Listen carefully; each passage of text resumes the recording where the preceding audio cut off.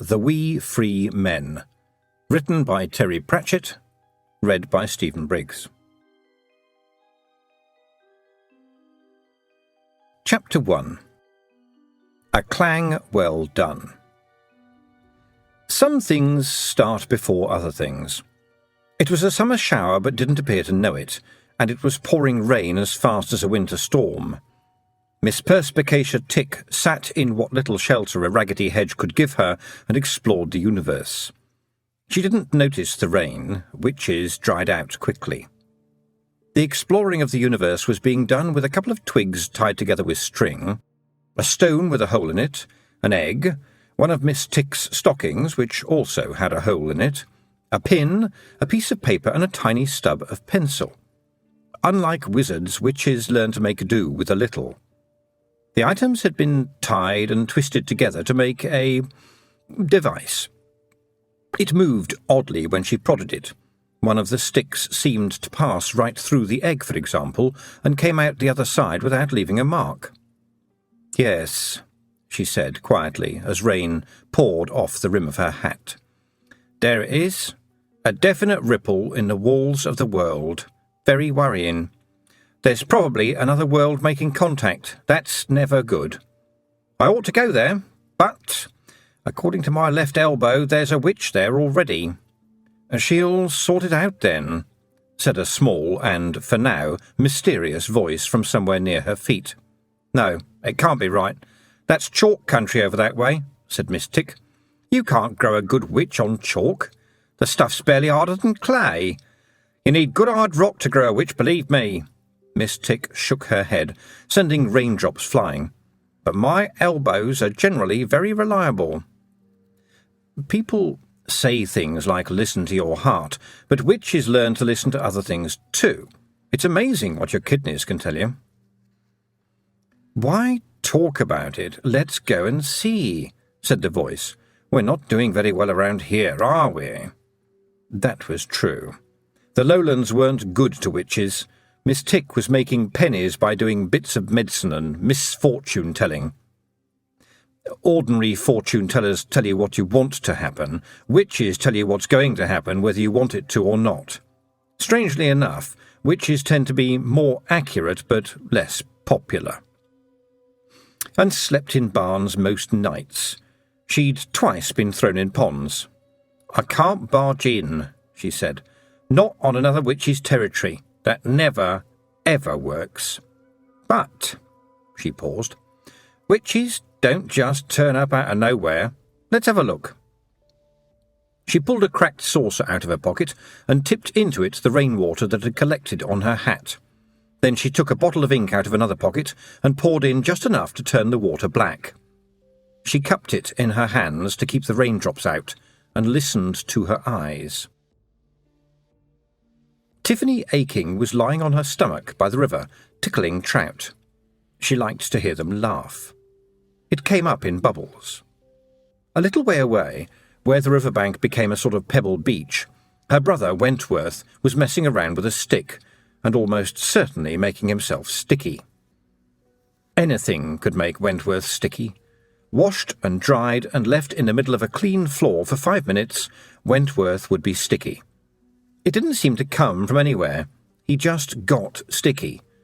But he was an easy child to mind, provided you stopped him eating frogs. There was a small part of Tiffany's brain that wasn't too certain about the name Tiffany. She was 9 years old and felt that Tiffany was going to be a hard name to live up to. Besides, she'd decided only last week that she wanted to be a witch when she grew up, and she was certain Tiffany just wouldn't work. People would laugh. Another and larger part of Tiffany's brain was thinking of the word susurrus. It was a word that not many people have thought about, ever. As her fingers rubbed the trout under its chin, she rolled the word round and round in her head. Susurrus. According to her grandmother's dictionary, it meant a low, soft sound as of whispering or muttering. Tiffany liked the taste of the word. It made her think of mysterious people in long cloaks, whispering important secrets behind a door. Susurrus. She'd read the dictionary all the way through. No one told her you weren't supposed to. As she thought about this, she realised that the happy trout had swum away. But something else was in the water only a few inches from her face.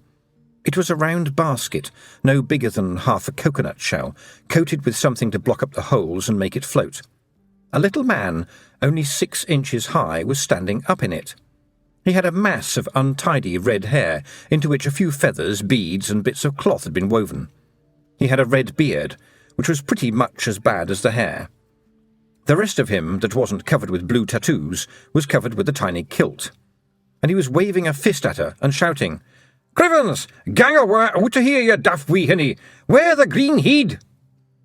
And with that, he pulled at a piece of string that was hanging over the side of his boat, and a second red-headed man surfaced, gulping air. "Nae time for fishing," said the first man, hauling him aboard. "The green heed's coming."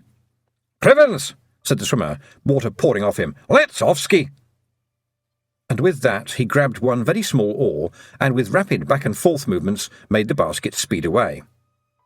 "Excuse me," Tiffany shouted, "are you fairies?" But there was no answer. The little round boat had disappeared in the reeds. Probably not, Tiffany decided. Then, to her dark delight, there was a susurrus. There was no wind, but the leaves on the alder bushes by the river bank began to shake and rustle. So did the reeds. They didn't bend, they just blurred.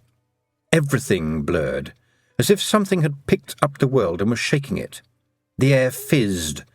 People whispered behind closed doors. The water began to bubble just under the bank. It wasn't very deep here. It would only have reached Tiffany's knees if she'd paddled, but it was suddenly darker and greener and, somehow, much deeper. She took a couple of steps backwards just before long, skinny arms fountained out of the water and clawed madly at the bank where she'd been. For a moment, she saw a thin face with long, sharp teeth, huge round eyes, and dripping green hair like waterweed, and then the thing plunged back into the depths. By the time the water closed over it, Tiffany was already running along the bank to the little beach where Wentworth was making frog pies. She snatched up the child just as a stream of bubbles came around the curve in the bank. Once again the water boiled, the green-haired creature shot up, and the long arms clawed at the mud. Then it screamed and dropped back into the water. "I want to go a toilet!" screamed Wentworth. Tiffany ignored him. She was watching the river with a thoughtful expression. "I'm not scared at all," she thought. How strange. I ought to be scared, but I'm just angry. I mean, I can feel the scared, like a red-hot ball, but the angry isn't letting it out. "When he wanna go a toilet!" Wentworth shrieked. "Go on, then," said Tiffany absent-mindedly. The ripples were still sloshing against the bank. There was no point in telling anyone about this. Everyone would just say, "What an imagination the child has," if they were feeling in a good mood, or "Don't tell stories," if they weren't. She was still very angry. How dare a monster turn up in the river, especially one so ridiculous? Who did it think she was? This is Tiffany walking back home. Start with the boots. They are big and heavy boots, much repaired by her father, and they'd belonged to several sisters before her. She wore several pairs of socks to keep them on. They are big. Tiffany sometimes feels she is nothing more than a way of moving boots around. Then there is the dress. It has been owned by many sisters before her, and has been taken up, taken out, taken down, and taken in by her mother so many times that it really ought to have been taken away. But Tiffany rather likes it. It comes down to her ankles, and whatever colour it had been to start with is now a milky blue, which is, incidentally, exactly the same colour as the butterflies skittering beside the path. Then there is Tiffany's face. Light pink, with brown eyes and brown hair. Nothing special. Her head might strike anyone watching, in a saucer of black water, for example, as being just slightly too big for the rest of her, but perhaps she'd grow into it. Then go further up and further until the track becomes a ribbon, and Tiffany and her brother 2 little dots, and there is her country. They call it the chalk. green downlands roll under the hot midsummer sun. From up here, the flocks of sheep, moving slowly, drift over the short turf like clouds on a green sky. Here and there, sheepdogs speed over the turf like comets. And then, as the eyes pull back, it is a long green mound lying like a great whale on the world, surrounded by the inky rainwater in the saucer. Miss Tick looked up. "That little creature in the boat was a Nac Mac Feegle," she said, "the most feared of all the fairy races. Even trolls run away from the wee free men. And one of them warned her." "She's the witch, then, is she?" said the voice. "At that age, impossible," said Miss Tick. "There's been no one to teach her. There are no witches on the chalk, it's too soft." And yet she wasn't scared. The rain had stopped. Miss Tick looked up at the chalk, rising above the low, wrung-out clouds. It was about 5 miles away. "This child needs watching," she said, "but chalk's too soft to grow a witch on." Only the mountains were higher than the chalk. They stood sharp and purple and grey, streaming long trails of snow from their tops even in summer. Brides of the sky, Granny Aching had called them once, and it was so rare that she ever said anything at all, let alone anything that wasn't to do with sheep, that Tiffany had remembered it. Besides, it was exactly right. That's what the mountains looked like in the winter, when they were all in white and the snow streams blew like veils. Granny used old words and came out with odd, old sayings. She didn't call the downland the chalk, she called it the wold. Up on the wold, the wind blows cold, Tiffany had thought, and the word had stuck that way. She arrived at the farm. People tended to leave Tiffany alone. There was nothing particularly cruel or unpleasant about this, but the farm was big and everyone had their jobs to do, and she did hers very well, and so she became, in a way, invisible. She was the dairymaid, and good at it. She made better butter than her mother did, and people commented about how good she was with cheese. It was a talent. Sometimes, when the wandering teachers came to the village, she went and got a bit of education. But mostly she worked in the dairy, which was dark and cool. She enjoyed it. It meant she was doing something for the farm. It was actually called the home farm. Her father rented it from the baron who owned the land, but there had been Achings farming it for hundreds of years, and so, her father said, quietly sometimes after he'd had a beer in the evenings, as far as the land knew, it was owned by the Achings.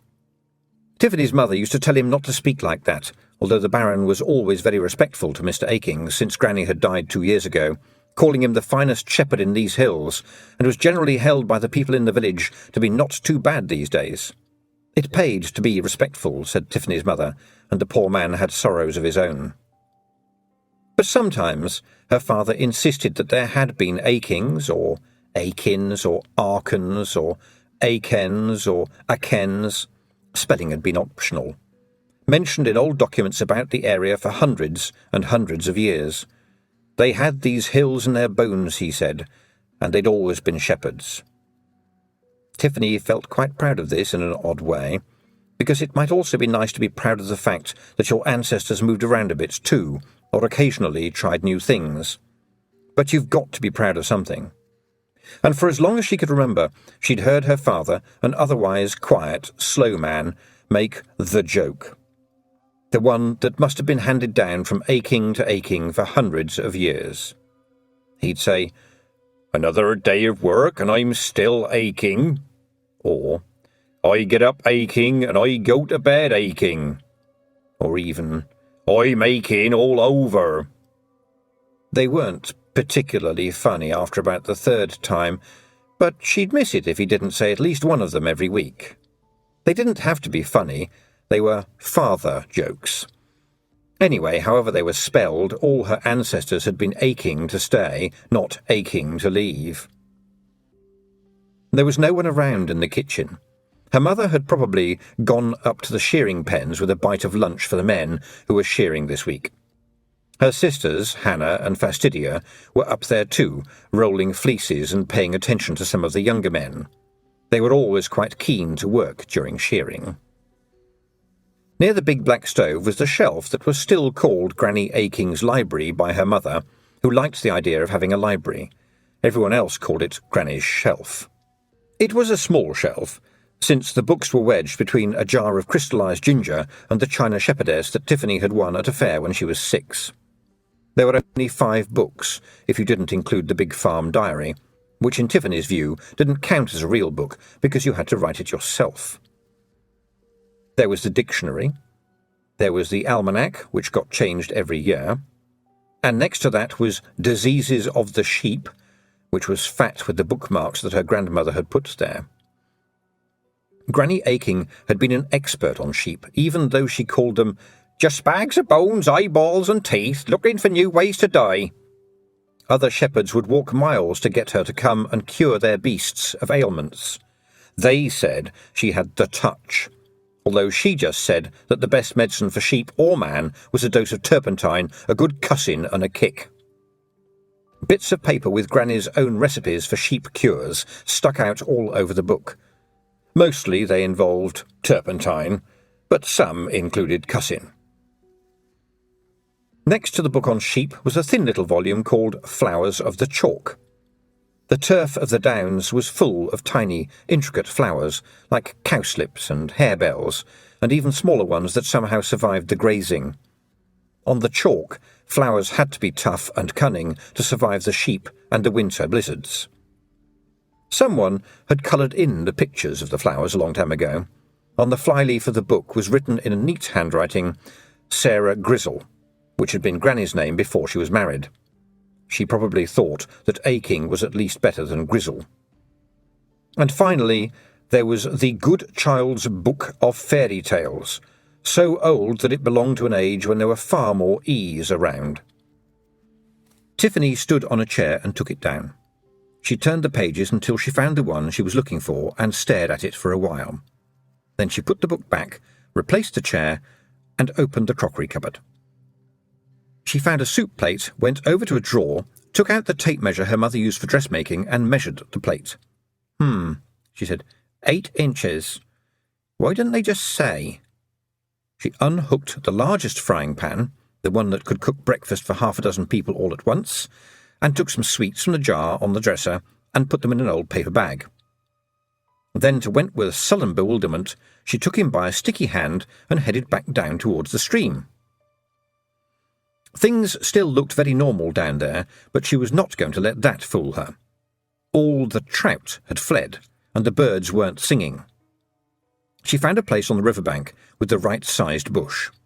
Then she hammered a piece of wood into the ground as hard as she could, close to the edge of the water, and tied the bag of sweets to it. "Sweet days, Wentworth!" she shouted. She gripped the frying pan and stepped smartly behind the bush. Wentworth trotted over to the sweets and tried to pick up the bag. It wouldn't move. "I want to go to toilet!" he yelled, because it was a threat that usually worked. His fat fingers scrabbled at the knots. Tiffany watched the water carefully. Was it getting darker? Was it getting greener? Was that just waterweed down there? Were those bubbles just a trout laughing? No. She ran out of her hiding place with the frying pan swinging like a bat. The screaming monster, leaping out of the water, met the frying pan coming the other way with a clang. It was a good clang, with the oi oi oi oi oi oi oi oi that is the mark of a clang well done. The creature hung there for a moment, a few teeth and bits of green weed splashing into the water, then slid down slowly and sank with some massive bubbles. The water cleared and was once again the same old river, shallow and icy cold and flawed with pebbles. Wanna sweeties!" screamed Wentworth, who never noticed anything else in the presence of sweets. Tiffany undid the string and gave them to him. He ate them far too quickly, as he always did with sweets. She waited until he was sick, and then went back home in a thoughtful state of mind.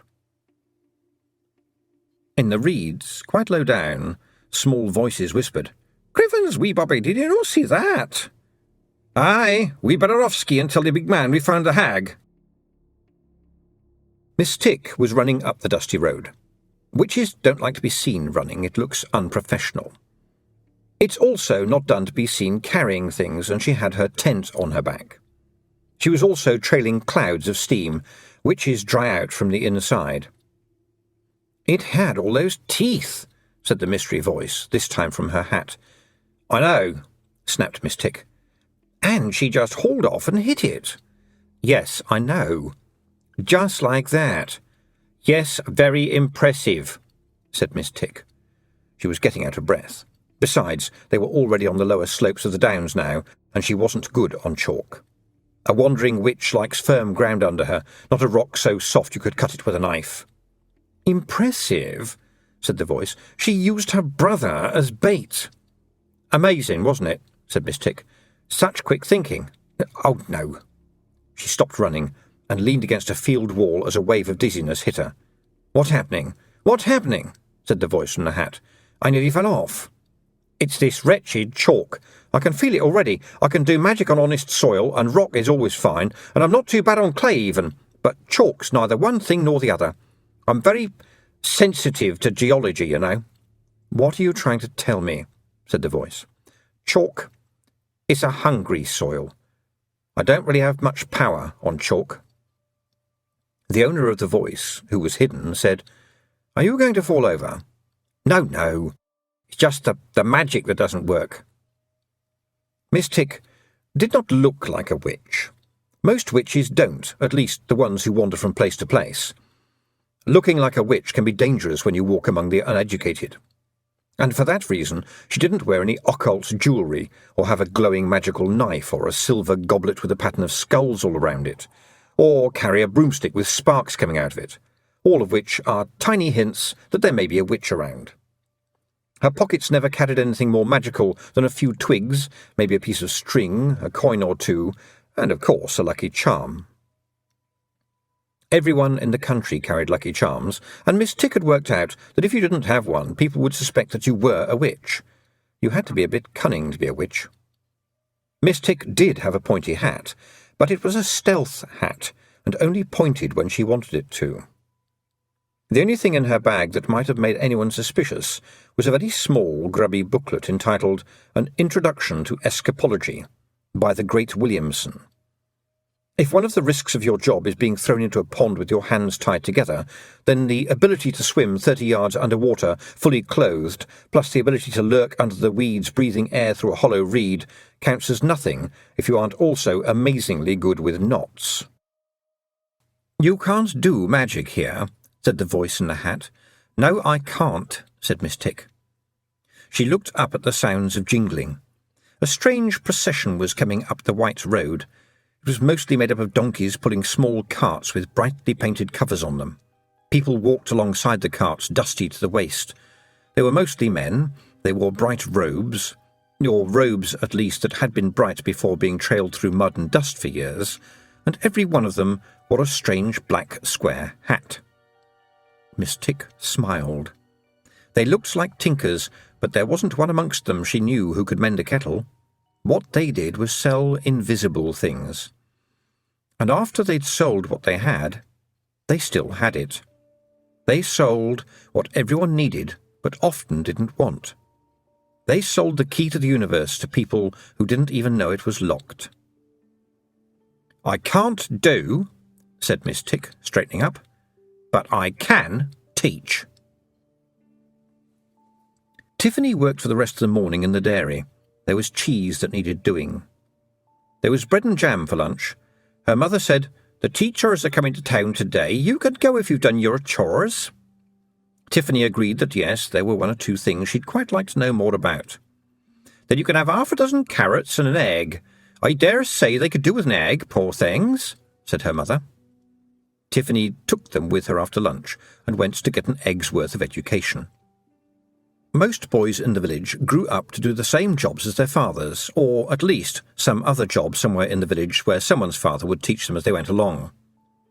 The girls were expected to grow up and be somebody's wife. They were also expected to be able to read and write, those being considered soft indoor jobs that were too fiddly for the boys.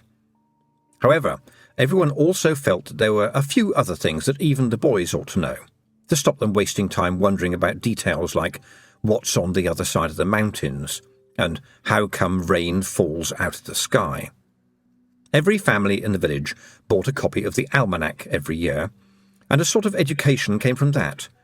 It was big and thick and printed somewhere far off, and it had lots of details about things like phases of the moon and the right time to plant beans. It also contained a few prophecies about the coming year, and mentioned faraway places with names like Clatch and Hersheba. Tiffany had seen a picture of Clatch in the almanac.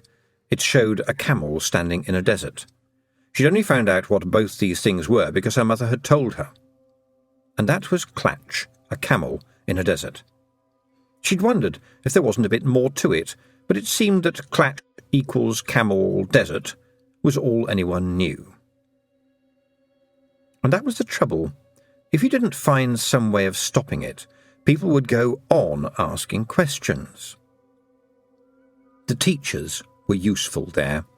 Bands of them wandered through the mountains, along with the tinkers, portable blacksmiths, miracle medicine men, cloth peddlers, fortune-tellers, and all the other travellers who sold things people didn't need every day, but occasionally found useful.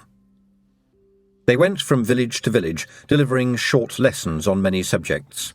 They kept apart from the other travellers, and were quite mysterious in their ragged robes and strange square hats. They used long words like corrugated iron. They lived rough lives, surviving on what food they could earn from giving lessons to anyone who would listen. When no one would listen, they lived on baked hedgehog. They went to sleep under the stars, which the maths teachers would count, the astronomy teachers would measure, and the literature teachers would name. The geography teachers got lost in the woods and fell into bear traps. People were usually quite pleased to see them. They taught children enough to shut them up, which was the main thing after all. But they always had to be driven out of the villages by nightfall in case they stole chickens. Today, the brightly coloured little booths and tents were pitched in a field just outside the village. Behind them, small square areas had been fenced off with high canvas walls and were patrolled by apprentice teachers looking for anyone trying to overhear education without paying. The first tent Tiffany saw had a sign which said, "Geography, Geography, Geography. For today only, all major land masses and oceans, plus everything you need to know about glaciers. 1 penny or all major vegetables accepted." Tiffany had read enough to know that, while he might be a whiz at major land masses, this particular teacher could have done with some help from the man running the stall next door. The wonders of punctuation and spelling. 1. Absolute certainty about the comma. 2. I before E completely sorted out. 3. The mystery of the semicolon revealed. 4. See the ampersand. Small extra charge. 5. Fun with brackets. Will accept vegetables, eggs, and clean used clothing. The next stall along was decorated with scenes out of history, generally of kings cutting one another's heads off and similar interesting highlights. The teacher in front was dressed in ragged red robes with rabbit skin trimmings and wore an old top hat with flags stuck in it. He had a small megaphone which he aimed at Tiffany. "The death of kings through the ages," he said. "Very educational, lots of blood." Not really," said Tiffany. "Oh, you've got to know where you've come from, miss," said the teacher. "Otherwise, how will you know where you're going?" "I come from a long line of aching people," said Tiffany, "and I think I'm moving on." She found what she was looking for at a booth hung with pictures of animals, including, she was pleased to see, a camel. The sign said, "Useful creatures. Today, our friend the hedgehog." She wondered how useful the thing in the river had been, but this looked like the only place to find out. A few children were waiting on the benches inside the booth for the lesson to begin, but the teacher was still standing out in front, in the hope of filling up the empty spaces. "Oh, hello, little girl," he said, which was only his first big mistake. "I'm sure you want to know all about hedgehogs, eh?" "I did this one last summer," said Tiffany. The man looked closer, and his grin faded. "Oh, yes," he said. "I remember. You asked all those little questions." I would like a question answered today, said Tiffany. Provided it's not the one about how you get baby hedgehogs, said the man. No, said Tiffany patiently. It's about zoology. Zoology, eh? That's a big word, isn't it? No, actually it isn't, said Tiffany. Patronising is a big word. Zoology is really quite short. The teacher's eyes narrowed further. Children like Tiffany were bad news. I can see you're a clever one, he said, but I don't know any teachers of zoology in these parts. Veterinary, yes, but not zoology. Any particular animal? Jenny Greenteeth, a water-dwelling monster with big teeth and claws and eyes like soup plates, said Tiffany. What size of soup plates? Do you mean big soup plates, a whole full portion bowl with maybe some biscuits and possibly even a bread roll? Or do you mean the little cup you might get if, for example, you just ordered soup and a salad? The size of soup plates that are 8 inches across, said Tiffany, who'd never ordered soup and a salad anywhere in her life. I checked. That is a puzzler, said the teacher. Don't think I know that one. It's certainly not useful, I know that. It sounds made up to me. Yes, that's what I thought, said Tiffany, but I'd still like to know more about it. Well, you could try her, she's new. The teacher jerked his thumb towards a little tent at the end of the row. It was black and quite shabby. There weren't any posters and absolutely no exclamation marks. What does she teach? She asked. Couldn't say, said the teacher. She says it's thinking, but I don't know how you can teach that. That'll be 1 carrot, thank you. When she went closer, Tiffany saw a small notice pinned to the outside of the tent. It said, in letters which whispered rather than shouted, I can teach you a lesson you won't forget in a hurry. Chapter 2. Miss Tick. Tiffany read the sign and smiled. Aha, she said. There was nothing to knock on, so she added, knock, knock, in a louder voice. A woman's voice from within said, Who's there? Tiffany, said Tiffany. Tiffany who? Said the voice. Tiffany who isn't trying to make a joke. Ah, that sounds promising. Come in. She pushed aside the flap. It was dark inside the tent, as well as stuffy and hot. A skinny figure sat behind a small table. She had a very sharp, thin nose and was wearing a large black straw hat with paper flowers on it.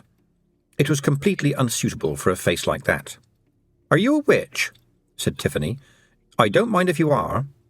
What a strange question to spring on someone, said the woman, looking slightly shocked. Your Baron bans witches in this country, you know that?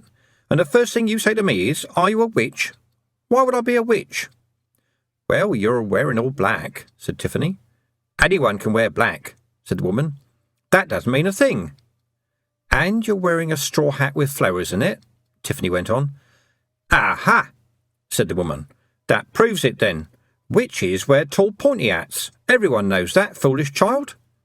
Yes, but witches are also very clever, said Tiffany calmly. There was something about the twinkle in the woman's eyes that told her to carry on. They sneak about. Probably they often don't look like witches. And a witch coming here would know about the Baron, and so she'd wear the kind of hat that everyone knows witches don't wear. The woman stared at her. That was an incredible feat of reasoning, she said at last. You'd make a good witch finder.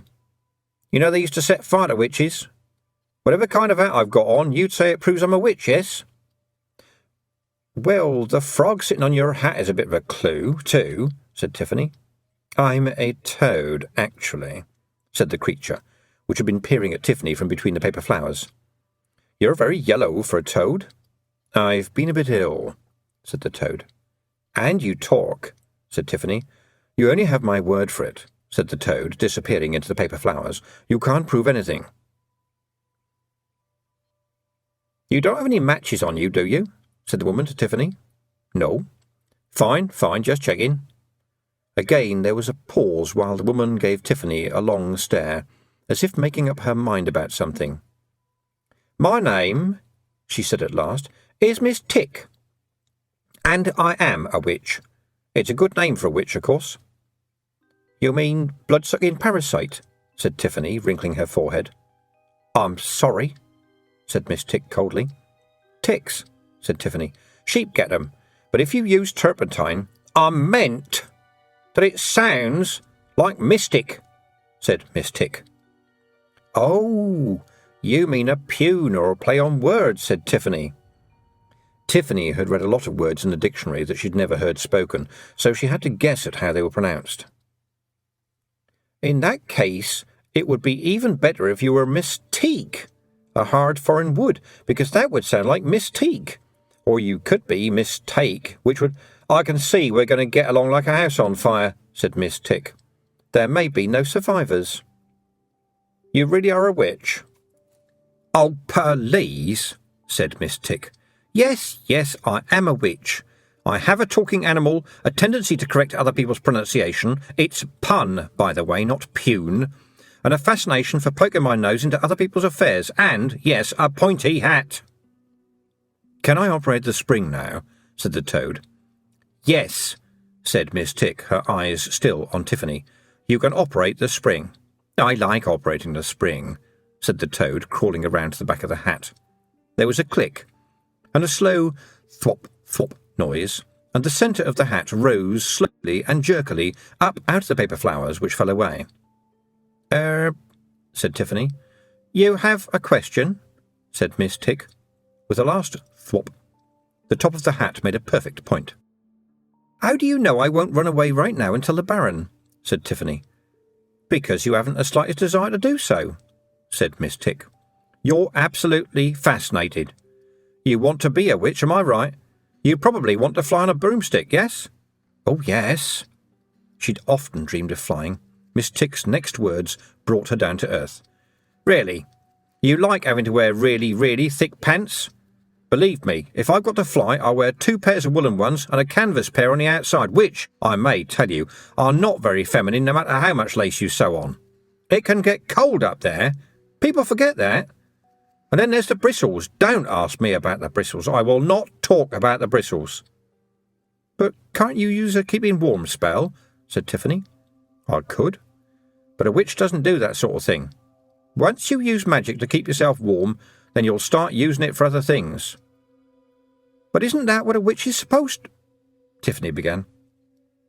Once you learn about magic, I mean really learn about magic, learn everything you can learn about magic, then you've got the most important lesson still to learn, said Miss Tick.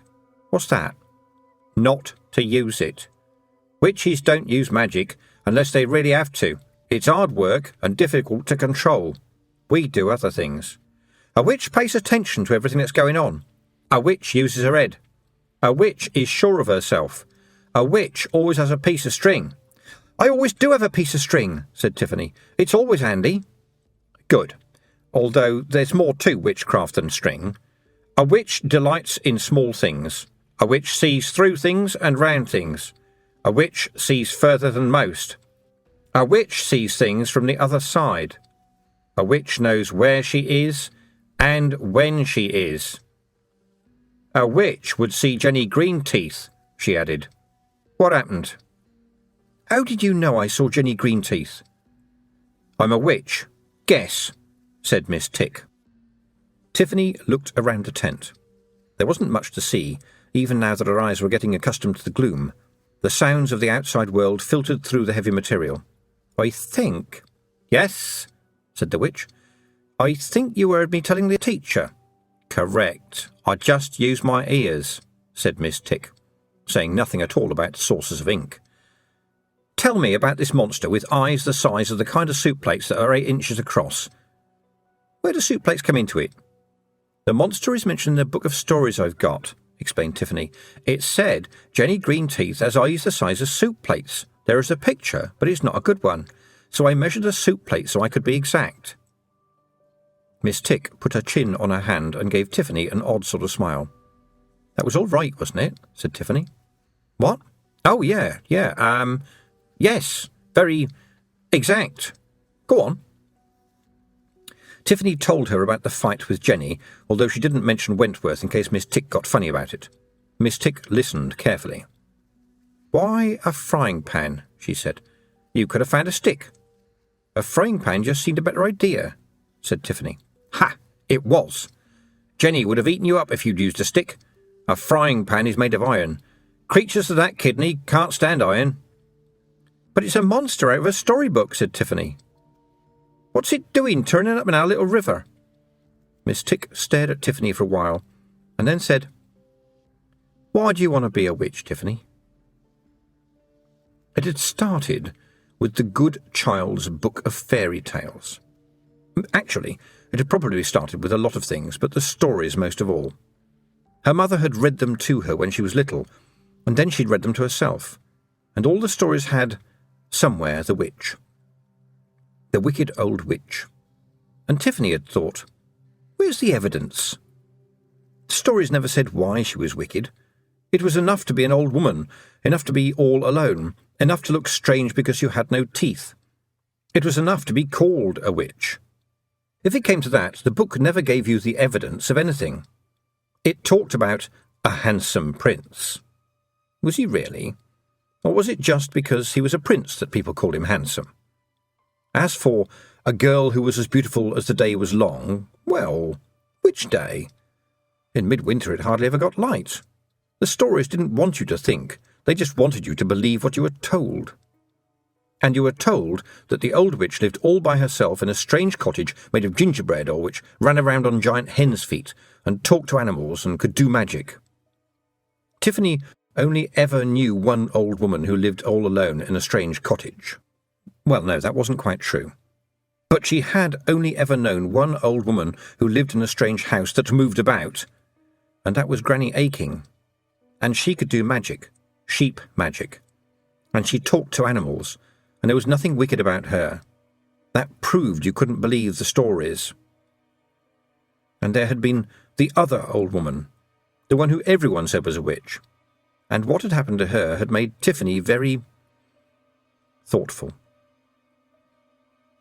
Anyway, she preferred the witches to the smug, handsome princes, and especially to the stupid, smirking princesses who didn't have the sense of a beetle. They had lovely golden hair, too, and Tiffany didn't. Her hair was brown, plain brown.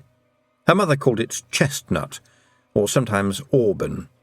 But Tiffany knew it was brown, brown, brown, just like her eyes, brown as earth. And did the book have any adventures for people who had brown eyes and brown hair? No, no, no. It was the blonde people with blue eyes and the redheads with green eyes who got the stories. If you had brown hair, you were probably just a servant or a woodcutter or something, or a dairymaid. Well, that was not going to happen, even if she was good at cheese.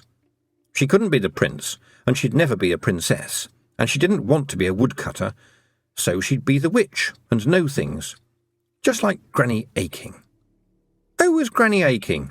said a voice. Who was Granny Aching? People would start asking that now, and the answer was, what Granny Aching was there. She was always there.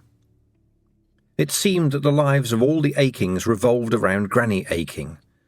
Down in the village decisions were made, things were done, life went on in the knowledge that in her old wheeled shepherding hut on the hills, Granny Aching was there, watching. And she was the silence of the hills. Perhaps that's why she liked Tiffany in her awkward, hesitant way. Her older sisters chattered, and Granny didn't like noise. Tiffany didn't make noise when she was up at the hut. She just loved being there. She'd watch the buzzards and listen to the noise of the silence. It did have a noise up there. Sounds, voices, animal noises floating up onto the downs, somehow made the silence deep and complex. And Granny Aching wrapped this silence around herself and made room inside it for Tiffany. It was always too busy on the farm. There were a lot of people with a lot to do. There wasn't enough time for silence. There wasn't time for listening. But Granny Aching was silent and listened all the time. "What?" said Tiffany, blinking. "You just said, 'Granny Aching listened to me all the time,'" said Miss Tick. Tiffany swallowed. "I think my grandmother was slightly a witch," she said, with a touch of pride. "Really? How do you know?" "Well, witches can curse people, right?" said Tiffany. "So it is said," said Miss Tick, diplomatically. Well, my father said Granny Aching cussed the sky blue, said Tiffany. Miss Tick coughed. Well, cussing isn't like genuine cursing. Cussing's more like dang and botheration and darned and drat, you know? Cursing is more along the lines of, I hope your nose explodes and your ears go flying away. I think Granny's cussing was a bit more than that, said Tiffany in a very definite voice. And she talked to her dogs. And what kind of things did she say to them? Said Miss Tick. Oh, things like, come by and away to me and that'll do, said Tiffany. They always did what she told them. But those are just sheepdog commands, said Miss Tick dismissively. That's not exactly witchcraft. Well, that still makes them familiars, doesn't it? Tiffany retorted, feeling annoyed. Witches have animals they can talk to, called familiars, like your toad there. I'm not familiar, said a voice from among the paper flowers. I'm just slightly presumptuous. And she knew about all kinds of herbs, Tiffany persisted. Granny Aching was going to be a witch, even if Tiffany had to argue all day. She could cure anything. My father said she could make a shepherd's pie stand up and bar. Tiffany lowered her voice. She could bring lambs back to life. You hardly ever saw Granny Aching indoors in the spring and summer. She spent most of the year sleeping in the old wheeled hut, which could be dragged across the downs after the flocks. But the first time Tiffany could remember seeing the old woman in the farmhouse, she was kneeling in front of the fire, putting a dead lamb in the big black oven. Tiffany had screamed, and Granny had gently picked her up, a little awkwardly, and sat her on her lap, and shushed her, and called her, "My little Jeggett," while on the floor her sheepdogs, Thunder and Lightning, watched her in doggish amazement. Granny wasn't particularly at home around children, because they didn't bar. When Tiffany had stopped crying out of sheer lack of breath, Granny had put her down on the rug and opened the oven, and Tiffany had watched the lamb come alive again. When Tiffany got a little older, she found out that Jigit meant 20 in the Yan Tan Tethera, the ancient counting language of the shepherds. The older people still used it when they were counting things they thought of as special. She was Granny Aching's 20th grandchild. And when she was older, she also understood all about the warming oven, which never got more than, well, warm. Her mother would let the bread dough rise in it, and Ratbag the cat would sleep in it, sometimes on the dough. It was just the place to revive a weak lamb that had been born on a snowy night and was near death from the cold. That was how it worked. No magic at all. But that time it had been magic. And it didn't stop being magic just because you found out how it was done. Good, but still not exactly witchcraft, said Miss Tick, breaking the spell again. Anyway, you don't have to have a witch ancestor to be a witch. It helps, of course, because of heredity. You mean like having talents? Said Tiffany, wrinkling her brow. Partly, I suppose, said Miss Tick.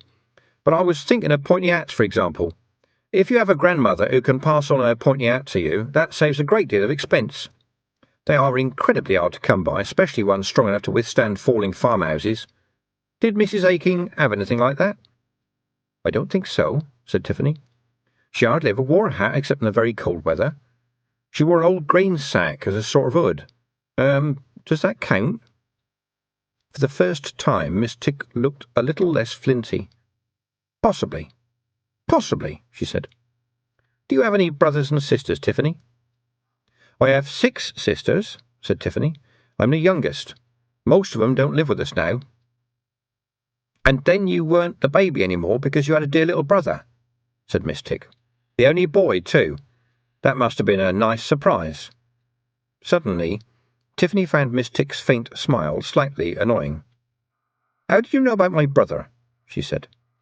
The smile faded. Miss Tick thought, this child is sharp. Just a guess, she said. No one likes admitting to spying. Are you using parapsychology on me? Said Tiffany hotly. I think you mean psychology, said Miss Tick. Whatever, said Tiffany. You think I don't like him because my parents make a fuss of him and spoil him, yes? Well, it did cross my mind, said Miss Tick, and gave up worrying about the spying. She was a witch, and that was all there was to it. I think it was the bit when you used him as bait for a slathering monster that gave me the hint, she added. He's just a nuisance, said Tiffany. He takes up my time, and I'm always having to look after him, and he always wants sweets. Anyway, she continued, I had to think fast. Quite so, said Miss Tick. Granny Aching would have done something about monsters in our river, said Tiffany, ignoring that, even if they are out of books. And she'd have done something about what happened to old Mrs. Snapperly, she added to herself. She'd have spoken up, and people would have listened. They always listened when Granny spoke up. Speak up for those who don't have voices, she always said. Good, said Miss Tick. So she should. Witches deal with things. You said the river was very shallow where Jenny leapt up, and the world looked blurred and shaky. Was there a susurrus? Tiffany beamed. Yes, there certainly was. Ah, something bad is happening. Tiffany looked worried. Can I stop it? And now I'm slightly impressed, said Miss Tick. You said, can I stop it? Not, can anyone stop it? Or can we stop it? That's good. You accept responsibility, that's a good start. And you keep a cool head, but no, you can't stop it. I walloped Jenny Greenteeth. Lucky it, said Miss Tick. There may be worse than her on the way, believe me. I believe an incursion of major proportions is going to start here, and, clever though you are, my girl, you have as much chance as one of your lambs on a snowy night. You keep clear. I'll try to fetch help. What, from the Baron? Good gracious, no, he'd be no use at all. But he protects us, said Tiffany. That's what my mother says. Does she? Said Miss Tick. Oh, from whom? Well, from, attack, I suppose. From other barons, my father says. Has he got a big army? Well, there he's got Sergeant Roberts and Kevin and Neville and Trevor, said Tiffany. We all know 'em. They mostly guard the castle. Any of them got magical powers? Said Miss Tick. I saw Neville do card tricks once, said Tiffany. A wow at parties, but probably not much use even against something like Jenny, said Miss Tick. Are there no witches here at all? Tiffany hesitated. There was old Mrs. Snapperly, she said. Oh, yes, she'd lived all alone in a strange cottage, all right. Good name, said Miss Tick. Can't say I've heard of it before, though. Where is she? She died in the snow last winter, said Tiffany, slowly. And now tell me what you're not telling me, said Miss Tick, sharp as a knife. She was begging, people think, but no one opened their doors to her, and it was a cold night, and she died. And she was a witch, was she? Everyone said she was a witch, said Tiffany. She really did not want to talk about this. No one in the villages round here wanted to talk about it. No one went near the ruins of the cottage in the woods, either. You don't think so? Tiffany squirmed. You see, the Baron had a son called Roland. He was only 12, I think, and he went riding in the woods by himself last summer, and the dogs came back without him. Mrs. Snapperly lived in those woods, said Miss Tick. Yes. And people think she killed him, said Miss Tick. She sighed. They probably think she cooked him in the oven or something. They never actually said, said Tiffany. But I think it was something like that, yes. And did his horse turn up? Said Miss Tick. No, said Tiffany. And that was strange, because if it had turned up anywhere along the hills, the people would have noticed it. Miss Tick folded her hands, sniffed, and smiled a smile with no humour in it at all. Easily explained, she said. Mrs. Snapperly must have had a really big oven, eh? No, it was really quite small, said Tiffany. Only 10 inches deep. I bet Mrs. Snapperly had no teeth and talked to herself, right? Said Miss Tick. Yes, and she had a cat, and a squint, said Tiffany, and it all came out in a rush.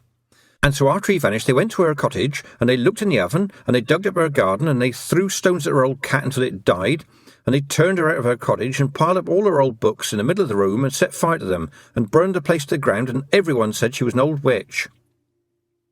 They burned the books, said Miss Tick in a flat voice. Because they said they had old writing in them, said Tiffany, and pictures of stars. And when you went to look, did they? Said Miss Tick. Tiffany suddenly felt cold. "How did you know?" she said. "I'm good at listening." "Well, did they?" Tiffany sighed. "Yes, I went to the cottage next day, and some of the pages, had kind of floated up in the heat, and I found a part of one, and it had all old lettering and gold and blue edging, and I buried a cat." "You buried the cat?" "Yes, someone had to," said Tiffany hotly. "And you measured the oven," said Miss Tick. "I know you did, because you just told me what size it was." "And you measure soup plates," Miss Tick added to herself. "What have I found here?" "Well, yes, I did. I mean, it was tiny. And if she could magic away a boy and a whole horse, why didn't she magic away the men who came for her? It didn't make any sense." Miss Tick waved her into silence. "And then what happened?" "Then the Baron said no one was to have anything to do with her," said Tiffany. "He said any witches found in the country would be tied up and thrown in the pond." You could be in danger," she added uncertainly. "I can untie knots with my teeth, and I have a gold swimming certificate from the Quirm College for young ladies," said Miss Tick. "All that practice at jumping into the swimming pool with my clothes on was time well spent." She leaned forward. "Let me guess what happened to Mrs. Snapperly," she said. "She lived from the summer until the snow, right? She stole food from barns, and probably women gave her food at the back door if the men weren't around. I expect the bigger boys threw things at her if they saw her." "How do you know all this?" said Tiffany. "It doesn't take a huge leap of imagination, believe me," said Miss Tick. "And she wasn't a witch, was she?" "I think she was just a sick old lady who was no use to anyone and smelled a bit and looked odd because she had no teeth," said Tiffany. "She just looked like a witch in a story. Anyone with half a mind could see that." Miss Tick sighed.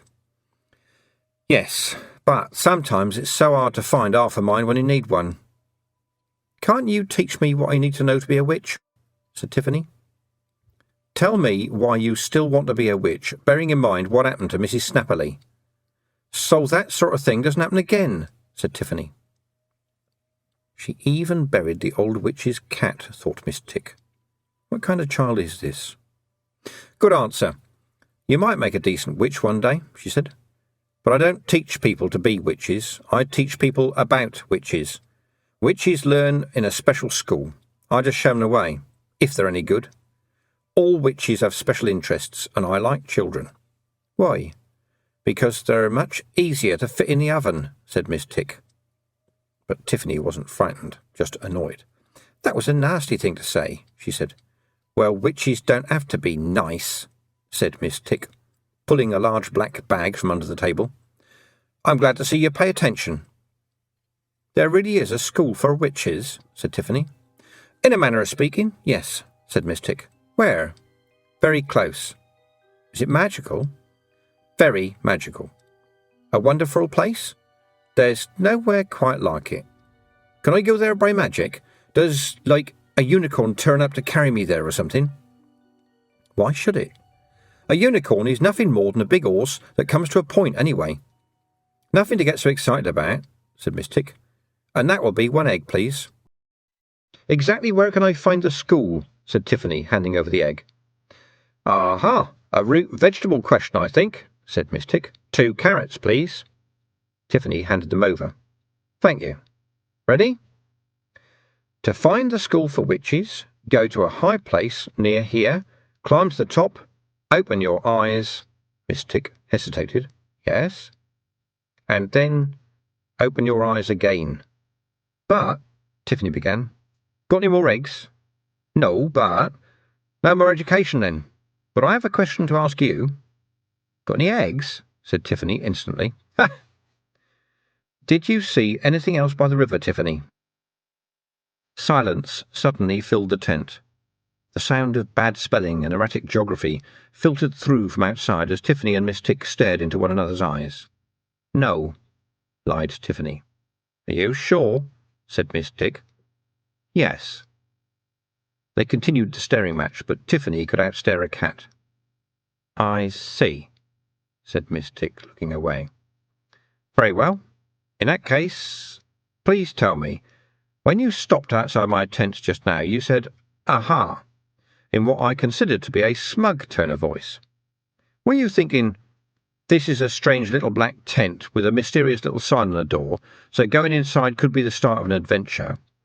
Or were you thinking, this could be the tent of some wicked witch like they thought Mrs. Snapperly was, who'll put some horrible spell on me as soon as I go in?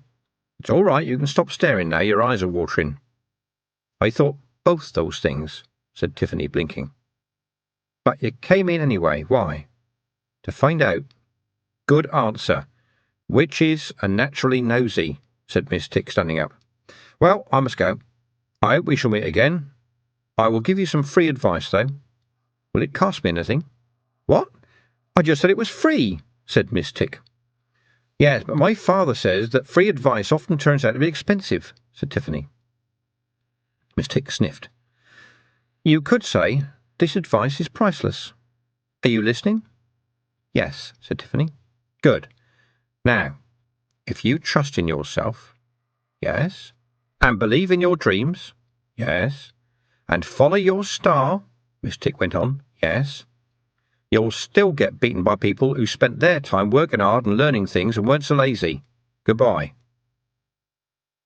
The tent seemed to grow darker. It was time to leave. Tiffany found herself back in the square where the other teachers were taking down their stalls. She didn't look round. She knew enough not to look round. Either the tent would still be there, which would be a disappointment, or it would have mysteriously disappeared, and that would be worrying. She headed home and wondered if she should have mentioned the little red-haired men. She hadn't for a whole lot of reasons. She wasn't sure now that she'd really seen them. She had a feeling that they wouldn't have wanted her to, and it was nice to have something Miss Tick didn't know. Yes, that was the best part. Miss Tick was a bit too clever, in Tiffany's opinion. On the way home, she climbed to the top of Arken Hill, which was just outside the village. It wasn't very big, not even as high as the downs above the farm, and certainly nothing like as high as the mountains. The hill was more homely. There was a flat place at the top where nothing ever grew, and Tiffany knew that there was a story that a hero had once fought a dragon up there, and its blood had burned the ground where it fell. There was another story that said that there was a heap of treasure under the hill, defended by the dragon, and another story said that a king was buried there in armour of solid gold. There were lots of stories about the hill. It was surprising it hadn't sunk under the weight of them. Tiffany stood on the bare soil and looked at the view. She could see the village and the river, and Home Farm, and the Baron's castle, and, beyond the fields she knew, she could see grey woods and heathlands. She closed her eyes and opened them again, and blinked, and opened them again. There was no magic door, no hidden building revealed, no strange signs. For a moment, though, the air buzzed and smelled of snow. When she got home, she looked up incursion in the dictionary. It meant invasion. An incursion of major proportions, Miss Tick had said. And now little unseen eyes watched Tiffany from the top of the shelf. End of CD 1.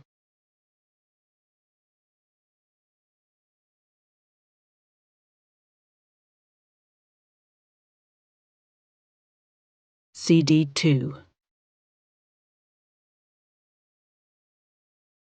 Chapter 3. Hunt the Hag. Miss Tick removed her hat, reached inside and pulled a piece of string. With little clicks and flapping noises, the hat took up the shape of a rather elderly straw hat. She picked up the paper flowers from the ground and stuck them on carefully. Then she said, "Phew. You can't just let the kid go like that," said the toad who was sitting on the table. "Like what?" "She's clearly got first sight and second thoughts. That's a powerful combination." "She's a little know-it-all," said Miss Tick. "Right. Just like you. She's impressed you, right? I know she did, because you were quite nasty to her, and you always do that to people who impress you. Do you want to be turned into a frog?" "Well, now, let me see," said the toad sarcastically. "Better skin, better legs, likelihood of being kissed by a princess 100% improved, why, yes, whenever you're ready, madam." "There are worse things than being a toad," said Miss Tick darkly. "Try it sometime," said the toad. Anyway, I rather liked her. "So did I," said Miss Tick briskly. "She hears about an old lady dying because these idiots thought she was a witch, and she decides to become a witch so that they don't try that again. A monster roars up out of her river, and she bashes it with a frying pan. Have you ever heard the saying, 'The land finds its witch'? It's happened here, I'll bet. But a chalk witch. Witches like granite and basalt. Hard rock all the way down. Do you know what chalk is?" "You're going to tell me," said the toad. "It's the shells of billions and billions of tiny, helpless little sea creatures that died millions of years ago," said Miss Tick. "It's tiny, tiny bones. Soft, soggy, damp. Even limestone is better than that. But she's grown up on chalk, and she is hard and sharp too. She's a born witch. On chalk, which is impossible." "She bashed Jenny," said the toad. "The girl has got talent." "Maybe, but she needs more than that. Jenny isn't clever," said Miss Tick. "She's only a grade 1 prohibitory monster, and she was probably bewildered to find herself in a stream when her natural home is in stagnant water. There'll be much, much worse than her." "What do you mean, a grade 1 prohibitory monster?" asked the toad. "I've never heard her called that." "I am a teacher as well as a witch," said Miss Tick, adjusting her hat carefully. "Therefore, I make lists. I make assessments. I write things down in a neat, firm hand with pens of 2 colours. Jenny is one of a number of creatures invented by adults to scare children away from dangerous places." She sighed. "If only people would think before they make up monsters."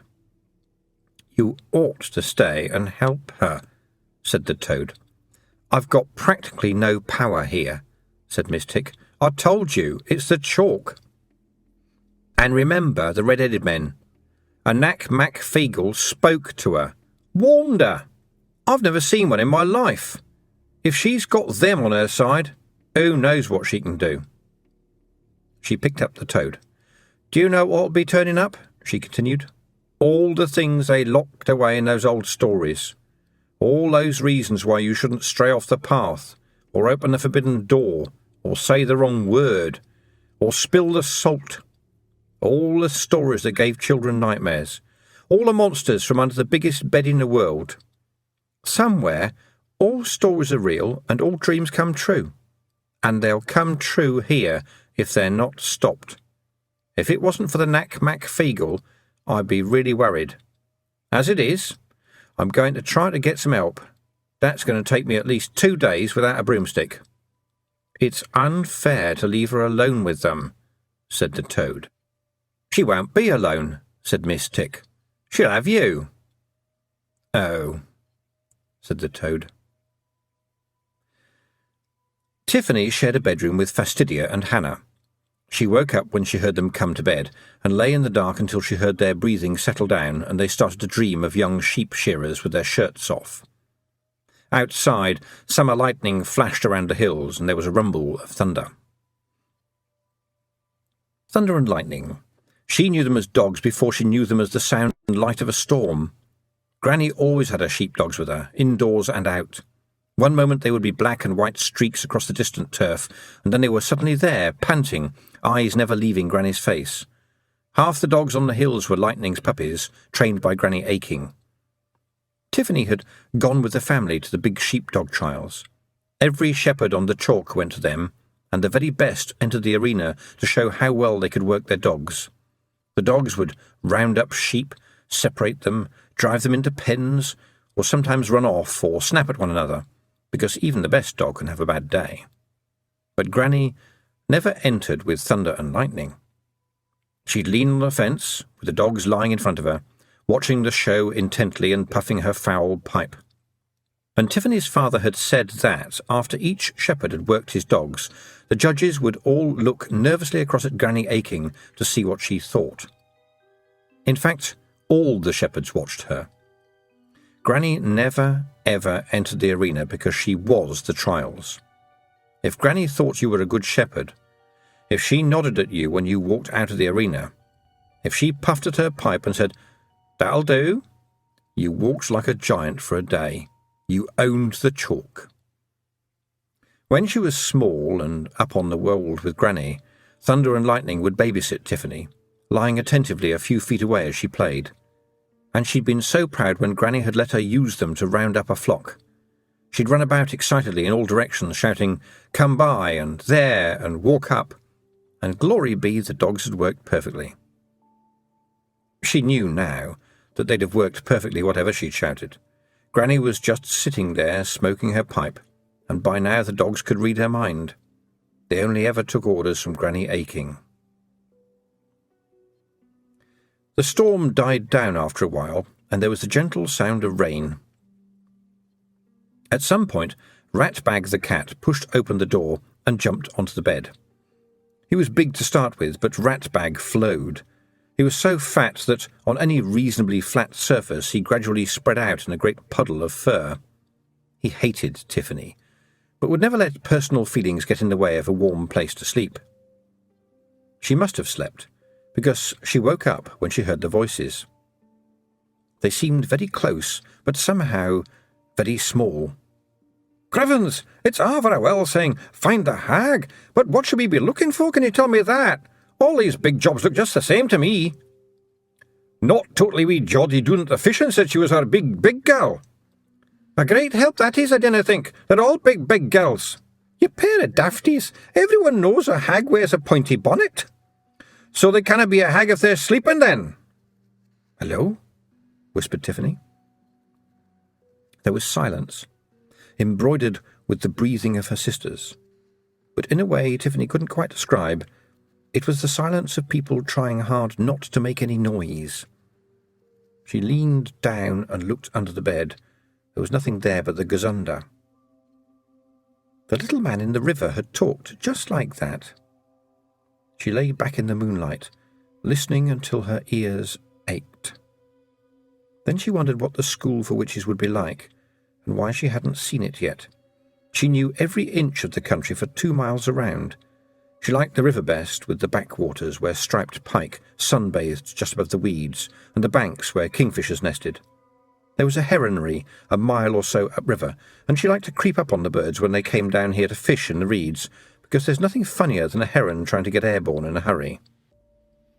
She drifted off to sleep again, thinking about the land around the farm. She knew all of it. There were no secret places that she didn't know about. But maybe there were magical doors. That's what she'd make if she had a magical school. There should be secret doorways everywhere, even hundreds of miles away. Look at a special rock by, say, moonlight, and there would be yet another door. But the school now, the school. There would be lessons in broomstick riding, and how to sharpen your hat to a point, and magical meals, and lots of new friends. Is the bairn asleep? Aye, I canna hear her moving. Tiffany opened her eyes in the darkness. The voices under the bed had a slightly echoey edge. Thank goodness the gazunder was nice and clean. "Right, let's get out of this wee pot then." The voices moved off across the room. Tiffany's ears tried to swivel to follow them. "Hey, see here, it's a hoose. See where wee cherries and things." They found a doll's house, Tiffany thought. It was quite a large one, made by Mr. Block, the farm carpenter, when Tiffany's older sister, who already had 2 babies of her own now, was a little girl. It wasn't the most fragile of items. Mr. Block did not go in for delicate work, but over the years the girls had decorated it with bits of material and some rough and ready furniture. By the sound of it, the owners of the voices thought it was a palace. Hey, we're in the cushy stuff now. There's a bed in this room, with pillows." "Keep it down. We don't want any of them to wake up." "Cravens, I'm as quiet as a wee moose. Ha! Oh, there's soldiers." "What do you mean, soldiers?" "There's redcoats in a room." They found the toy soldiers, thought Tiffany, trying not to breathe loudly.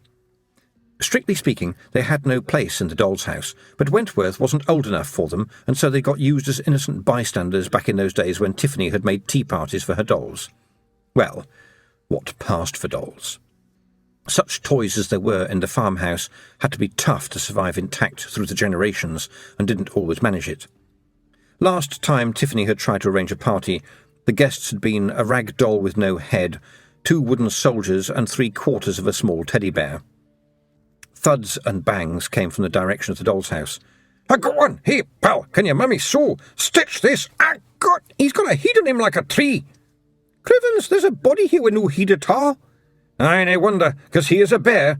Feel my boot, you washoon!" It seemed to Tiffany that although the owners of the 3 voices were fighting things that couldn't possibly fight back, including a teddy bear with only 1 leg, the fight still wasn't all going one way. "I got him! I got him! I got him! You're going to get a gibber, you wee had disease! Oh, someone bit my leg! Someone bit my leg! Come here! Ach, you're fighting yourselves, you idiots! I'm fed up with your pair of yous!" Tiffany felt Ratbag stir. He might be fat and lazy, but he was lightning fast when it came to leaping on small creatures. She couldn't let him get the whatever they were, however bad they sounded. She coughed loudly. "See!" said a voice from the doll's house. "You woke them up! I'm off ski!" Silence fell again, and this time, Tiffany decided after a while, it was the silence of no one there, rather than the silence of people being incredibly quiet. Ratbag went back to sleep, twitching occasionally as he disemboweled something in his fat cat dreams. Tiffany waited a little while, and then got out of bed and crept towards the bedroom door, avoiding the 2 squeaky floorboards. She went downstairs in the dark, found a chair by moonlight, fished the book of fairy tales off Granny's shelf, then lifted the latch on the back door and stepped out into the warm midsummer night. There was a lot of mist around, but a few stars were visible overhead, and there was a gibbous moon in the sky.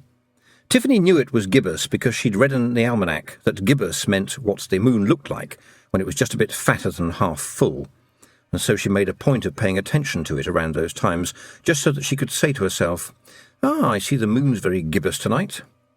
It's possible that this tells you more about Tiffany than she would want you to know. Against the rising moon, the downs were a black wall that filled half the sky. For a moment she looked for the light of Granny Aching's lantern. Granny never lost a lamb. That was one of Tiffany's first memories, of being held by her mother at the window one frosty night in early spring, with a million brilliant stars glinting over the mountains, and, on the darkness of the downs, the one yellow star in the constellation of Granny Aching, zigzagging through the night. She wouldn't go to bed while her lamb was lost, however bad the weather. There was only one place where it was possible for someone in a large family to be private, and that was in the privy. It was a 3-holer, and it was where everyone went if they wanted to be alone for a while. There was a candle in there, and last year's almanac hanging on a string. The printers knew their readership and printed the almanac on soft, thin paper. Tiffany lit the candle, made herself comfortable, and looked at the book of fairy tales. The moon gibbosed at her through the crescent-shaped hole cut in the door. She'd never really liked the book. It seemed to her that it tried to tell her what to do and what to think. Don't stray from the path. Don't open that door. But hate the wicked witch because she is wicked. Oh, and believe the shoe size is a good way of choosing a wife. A lot of the stories were highly suspicious, in her opinion. There was the one that ended when the 2 good children pushed the wicked witch into her own oven. Tiffany had worried about that after all that trouble with Mrs. Snapperly. Stories like this stopped people thinking properly, she was sure. She'd read that one and thought, "Excuse me? No one has an oven big enough to get a whole person in. And what made the children think they could just walk around eating people's houses in any case? And why does some boy, too stupid to know a cow is worth a lot more than 5 beans, have the right to murder a giant and steal all his gold? Not to mention commit an act of ecological vandalism. And some girl who can't tell the difference between a wolf and her grandmother must either have been as dense as teak or come from an extremely ugly family. The stories weren't real. But Mrs. Snapperly had died because of stories. She flicked past page after page, looking for the right pictures, because, although the stories made her angry, the pictures were the most beautiful things she'd ever seen. She turned a page, and there it was. Most of the pictures of fairies were not very impressive. Frankly, they looked like a small girls' ballet class that had just had to run through a bramble patch. But this one was different. The colours were strange, and there were no shadows. Giant grasses and daisies grew everywhere, so the fairies must have been quite small, but they looked big. They looked like rather strange humans. They certainly didn't look much like fairies. Hardly any of them had wings. They were odd shapes, in fact. In fact, some of them looked like monsters. The girls in the tutus wouldn't have stood much chance. And the odd thing was that, alone of all the pictures in the book, this one looked as if it had been done by an artist who had painted what was in front of him. The other pictures, the ballet girls and the romper-suit babies, had a made-up, syrupy look. This one didn't. This one said that the artist had been there. At least in his head, Tiffany thought. She concentrated on the bottom left-hand corner, and there it was.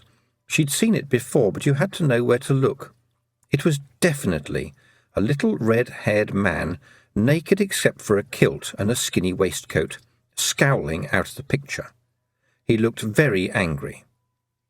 And, Tiffany moved the candle to see more clearly, he was definitely making a gesture with his hand. Even if you didn't know it was a rude one, it was easy to guess. She heard voices. She pushed the door open with her foot to hear them better, because a witch always listens to other people's conversations. The sound was coming from the other side of the hedge, where there was a field that should have been full of nothing but sheep, waiting to go to market. Sheep are not known for their conversation. She snuck out carefully in the misty dawn and found a small gap that had been made by rabbits, which just gave her a good enough view. There was a ram grazing near the hedge, and the conversation was coming from it, or rather somewhere in the long grass underneath it. There seemed to be at least 4 speakers who sounded bad-tempered. "Crevens, we want a coo beastie, no ship beastie." "Ach, one's as good as t'other. Come on, lads, and grab a hold of her leg." "Aye, all the coos are in the shed. We take what we can." Keep it doon, will ya? "Ach, who's listening? OK, lads. Jan, Tan, Tethra." The sheep rose a little in the air and bleated an alarm as it started to go across the field backwards. Tiffany thought she saw a hint of red hair in the grass around its legs, but that just vanished as the ram was carried away into the mist. She pushed her way through the hedge, ignoring the twigs that scratched at her. Granny Aching wouldn't have let anyone get away with stealing her sheep, even if they were invisible. But the mist was thick, and now Tiffany heard noises from the hen house. The disappearing backwards sheep could wait. Now the hens needed her. A fox had got in twice in the last 2 weeks, and the hens that hadn't been taken were barely laying. Tiffany ran through the garden, catching her nightdress on pea sticks and gooseberry bushes, and flung open the hen house door. There were no flying feathers, and nothing like the panic a fox would cause, but the chickens were clucking excitedly, and Prunes, the cockerel, was strutting nervously up and down. One of the hens looked a bit embarrassed. Tiffany lifted it up quickly. There were 2 tiny blue, red-haired men underneath. They were each holding an egg, clasped in their arms. They looked up with very guilty expressions. "Ach, no," said the one. "It's the bairn. She's the hag." "You're stealing our eggs," said Tiffany. "How dare you? And I'm not a hag." The little men looked at one another and then at the eggs. "What eggs?" said one. "The eggs you are holding," said Tiffany meaningfully. "What? Oh, these are eggs, are they?" said the one who'd spoken first, looking at the eggs as if he'd never seen them before. "There's a thing. And there was us thinking they was stones." "Stones?" said the other one nervously. "We crawled under yon chooky for a wee bitty warmth," said the first one, "and there was all these things. We thought they was stones, which was why the poor fowl was clucking all the time." "Clucking?" said the second one, nodding vigorously. "So we took pity on the poor thing and put the eggs back," said Tiffany slowly. The one who hadn't been doing much talking nudged the other one. "Best do as she says," it said. "It's a ugly. You canna cross an Aching, and this one's a hag. She'd think Jenny and no one had ever done that before." "Aye, I didn't think of that." Both of the tiny men put the eggs back very carefully. One of them even breathed on a shell of his and made a show of polishing it with the ragged hem of his kilt. "No harm done, mistress," he said. He looked at the other man, and then they vanished. but there was a suspicion of a red blur in the air, and some straw by the henhouse door flew up in the air. "And I'm a miss!" shouted Tiffany. She lowered the hen back onto the eggs and went to the door. "And I'm not a hag! Are you fairies of some sort? And what about our ship? I mean sheep," she added. There was no answer but a clanking of buckets near the house, which meant that other people were getting up. She rescued the fairy tales, blew out the candle and made her way into the house. Her mother was lighting the fire and asked what she was doing up, and she said that she'd heard a commotion in the hen house and had gone out to see if it was the fox again. That wasn't a lie. In fact, it was completely true, even if it wasn't exactly accurate.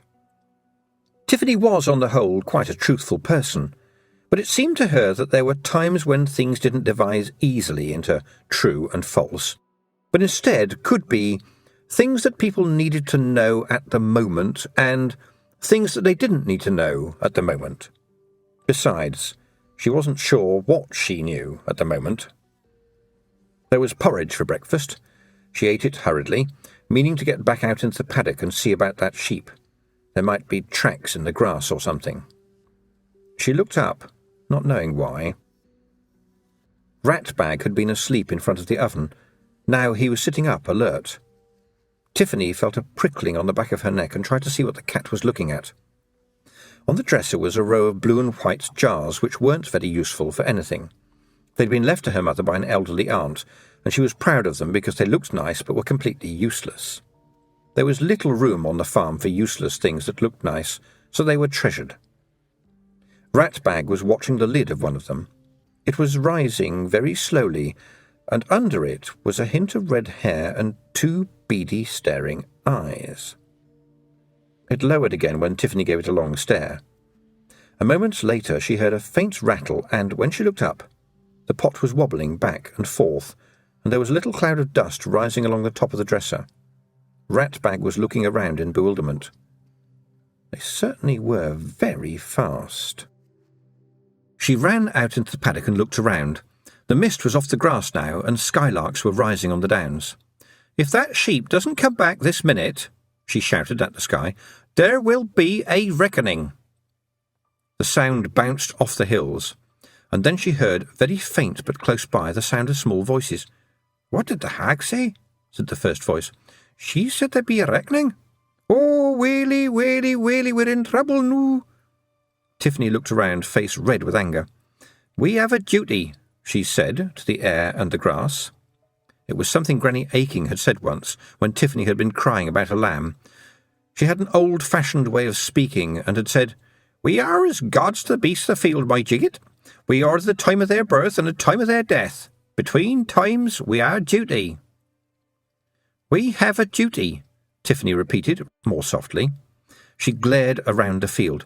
"I know you can hear me, whoever you are. If that sheep doesn't come back, there will be trouble." The larks sang over the sheepfolds, making the silence deeper. Tiffany had to do the chores before she had any more time to herself. That meant feeding the chickens and collecting the eggs, and feeling slightly proud of the fact that there were 2 more than there might otherwise have been. It meant fetching 6 buckets of water from the well and filling the log basket by the stove, but she put those jobs off because she didn't like doing them much. She did quite like churning butter, though. It gave her time to think. "When I'm a witch with a pointy hat and a broomstick," she thought as she pumped the handle, "I'll wave my hand and the butter will come just like that. And any little red-headed devils that even think about taking our beasts will be—" There was a slopping sound behind her, where she'd lined up the 6 buckets to take to the well. One of them was now full of water, which was still sloshing backwards and forwards. She went back to the churning as if nothing had happened, but stopped after a while and went over to the flour bin. She took a small handful of flour and dusted it over the doorstep, and then went back to the churning. A few minutes later, there was another watery sound behind her. When she turned round, there was, yes, another full bucket. And in the flour on the stone doorstep were 2 lines of little footprints, one leading out of the dairy and one coming back. It was all Tiffany could do to lift one of the heavy wooden buckets when it was full. So, she thought, they are immensely strong as well as being incredibly fast. I'm being really very calm about this. She looked up at the big wooden beams that ran across the room, and a little dust fell down as if something had quickly moved out of the way. I think I ought to put a stop to this right now, she thought. On the other hand, there's no harm in waiting until all the buckets are filled up. And then I'll have to fill the log box and the scullery, she said aloud. Well, it was worth a try. She went back to the churning and didn't bother to turn her head when she heard 4 more sloshes behind her. Nor did she look round when she heard a little whoosh-whoosh noises and the clatter of logs in the box. She only turned to see when the noise stopped.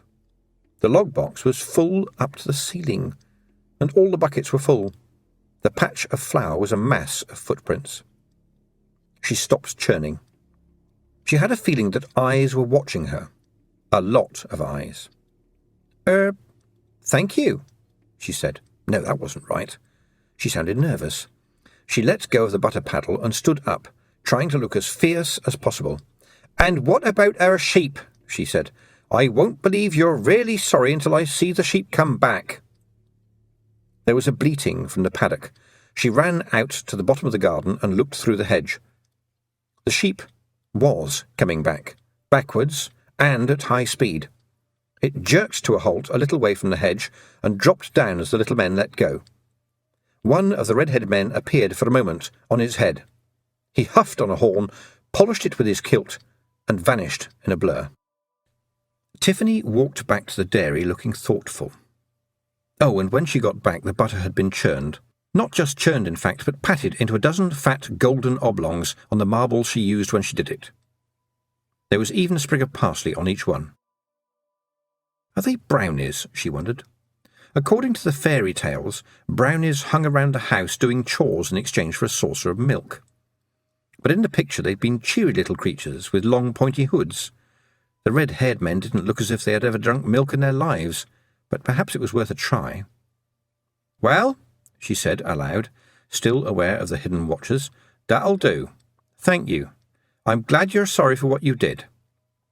She took one of the cat's saucers from the pile by the sink, washed it carefully, filled it with milk from today's churn, then put it down on the floor and stood back. Are you brownies? She said. The air blurred. Milk splashed across the floor and the saucer spun round and round. I'll take that as a no, then, said Tiffany. So, what are you? There were unlimited supplies of no answer at all. She lay down and looked under the sink, and then peered behind the cheese shelves. She stared up into the dark, spidery shadows of the room. It felt empty. And she thought, I think I need a whole egg's worth of education, in a hurry.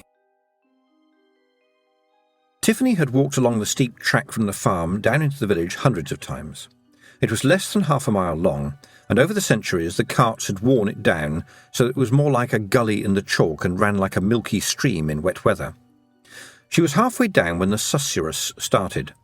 The hedges rustled without a wind, the skylarks stopped singing, and, while she hadn't really noticed their song, their silence was a shock. Nothing's louder than the end of a song that's always been there. When she looked up at the sky, it was like looking through a diamond. It sparkled, and the air went cold so quickly that it was like stepping into an icy bath. Then there was snow underfoot, snow on the hedges, and the sound of hooves. They were in the field beside her. A horse was galloping through the snow behind the hedge that was now, suddenly, just a wall of white. The hoofbeats stopped. There was a moment of silence, and then a horse landed in the lane, skidding on the snow. It pulled itself upright, and the rider turned it to face Tiffany. The rider himself couldn't face Tiffany. He had no face. He had no head to hang it on. She ran. Her boots slipped on the snow as she moved, but suddenly her mind was cold as the ice.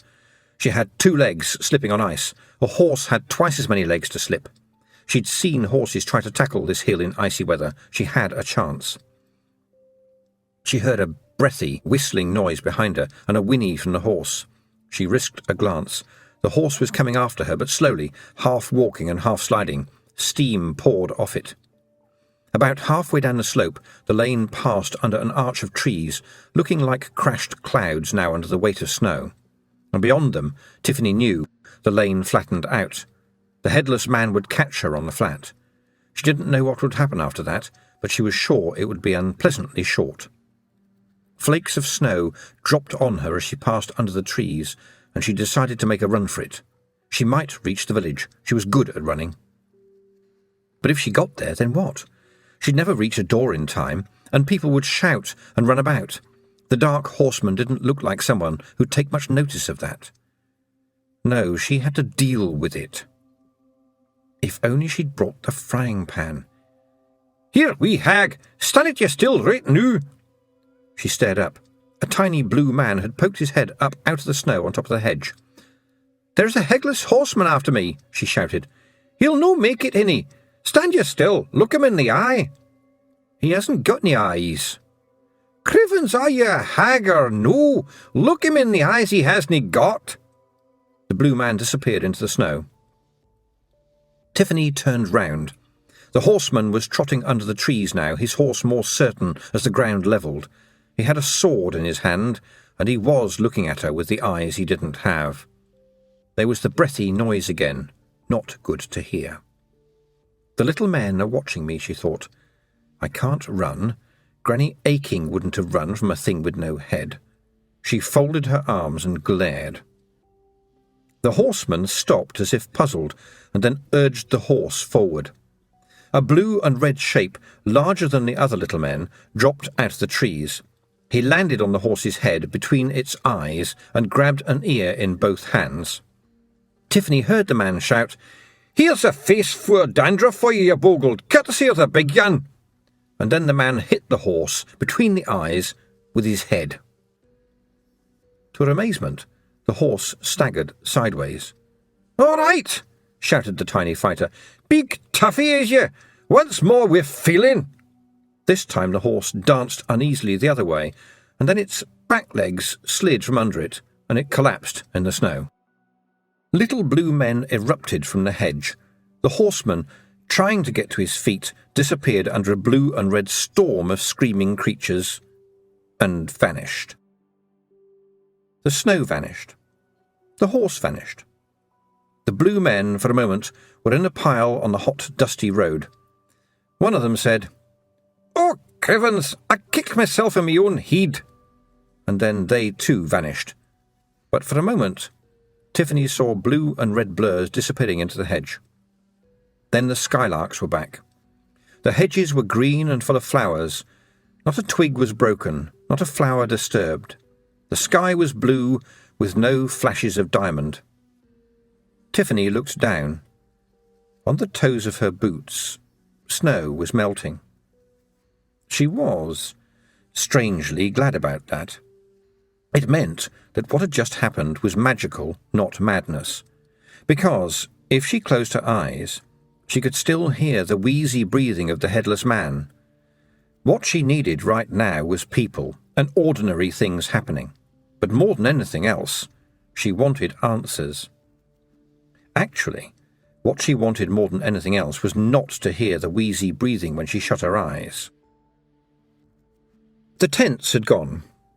Except for a few pieces of broken chalk, apple cores, some stamped-down grass, and, alas, a few chicken feathers, there was nothing at all to show that the teachers had ever been there.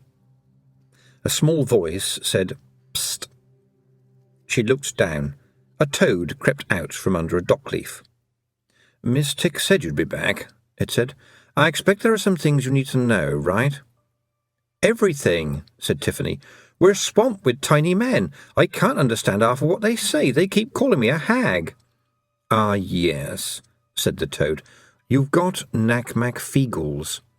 "It snowed and then it hadn't. I was chased by a horseman with no head, and one of the— what did you say they were?" "Nac Mac Feegles," said the toad, "also known as Pixies. They call themselves the Wee Free Men. Well, one of them head-butted the horse. It fell over. It was a huge horse, too." "Ah, that sounds like a Feegle," said the toad. "I gave them some milk and they tipped it over." "You gave the Nac Mac Feegles milk?" "Well, you said they're pixies." "Not pixies. Pixies. They certainly don't drink milk." Are they from the same place as Jenny? Tiffany demanded. No, they're rebels, said the Toad. Rebels? Against who? Everyone. Anything, said the Toad.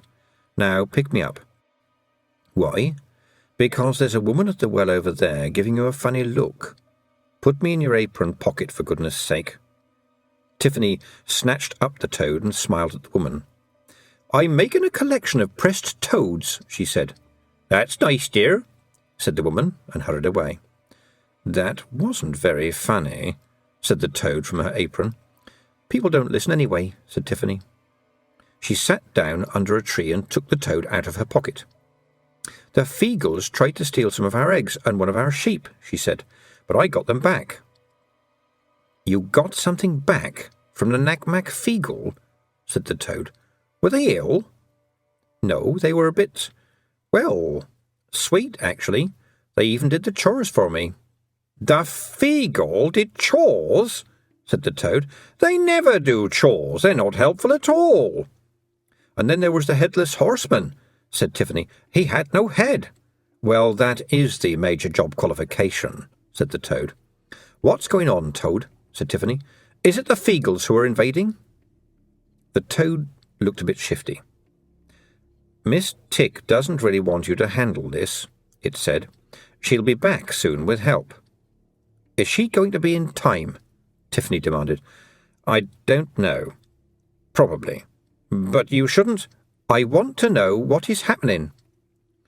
She's gone to get some other witches, said the Toad. She doesn't think you should. You'd better tell me what you know, Toad, said Tiffany. Miss Tick isn't here. I am. Another world is colliding with this one, said the Toad. There, happy now? That's what Miss Tick thinks.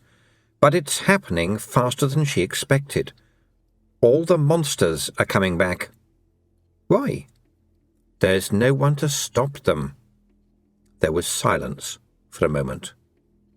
There's me, said Tiffany. Chapter 4. The Wee Free Men.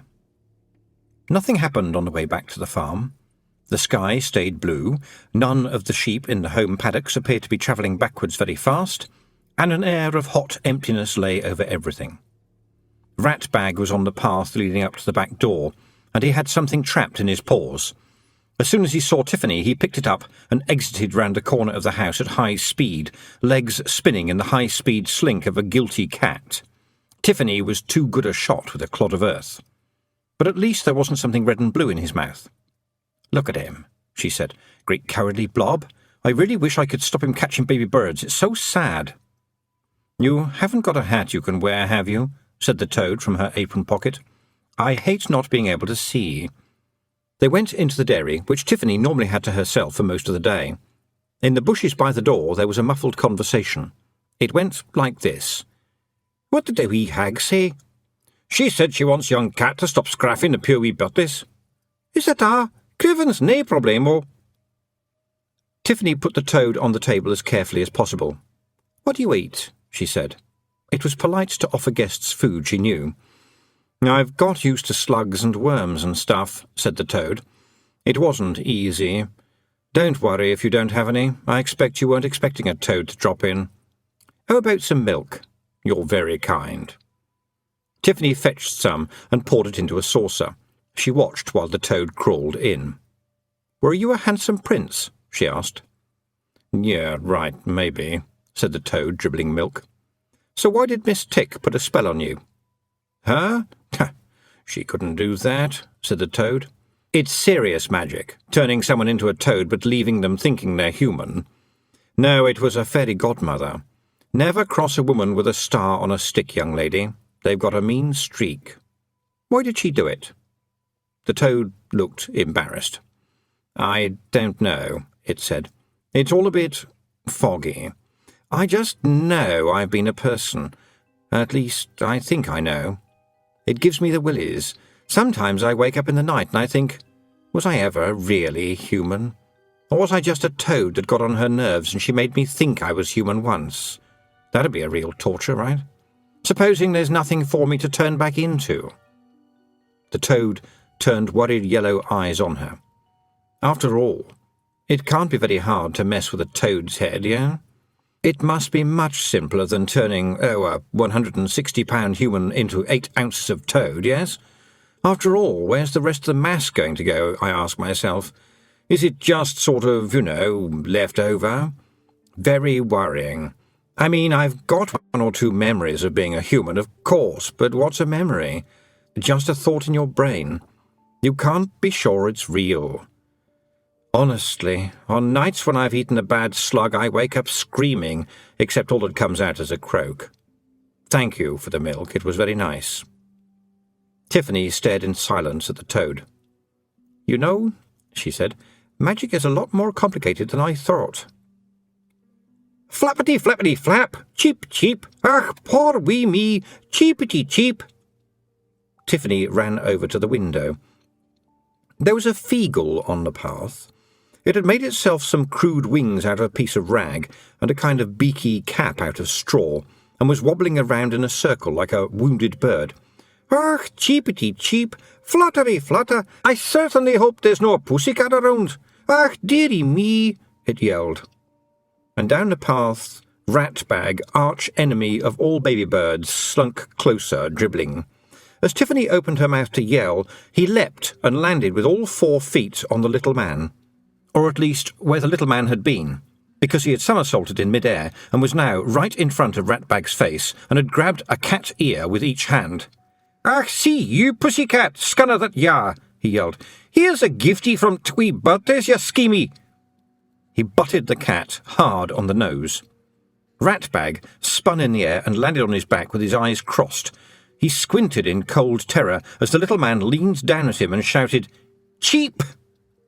Then he levitated in the way that cats do and became a ginger streak, rocketing down the path, through the open door and shooting past Tiffany to hide under the sink. The Feegle looked up, grinning, and saw Tiffany. "Please don't go," she began quickly, but he went, in a blur. Tiffany's mother was hurrying down the path. Tiffany picked up the toad and put it back in her apron pocket just in time. "Where's Wentworth? Is he here?" her mother asked urgently. "Did he come back? Answer me." "Didn't he go up the shearing with you, Mum?" said Tiffany, suddenly nervous. She could feel the panic pouring off her mother like smoke. "We can't find him." There was a wild look in her mother's eyes. "I only turned my back for a minute. Are you sure you haven't seen him?"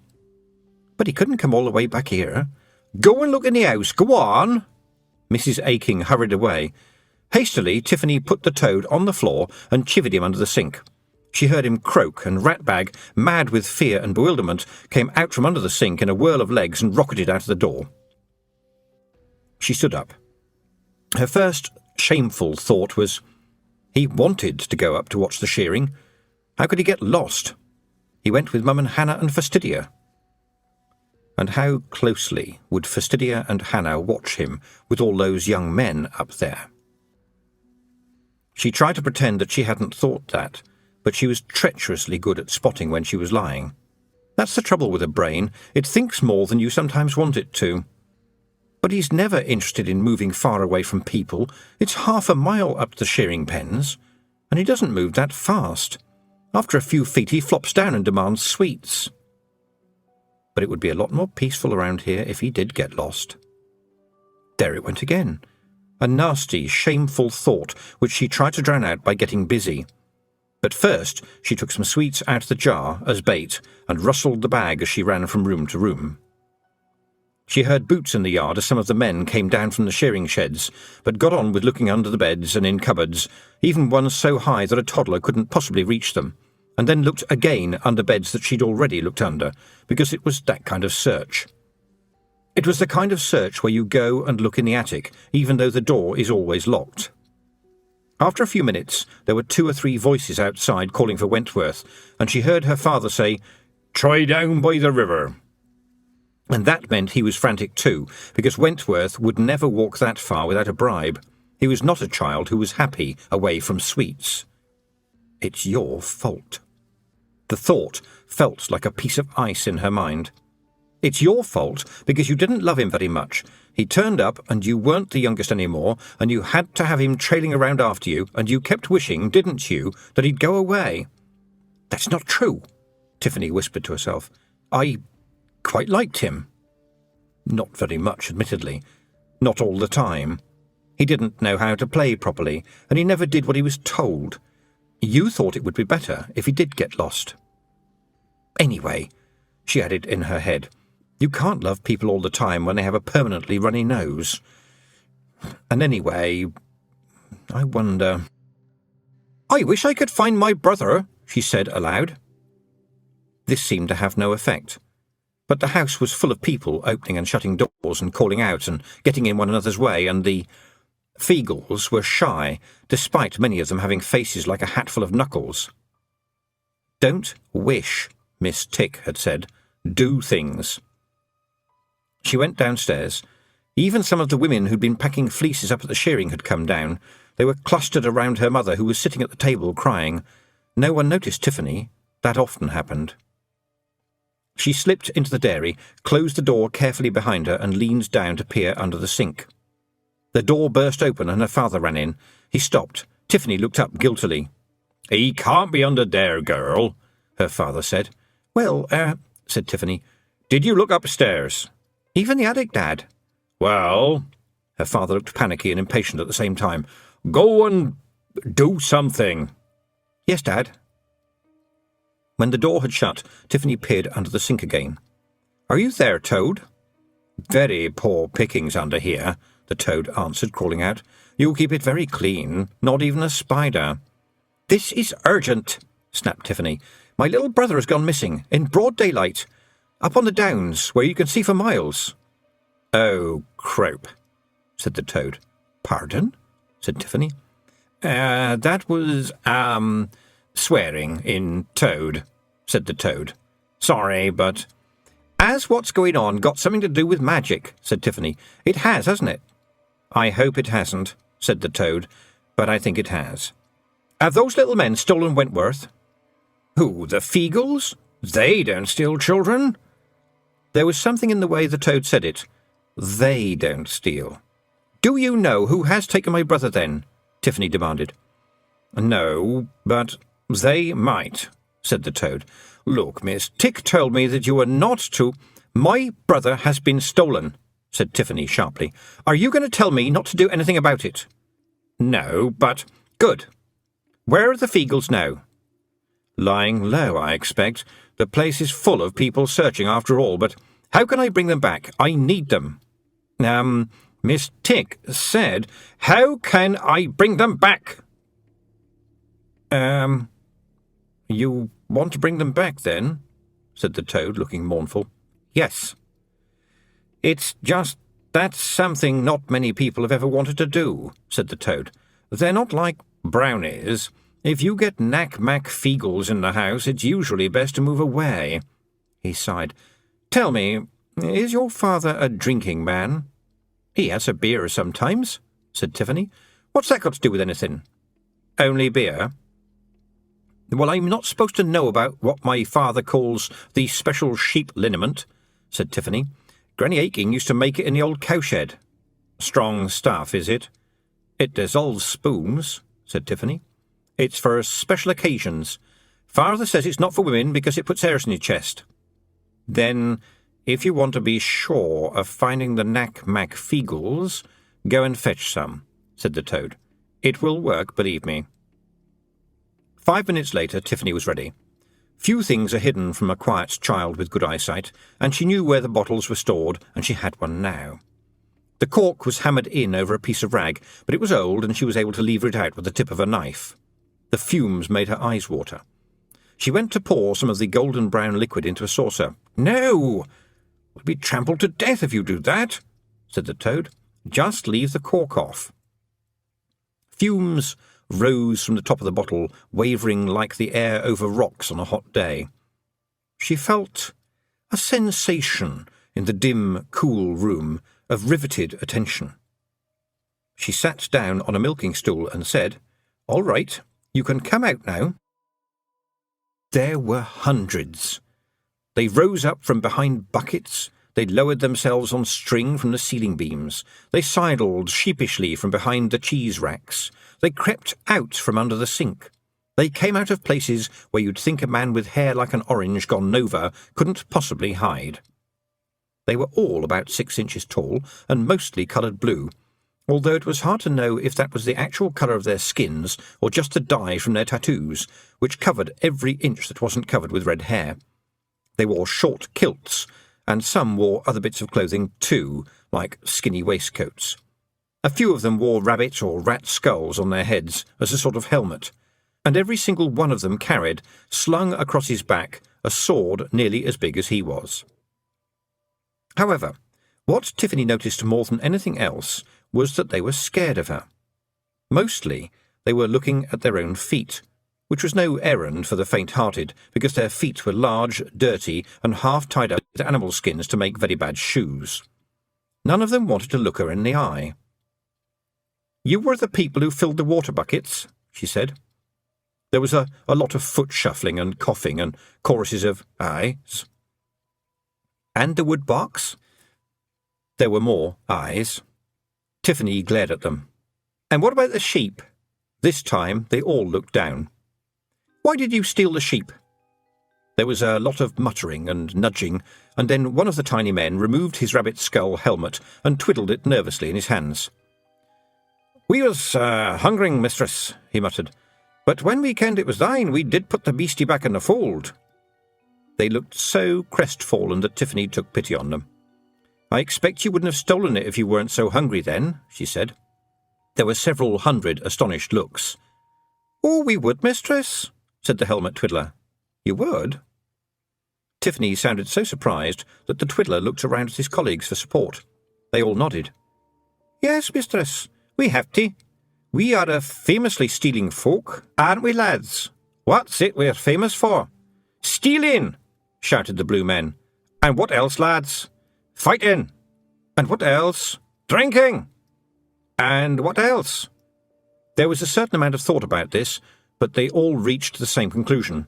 "Drinking and fighting!" "And there was somewhat else," muttered the twiddler. "Ah, yes, tell the hag, lads." "Stealing and drinking and fighting!" shouted the blue men cheerfully.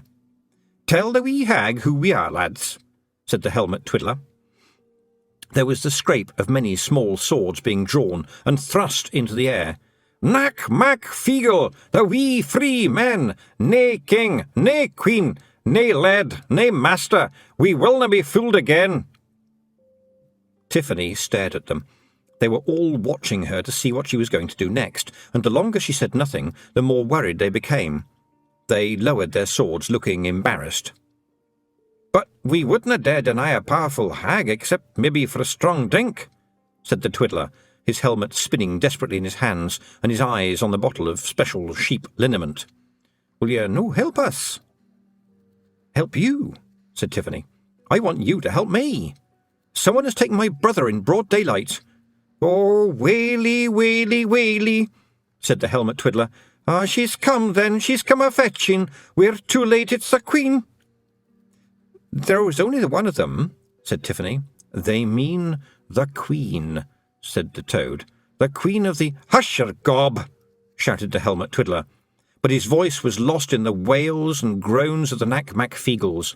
They were pulling at their hair and stamping on the ground and shouting, "Alack a day!" and "Waily, waily, waily!"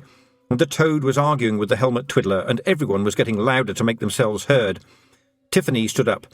"Everybody shut up right now," she said. Silence fell, except for a few sniffs and faint wheelies from the back. "We was only dreeing our weird, mistress," said the helmet twiddler, almost crouching in fear. "But not in here," snapped Tiffany, shaking with anger. "This is a dairy. I have to keep it clean." Dreeing your weird means facing your fate," said the toad. "'Cause if the Queen is here, then it means our kelder is weakening fast," said the helmet twiddler. "And we'll ha' nae one to look after us." To look after us, thought Tiffany. Hundreds of tough little men who could each win the worst broken nose contest need someone to look after them. She took a deep breath. "My mother's in the house crying," she said, "and I don't know how to comfort her," she added to herself. "I'm no good at this sort of thing. I never know what I should be saying." Out loud, she said, "And she wants him back. A lot," she added, hating to say it. "He's her favourite." She pointed to the helmet twiddler, who backed away. "First of all," she said, "I can't keep thinking of you as the helmet twiddler. So what is your name?" A gasp went up from the Nac Mac Feegles, and Tiffany heard one of them murmur, "Aye, she's the hag, sure enough. That's a hag's question." The helmet twiddler looked around at them as if seeking help. "We didn't give her names," he muttered. But another Feegle somewhere safe at the back said, "Wheesht, you cannae refuse a hag." The little man looked up, very worried. "I'm the big man of the clan, mistress," he said. "And my name, it is," he swallowed, "Rob Anybody Feegle, mistress. But I beg you not to use it again me." The toad was ready for this. "They think names have magic in them," he murmured. "They don't tell them to people in case they're written down." "Aye, and put upon complicated documents," said a Feegle. "And summonses and such things," said another. "Or wanted posters," said another. "Aye, and bills and affidavits," said another. "Writs of distrainment even." The Feegles looked around in panic at the very thought of written-down things. "They think written words are even more powerful," whispered the toad.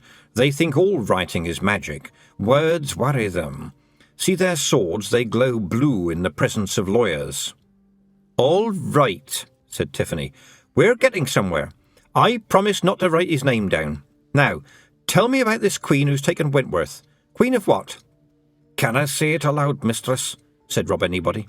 "She hears her name wherever it's said, and she comes calling." "Actually, that's true," said the toad. "You do not want to meet her, ever. She's bad?" "Worse.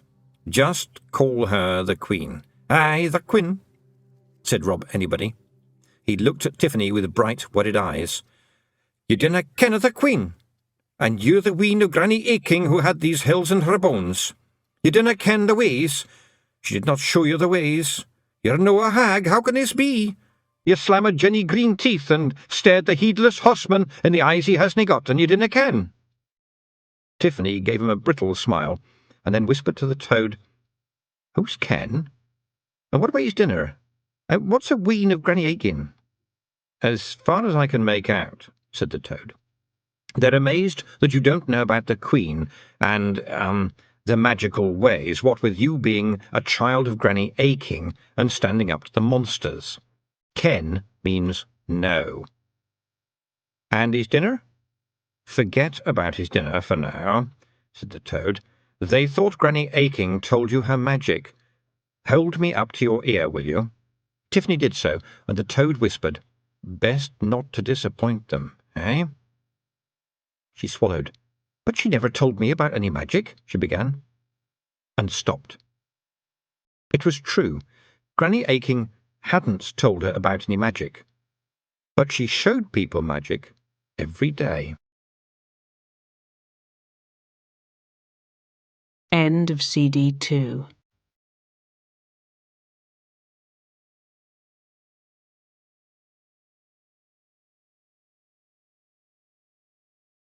CD 3. There was the time when the Baron's champion hound was caught killing sheep. It was a hunting dog, after all, but it had got out onto the downs, and because sheep run, it had chased. The Baron knew the penalty for sheep worrying. There were laws on the chalk, so old that no one remembered who made them, and everyone knew this one: sheep-killing dogs were killed. But this dog was worth $500 and so, the story went, the Baron sent his servant up onto the downs to Granny's hut on wheels. She was sitting on the step, smoking her pipe and watching the flocks. The man rode up on his horse and didn't bother to dismount. That was not a good thing to do if you wanted Granny Aching to be your friend. Iron-shod hooves cut the turf. She didn't like that. He said, "The Baron commands that you find a way to save his dog, Mistress Aching. In return, he will give you 100 silver dollars. Granny had smiled at the horizon, puffed at her pipe for a while, and replied, A man who takes arms against his lord, that man is hanged.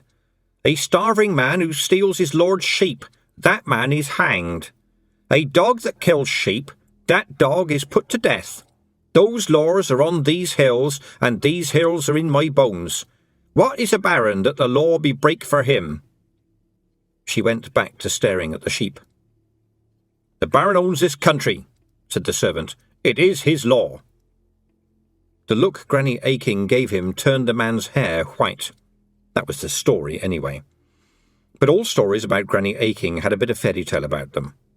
If it is as you say, his lord, then let him break it, and see how things may then be, she said. A few hours later the baron sent his bailiff, who was far more important, but had known Granny Aching for longer. He said, Mrs. Aching, the baron requests that you use your influence to save his dog. He will happily give you 50 gold dollars to help ease this difficult situation. I am sure you can see how this will benefit everyone concerned. Granny smoked her pipe and stared at the new lambs and said, You speak for your master, and your master speaks for his dog. Who speaks for the hills? Where is the baron that the law be break for him? They said that when the baron was told this, he went very quiet. But although he was pompous and often unreasonable and far too haughty, he was not stupid. In the evening, he walked up to the hut and sat down on the turf nearby.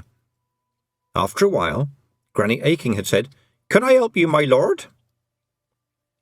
Granny Aching, I plead for the life of my dog, said the baron.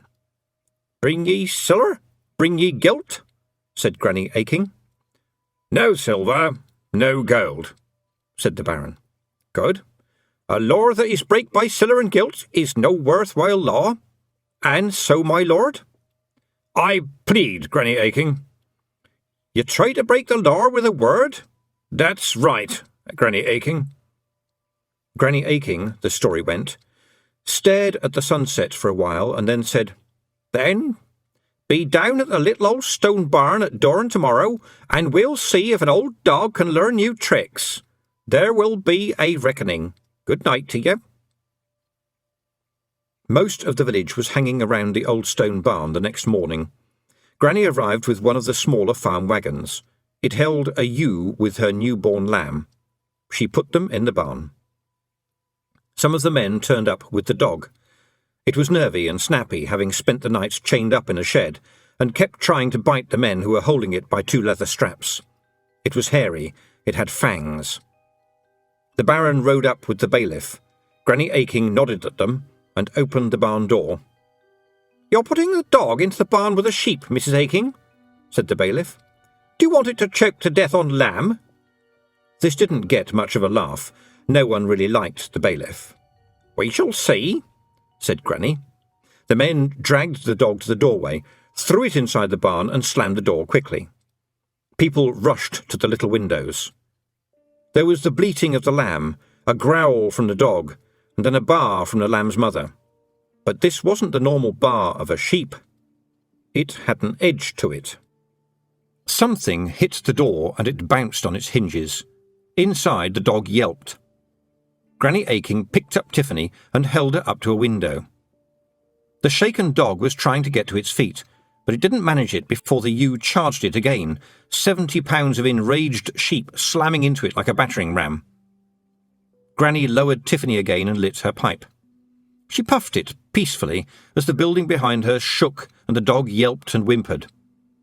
After a couple of minutes, she nodded at the men. They opened the door. The dog came out limping on 3 legs, but it hadn't managed to get more than a few feet before the ewe shot out behind it and butted it so hard that it rolled over. It lay still. Perhaps it had learned what would happen if it tried to get up again. Granny Aching had nodded to the men, who grabbed the sheep and dragged it back into the barn. The baron had been watching with his mouth open. He killed a wild boar last year, he said. What did you do to him? He'll mend, said Granny Aching, carefully ignoring the question. 'Tis mostly his pride that's hurt. But he won't look at a sheep again, you have my thumb on that. And she licked her right thumb and held it out. After a moment's hesitation, the Baron licked his thumb, reached down and pressed it against hers. Everyone knew what it meant. On the chalk, a thumb bargain was unbreakable. "For you, at a word, the law was break," said Granny Aching. "Will you mind that, ye who sit in judgment? Will you remember this day? You'll have cause to." The Baron nodded to her.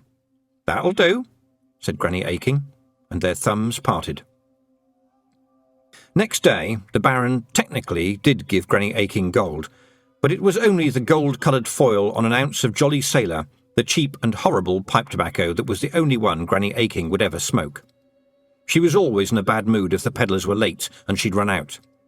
You couldn't bribe Granny Aching for all the gold in the world, but you could definitely attract her attention with an ounce of Jolly Sailor. Things were a lot easier after that. The bailiff was a little less unpleasant when rents were late, the Baron was a little more polite to people, and Tiffany's father said one night after 2 beers that the Baron had been shown what happens when sheep rise up, and things might be different one day, and her mother hissed at him not to talk like that because you never knew who was listening. And one day, Tiffany heard him telling her mother quietly, "'Twas an old shepherd's trick, that's all. An old ewe will fight like a lion for her lamb, we all know that." That was how it worked. No magic at all. But that time, it had been magic. And it didn't stop being magic just because you found out how it was done. The Nac Mac Feegles were watching Tiffany carefully, with occasional longing glances at the bottle of special sheep liniment. "I haven't even found the witch's school," she thought. "I don't know a single spell. I don't even have a pointy hat. My talents are an instinct for making cheese and not running around panicking when things go wrong. Oh, and I've got a toad. And I don't understand half of what these little men are saying, but they know who's taken my brother. Somehow I don't think the Baron would have a clue how to deal with this. I don't either, but I think I can be clueless in more sensible ways. I remember a lot of things about Granny Aching," she said. "What do you want me to do?" "The Kelder sent us," said Rob Anybody. "She sensed the Queen coming. She kenned there was going to be trouble. She told us it's going to be bad. Find a new hag who's kin to Granny Aching. She'll ken what to do." Tiffany looked at the hundreds of expectant faces. Some of the Feegles had feathers in their hair and necklaces of mole teeth. You couldn't tell someone with half his face dyed dark blue and a sword as big as he was that you weren't really a witch. You couldn't disappoint someone like that. "And will you help me get my brother back?" she said. The Feegle's expressions didn't change. She tried again. "Can you help me steal my brother back from the Queen?" Hundreds of small yet ugly faces brightened up considerably. "Ach, knew you're talking our language," said Rob Anybody. "Not quite," said Tiffany. "Can you all just wait a moment? I'll just pack some things," she said, trying to sound as if she knew what she was doing. She put the cork back on the bottle of special sheep liniment. The Nac Mac Feegles sighed. She darted back into the kitchen, found a sack, took some bandages and ointments out of the medicine box, added the bottle of special sheep liniment because her father said it always did him good, and, as an afterthought, added the book Diseases of the Sheep, and picked up the frying pan. Both might come in useful. The little men were nowhere to be seen when she went back into the dairy.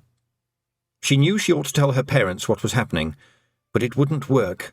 It would be telling stories. Anyway, with any luck, she could get Wentworth back before she was even missed.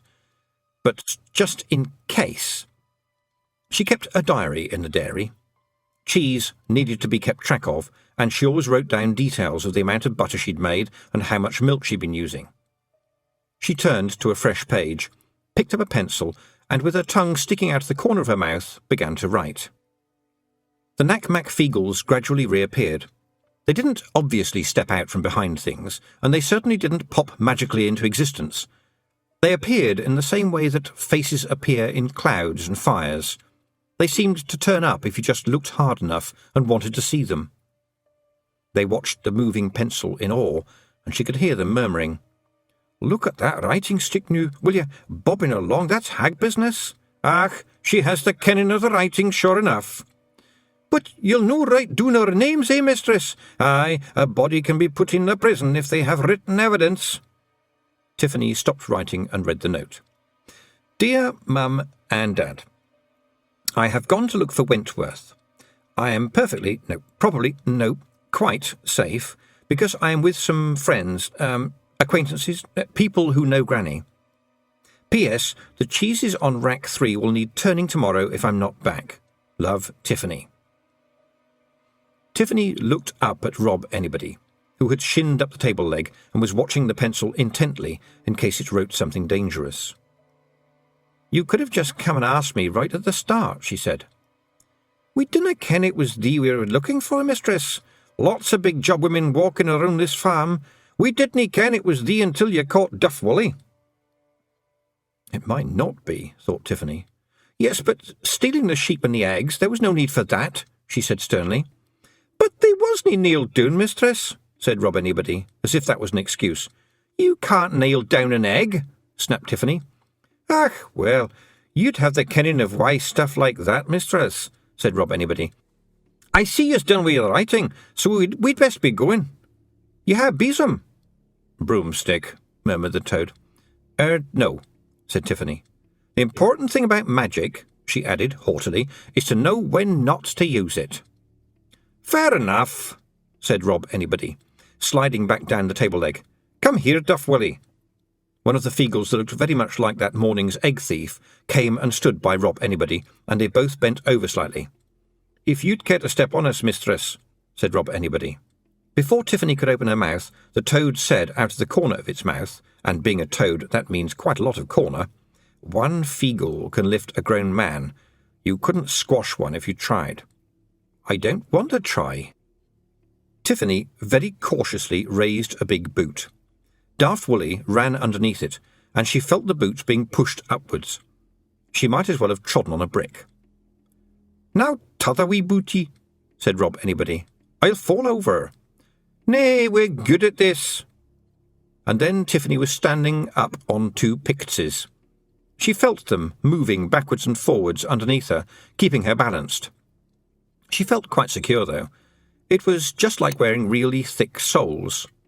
Let's gae, said Rob Anybody down below, and don't worry about yon pussycat scraffing the wee buddies. Some of the lads is staying behind to mind things. Ratbag crept along a branch. He wasn't a cat who was good at changing the ways he thought, but he was good at finding nests. He'd heard the cheeping from the other end of the garden, and even from the bottom of the tree he'd been able to see 3 little yellow beaks in a nest. Now he advanced, dribbling. Nearly there. 3 Nac Mac Feegles pulled off their straw beaks and grinned happily at him. "Hullo, Mr. Pussycat," said one of them. "You dinna learn, do you? Cheep!" Chapter 5. The Green Sea.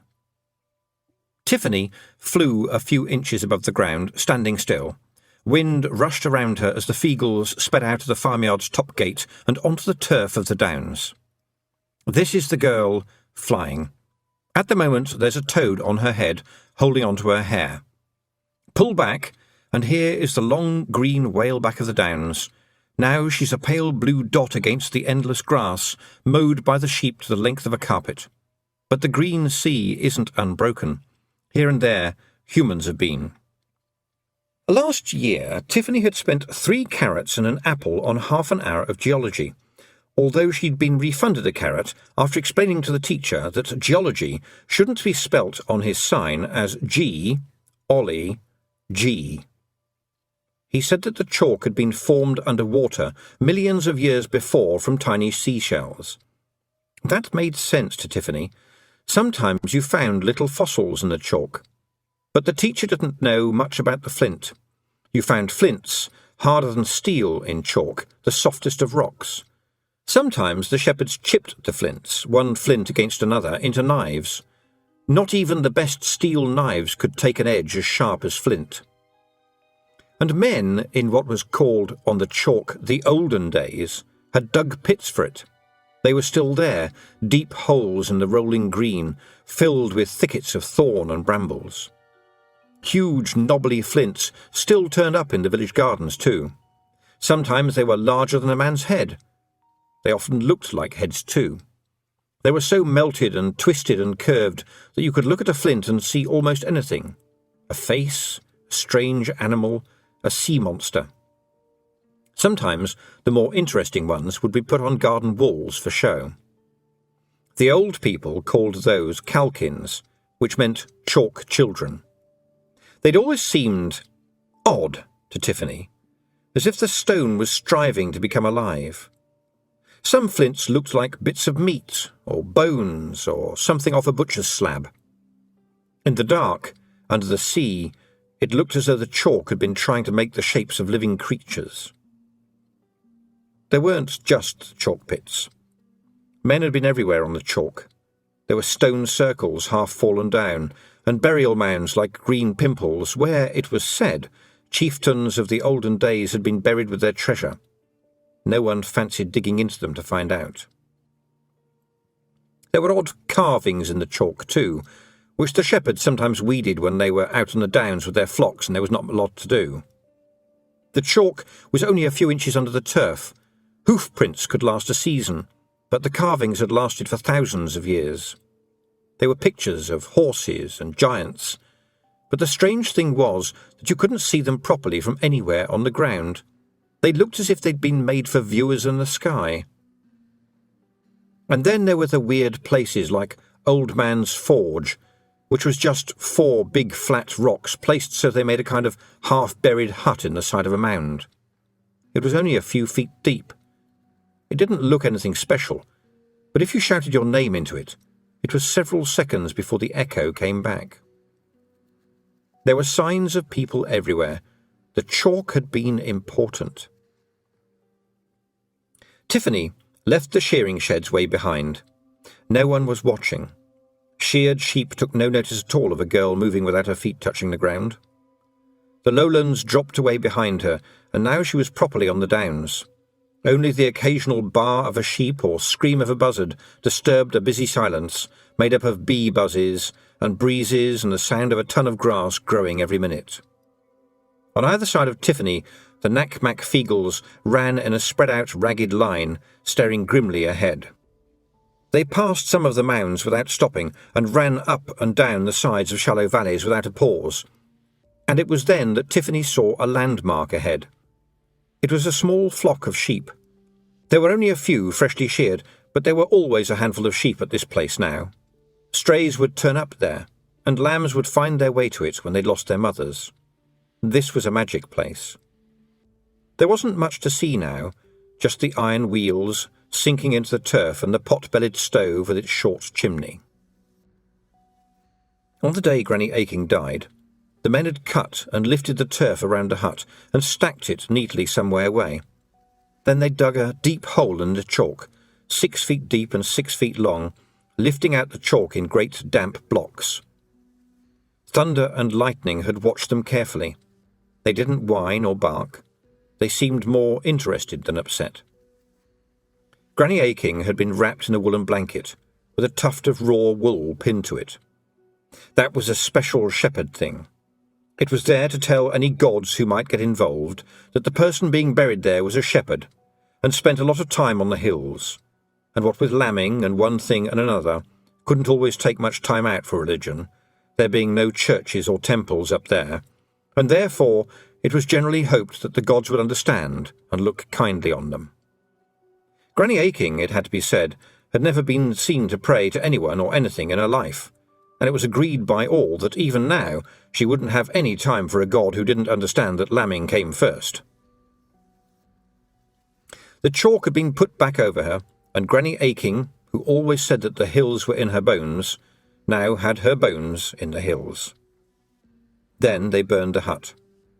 That wasn't usual, but her father had said that there wasn't a shepherd anywhere on the chalk who'd use it now. Thunder and lightning wouldn't come when he called, and he knew better than to be angry, so they were left sitting quite contentedly by the glowing embers of the hut. Next day, when the ashes were cold and blowing across the raw chalk, Everyone went up onto the downs and with very great care put the turf back, so all that was left to see were the iron wheels on their axles and the pot-bellied stove. At which point, so everyone said, the two sheepdogs had looked up, their ears pricking, and had trotted away over the turf and were never seen again. The pixies carrying her slowed down gently, and Tiffany flailed her arms as they dropped her onto the grass. The sheep lumbered away slowly, then stopped and turned to watch her. "Why are we stopping? Why are we stopping here? We've got to catch her." "Got to wait for Hamish, mistress," said Rob Anybody. "Why, who's Hamish?" "He might have the knowing of where the Queen went with your wee laddie," said Rob Anybody soothingly. "We cannae just rust in, you ken." A big, bearded Feegle raised his hand. "Point of order, big man. You can just rush in. We always just rush in." "Aye, Big Yan, point well made. But you got to know where you're just going to rush in. You cannae just rush in anywhere. It looks bad, having to rush out again straight away." Tiffany saw that all the Feegles were staring intently upwards and paying her no attention at all. Angry and puzzled, she sat down on one of the rusty wheels and looked at the sky. It was better than looking around. There was Granny Aching's grave somewhere around here, although you couldn't find it now, not precisely. The turf had healed. There were a few little clouds above her, and nothing else at all except the distant circling dots of the buzzards. There were always buzzards over the chalk. The shepherds had taken to calling them Granny Aching's chickens, and some of them called clouds like those up there today Granny's little lambs. And Tiffany knew that even her father called the thunder Granny Aching cussin'. And it was said that some of the shepherds, if wolves were troublesome in the winter, or a prize ewe had got lost, would go to the site of the old hut in the hills and leave an ounce of jolly sailor tobacco just in case. Tiffany hesitated. Then she shut her eyes. "I want that to be true," she whispered to herself. "I want to know that other people think she hasn't really gone too." She looked under the wide, rusted rim of the wheels and shivered. There was a brightly coloured little packet there. She picked it up. It looked quite fresh, so it had probably been there for only a few days. There was the jolly sailor on the front, with his big grin and big yellow rain hat and big beard, with big blue waves crashing behind him. Tiffany had learned about the sea from the jolly sailor rappings. She'd heard it was big and roared. There was a tower in the sea which was a lighthouse that carried a big light on it at night to stop boats crashing into the rocks. In the pictures, the beam of the lighthouse was a brilliant white. She knew about it so well she dreamed about it, and had woken up with the roar of the sea in her ears. She'd heard one of her uncles say that if you looked at the tobacco label upside down, then part of the hat and the sailor's ear and a bit of his collar made up a picture of a woman with no clothes on. But Tiffany had never been able to make it out, and couldn't see what the point would be in any case. She carefully pulled the label off the packet and sniffed at it. It smelled of Granny. She felt her eyes begin to fill with tears. She'd never cried for Granny Aching before, never. She'd cried for dead lambs and cut fingers and for not getting her own way, but never for Granny. It hadn't seemed right. "And I'm not crying now," she thought, carefully putting the label in her apron pocket. "Not for Granny being dead." It was the smell. Granny Aching smelled of sheep, turpentine, and jolly sailor tobacco. The three smells mixed together and became one smell, which was, to Tiffany, the smell of the chalk. It followed Granny Aching like a cloud, and it meant warmth and silence, and a space around which the whole world revolved. A shadow passed overhead. A buzzard was diving down from the sky towards the Nac Mac Feegle. She leapt up and waved her arms. "Run away! Dark, it'll kill you!" They turned and looked at her for a moment as though she'd gone mad. "Dinna fash yoursel, mistress," said Rob Anybody. The bird curved up at the bottom of its dive, and as it climbed again, a dot dropped from it. As it fell, it seemed to grow two wings and started to spin like a sycamore bract, which slowed down the fall somewhat. It was a pixie, still spinning madly when he hit the turf a few feet away, where he fell over. He got up, swearing loudly, and fell over again. The swearing continued. "A good landing, Hamish," said Rob Anybody. "The spinning certainly slows you down. You didn't drill right into the ground this time, hardly at all." Hamish got up more slowly this time and managed to stay upright. He had a pair of goggles over his eyes. "I didn't think I can take much more of this," he said, trying to untie a couple of thin bits of wood from his arms. "I feel like a fairy with the wings on." "How can you survive that?" Tiffany asked. The very small pilot tried to look her up and down, but only managed to look her up and further up. "Who's the wee big job who knows such a lot about aviation?" he said. Rob Anybody coughed. "She's the hag, Hamish. Spawn of Granny Aching." Hamish's expression changed to a look of terror. "I didn't mean to speak out of turn, mistress," he said, backing away. "Of course, a hag would have the knowing of everything, but 'tis nae as bad as it looks, mistress. I allus make sure I lands on my heed." "Aye, we're very resilient in the heed department," said Rob Anybody. "Have you seen a woman with a small boy?" Tiffany demanded. She hadn't much liked Spawn. Hamish gave Rob Anybody a panicky look, and Rob nodded. "Aye, I did," said Hamish, "on a black horse, riding up from the lowlands, going hell for it." "We didn't use bad language in front of a hag," Rob Anybody thundered. "Begging your pardon, mistress, she was riding heck for leather," said Hamish, looking more sheepish than the sheep. "But she kenned I was spying on her, and caught up a mist. She's gone to the other side, but I dinna ken where." "'Tis a perilous place, the other side," said Rob Anybody slowly. "Evil things there. A cold place. Not a place to tuck a wee babby." It was hot on the downs, but Tiffany felt a chill. "However bad it is," she thought, "I'm going to have to go there. I know it. I don't have a choice." "The other side," she said. "Aye, the magic world," said Rob Anybody. "There's bad things there." "Monsters," said Tiffany. "As bad as you can think of," said Rob Anybody. "Exactly as bad as you can think of." Tiffany swallowed hard and closed her eyes. "Worse than Jenny?" "Worse than the headless horseman," she said. "Oh, aye. They were wee pussycats compared to the scunners over there. 'Tis an ill-fed country that's come a-calling, mistress. 'Tis a land where dreams come true. That's the Queen's world." "Well, that doesn't sound too—" Tiffany began. Then she remembered some of the dreams she'd had, the ones where you were so glad to wake up. "We're not talking about nice dreams, are we?" she said. Rob Anybody shook his head. "Nay, mistress, the other kind." "And me with my frying pan and diseases of the sheep," thought Tiffany. And she had a mental picture of Wentworth amongst horrible monsters. They probably wouldn't have any sweeties at all. She sighed. "All right," she said. "How do I get there?" "You dinna ken the way?" said Rob Anybody. It wasn't what she'd been expecting. What she had been expecting was more like, "Ach, you canna do that, a wee lass like you, oh dearie us no." She wasn't so much expecting that as hoping it, in fact. But instead, they were acting as if it were a perfectly reasonable idea. "No," she said. "I dinna any ken at all. I haven't done this before. Please help me." "That's true, Rob," said a Feegle. "She's new to the haggin'. Take her to the kelder." "Not een Granny Aching ever went to see the kelder in an een cave," snapped Rob Anybody. "It's no a—" "Quiet!" hissed Tiffany. "Can't you hear that?" The Feegles looked around. "Hear what?" said Hamish.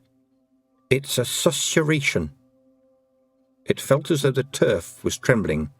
The sky looked as though Tiffany was inside a diamond, and there was the smell of snow.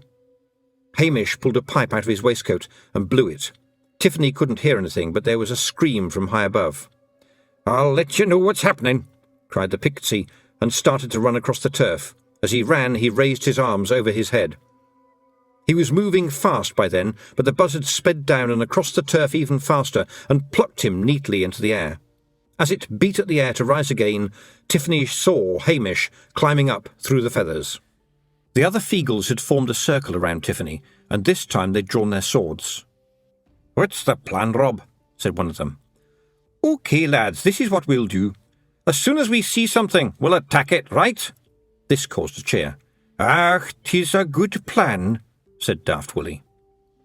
Snow formed on the ground. It didn't fall, it did the opposite of melting, rising up fast until the Nac Mac Feegles were waist deep, and then up to their necks. Some of the smaller ones began to disappear, and there was a muffled cursing from under the snow. And then the dogs appeared, lumbering towards Tiffany with a nasty purpose. They were big, black and heavily built, with orange eyebrows, and she could hear the growling from here. She plunged her hand into her apron pocket and pulled out the toad. It blinked in the sharp light. "What's up?" Tiffany turned him round to face the things. "What are these?" she said. "Oh, doke. Grimhounds. Bad. Eyes of fire and teeth of razor blades." "What should I do about them?" "Not be here?" "Thank you. You've been very helpful." Tiffany dropped him back into her pocket and pulled her frying pan out of her sack.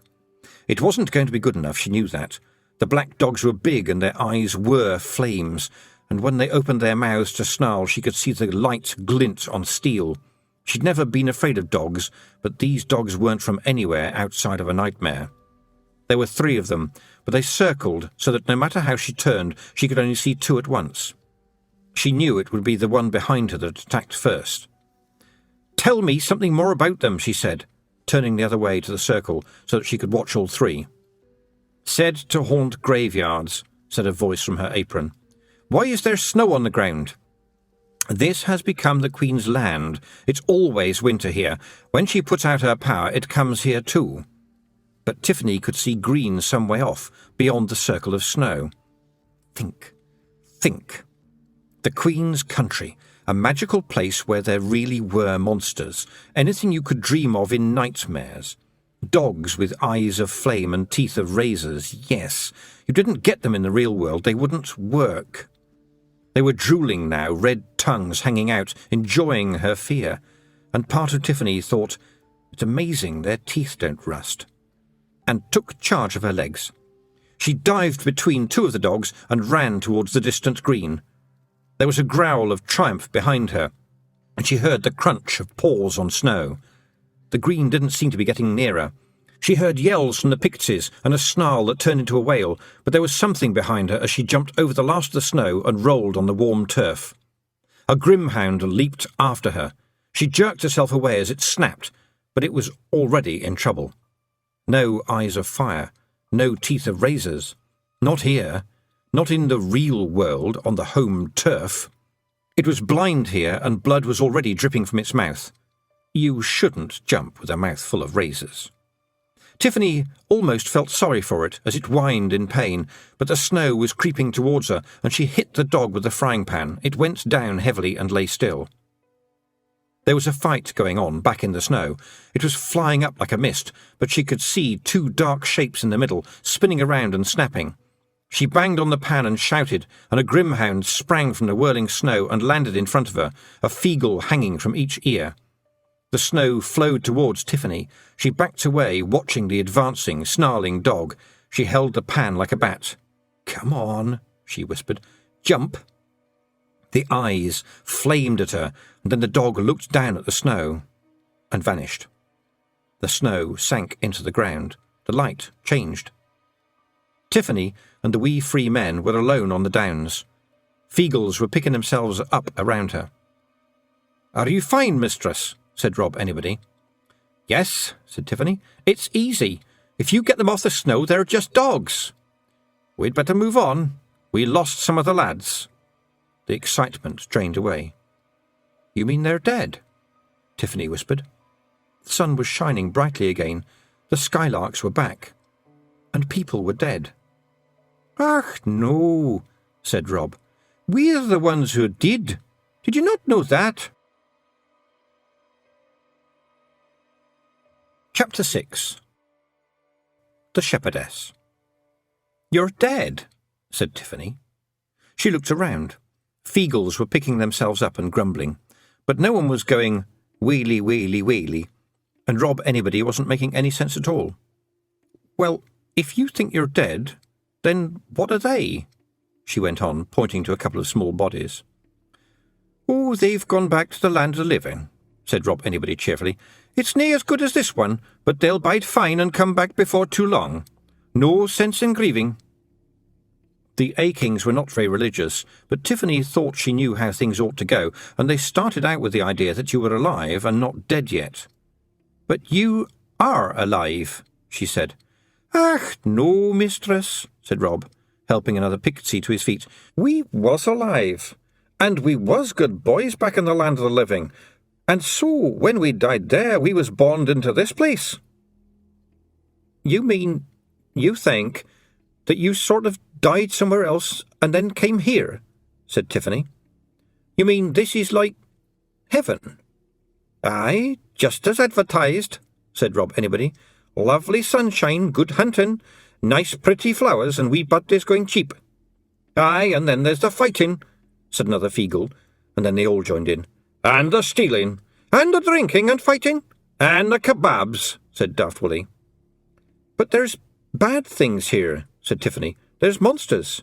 "Aye," said Rob, beaming happily. "Grand, isn't it?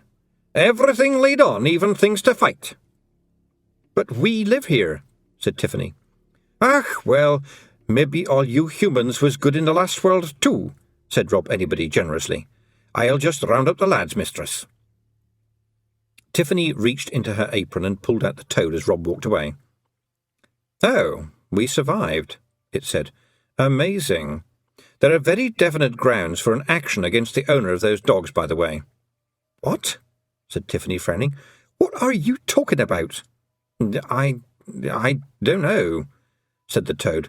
"The thought just popped into my head. Perhaps I knew something about dogs when I was human." "Listen, the Feegles think they're in heaven. They think they died and came here." "And?" said the toad. "Well, that can't be right. You're supposed to be alive here and then die and end up in some heaven somewhere else." "Well, that's just saying the same thing in a different way, isn't it? Anyway, lots of warrior tribes think that when they die they go to a heavenly land somewhere," said the toad. "You know, where they can drink and fight and feast forever, so maybe this is theirs." "But this is a real place." "So? It's what they believe. Besides, they're only small. Maybe the universe is a bit crowded, and they have to put heavens anywhere there's room. I'm a toad, so you'll appreciate that I'm having to guess a lot here. Maybe they're just wrong. Maybe you're just wrong. Maybe I'm just wrong." A small foot kicked Tiffany on the boot. "We'd best be moving on, mistress," said Rob Anybody. He had a dead Feegle over his shoulder. Quite a few of the others were carrying bodies too. Are you going to bury them?" said Tiffany. "Aye, they dinna need these old bodies noo, and it's no tidy to leave 'em lying about," said Rob Anybody. "Besides, if the big jobs find little wee skulls and bones around, they'll start to wonder, and we don't want anyone poking about. Saving your presence, mistress," he added. "No, that's very, practical thinking," said Tiffany, giving up. The Feegle pointed to a distant mound with a thicket of thorn trees growing on it. A lot of the mounds had thickets on them. The trees took advantage of the deeper soil. It was said to be unlucky to cut them down. "It's nae very far noo," he said. "You live in one of the mounds?" Tiffany asked. "I thought they were, the graves of ancient chieftains." "Ach, aye. There's some old dead kingy in the chamber next door, but he's nae trouble," said Rob. "Dinna fret, there's nae skeletons or any such in orbit. It's quite roomy. We done it up a treat." Tiffany looked up at the endless blue sky over the endlessly green downland. It was all so peaceful again, a world away from headless men and big savage dogs. What if I hadn't taken Wentworth down to the river, she thought. What would I be doing now? Getting on with the cheese, I suppose. I never knew about all this. I never knew I lived in heaven, even if it's only heaven to a clan of little blue men. I didn't know about people who flew on buzzards. I never killed monsters before. "Where do they come from?" she said. "What's the name of the place the monsters come from?" "Ach, you probably ken the place well," said Rob Anybody. As they grew nearer the mound, Tiffany thought she could smell smoke in the air. "Do I?" she said.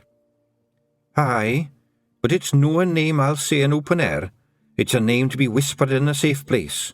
I'll not say it under the sky." It was too big to be a rabbit hole, and badgers didn't live up here, but the entrance to the mound was tucked amongst the thorn roots, and no one would have thought it was anything but the home of some kind of animal. Tiffany was slim, but even so she had to take off her apron and crawl on her stomach under the thorns to reach it, and it still needed several Feegles to push her through. At least it didn't smell bad, and, once you were through the hole, it opened up a lot. Really, the entrance was just a disguise.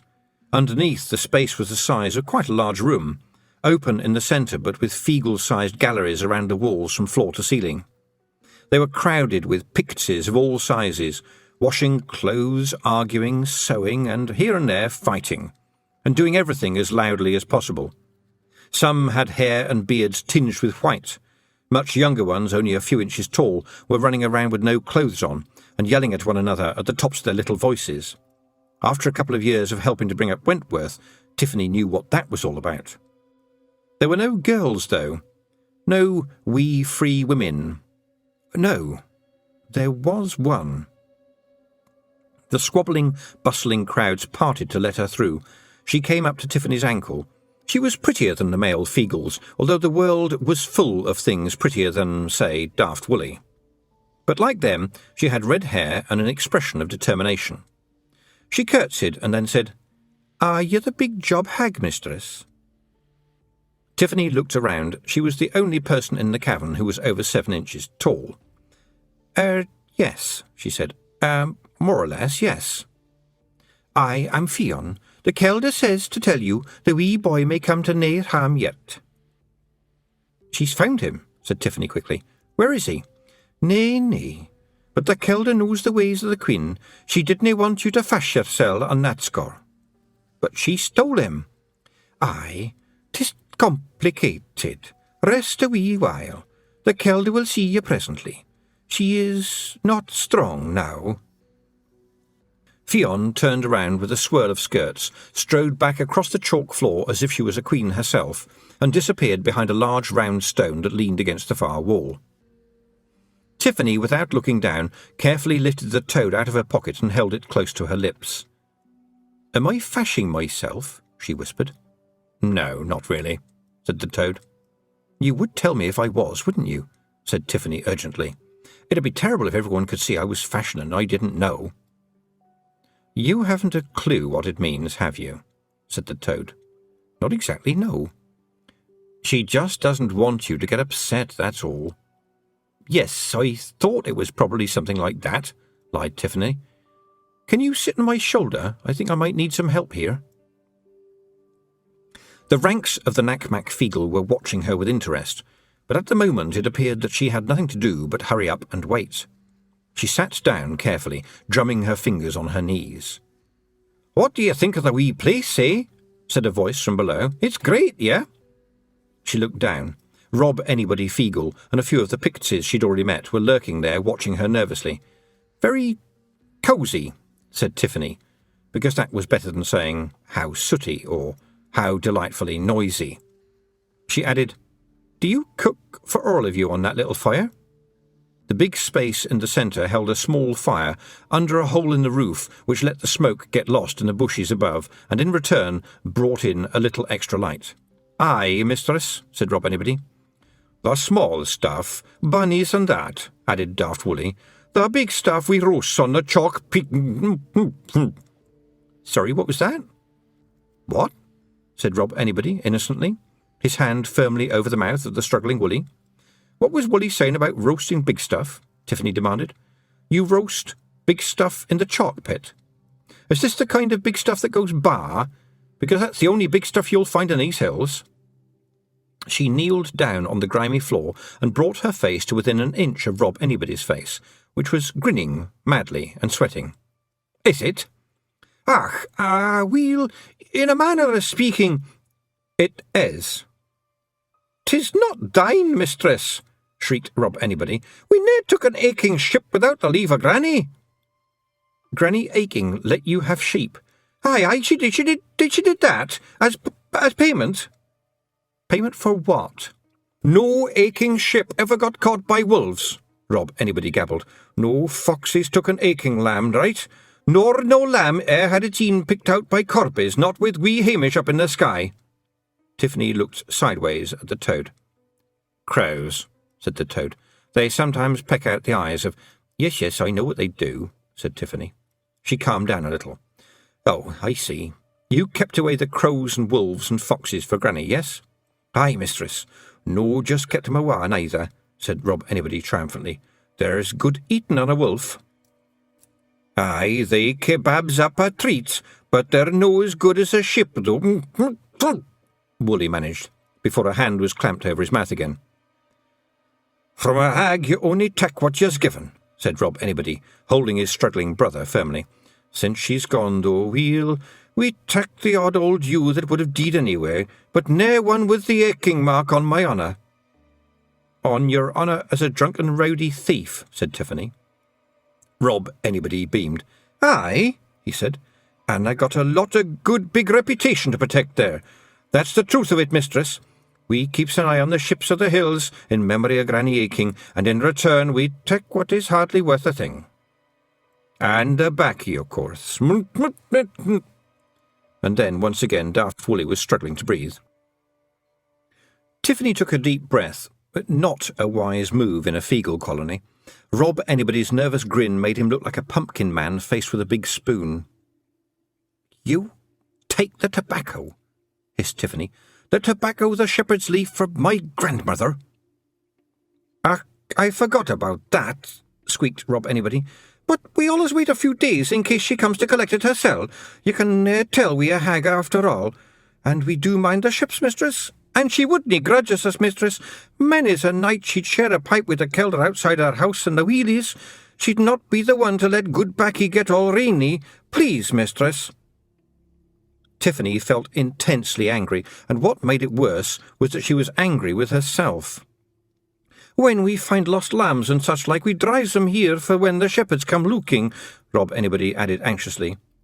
What did I think happened, Tiffany thought. Did I think she'd come back for a packet of jolly sailor? Did I think she was still somehow walking the hills looking after the sheep? Did I think she was still here watching for lost lambs? Yes, I want that to be true. I don't want to think she's just gone. Someone like Granny Aching can't just not be there anymore. And I want her back so much because she didn't know how to talk to me, and I was too scared to talk to her, and so we never talked, and we turned silence into something to share. I know nothing about her, just some books and some stories she tried to tell me, and things I didn't understand. And I remember big, red, soft hands and that smell. I never knew who she really was. I mean, she must have been 9 too once. She was Sarah Grizzle. She got married and had children, 2 of them in the shepherding hut. She must have done all sorts of things I don't know about. And into Tiffany's mind, as it always did sooner or later, came the figure of the blue and white china shepherdess, swirling in red mists of shame. Tiffany's father took her to the fair at the town of Yelp one day not long before her 7th birthday, when the farm had some rams to sell. That was a 10-mile journey, the furthest she'd ever been. It was off the chalk. Everything looked different. There were far more fenced fields and lots of cows, and the buildings had tiled roofs instead of thatch. She considered that this was foreign travel. Granny Aching had never been there, said her father on the way. She hated leaving the chalk, he said. She said it made her dizzy. It was a great day. Tiffany was sick on candy floss, had her fortune told by a little old lady who said that many, many men would want to marry her, and won the shepherdess, which was made of china painted in white and blue. She was the star prize on the hoopla stall, but Tiffany's father had said it was all cheating, because the base was so wide that not one throw in a million could ever drop the hoop right over it. She'd thrown the ring any old how, and it had been the 1 in a million. The stall-holder hadn't been very happy about it landing over the shepherdess rather than the gimcrack rubbish on the rest of the stall. He handed it over when her father spoke sharply to him, though, and she'd hugged it all the way home on the cart while the stars came out. Next morning, she'd proudly presented it to Granny Aching. The old woman had taken it very carefully in her wrinkled hands and stared at it for some time. Tiffany was sure, now, that it had been a cruel thing to do. Granny Aching had probably never heard of shepherdesses. People who cared for sheep on the chalk were all called shepherds. And that was all there was to it. And this beautiful creature was as much unlike Granny Aching as anything could be. The China shepherdess had an old-fashioned long dress, with the bulgy bits at the side that made it look as though she had saddlebags in her knickers. There were blue ribbons all over the dress, and all over the rather showy straw bonnet, and on the shepherd's crook, which was a lot more curly than any crook Tiffany had ever seen. There were even blue bows on the dainty foot poking out from the frilly hem of her dress. This wasn't a shepherdess who'd ever worn big old boots stuffed with wool and tramped the hills in the howling wind with the sleet being driven along like nails. She'd never tried in that dress to pull out a ram who'd got his horns tangled in a thorn patch. This wasn't a shepherdess who'd kept up with the champion shearer for 7 hours, sheep for sheep, until the air was hazy with grease and wool and blue with cussing, and the champion gave up because he couldn't cuss sheep as well as Granny Aching. No self-respecting sheepdog would ever come by or walk up for a simpering girl with saddlebags in her pants. It was a lovely thing, but it was a joke of a shepherdess, made by someone who'd probably never seen a sheep up close. What had Granny Aching thought about it? Tiffany couldn't guess.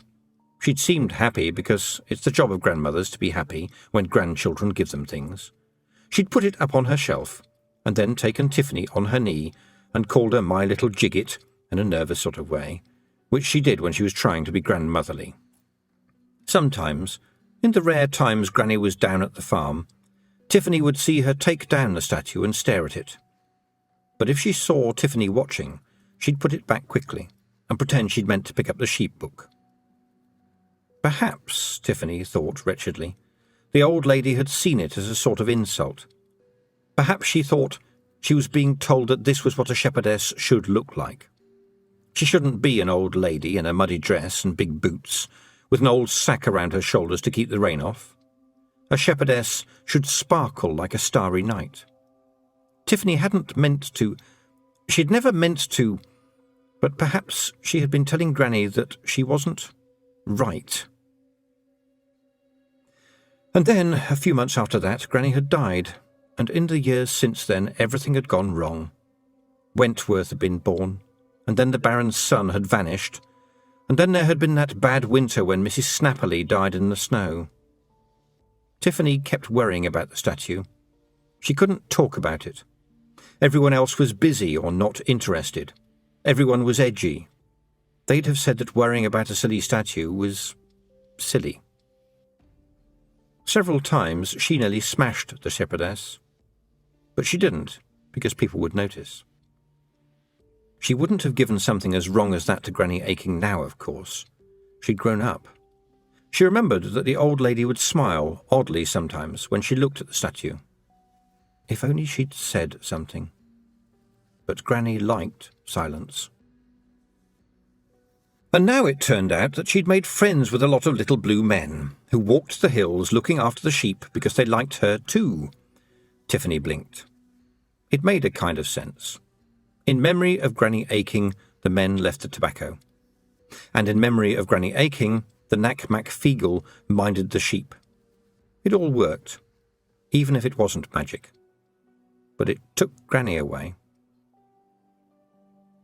"Daft Woolly," she said, staring hard at the struggling Pixie and trying not to cry. "Is it true what Rob Anybody told me?" Daft Woolly's eyebrows went up and down furiously.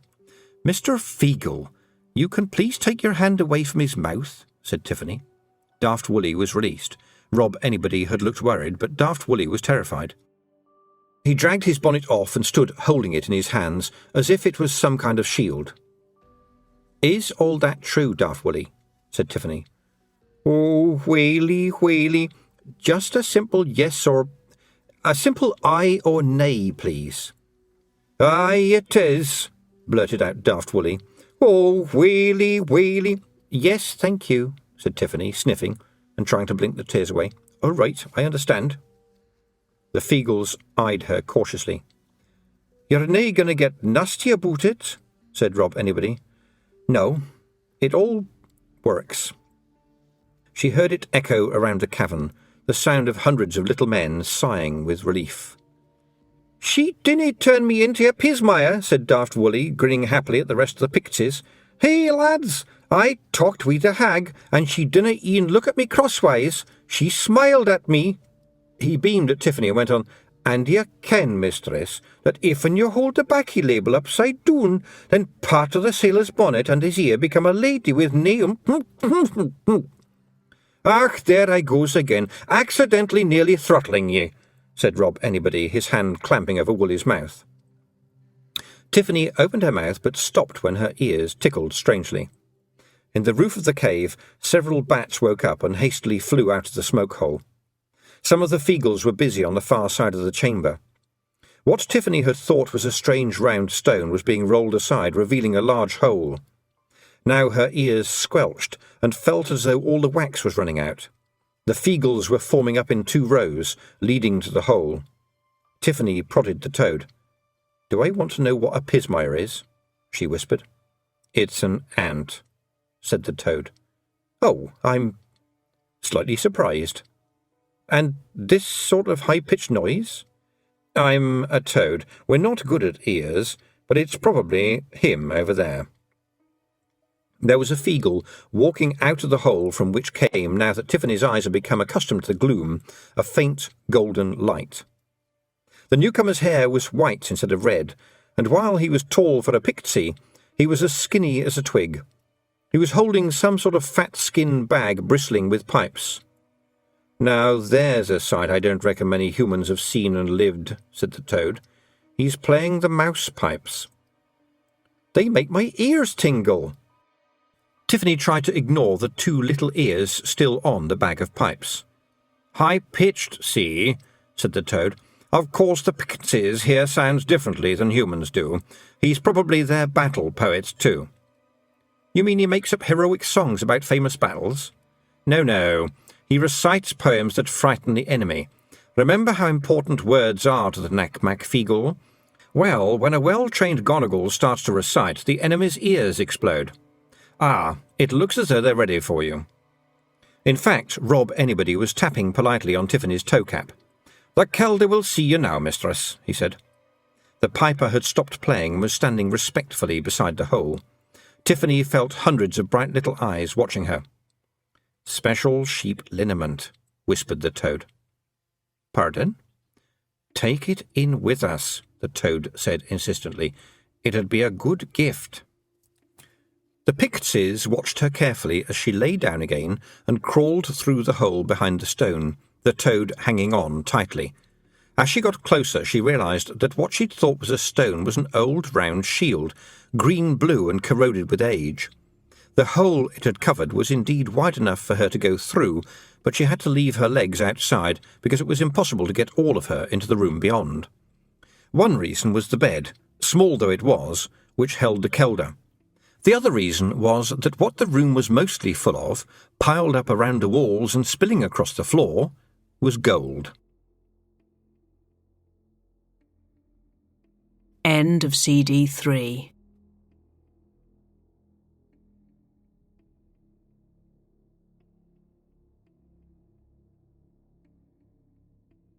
CD 4. Chapter 7. First Sight and Second Thoughts. Glint, glisten, glitter, gleam. Tiffany thought a lot about words in the long hours of churning butter.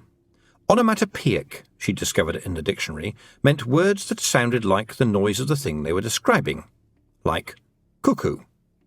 But she thought there should be a word meaning a word that sounds like the noise a thing would make if that thing made a noise, even though actually it doesn't, but would if it did. Glint, for example. If light made a noise as it reflected off a distant window, it'd go glint. And the light of tinsel, all those little glints chiming together, would make a noise like glitter, glitter. Gleam was a clean, smooth noise from a surface that intended to shine all day. And glisten was the soft, almost greasy sound of something rich and oily. The little cave contained all of these at once.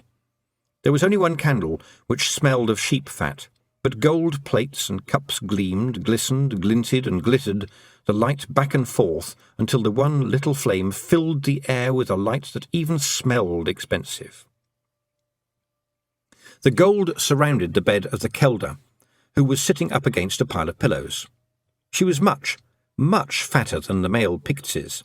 She looked as if she'd been made of round balls of slightly squashy dough, and was the colour of chestnuts. Her eyes were closed as Tiffany slid in, but they flicked open the moment she'd stopped pulling herself forward.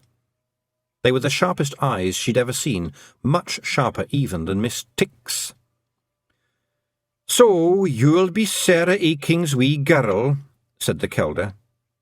"Yes, I mean I," said Tiffany. It wasn't very comfortable lying on her stomach. "And you're the Kelder?"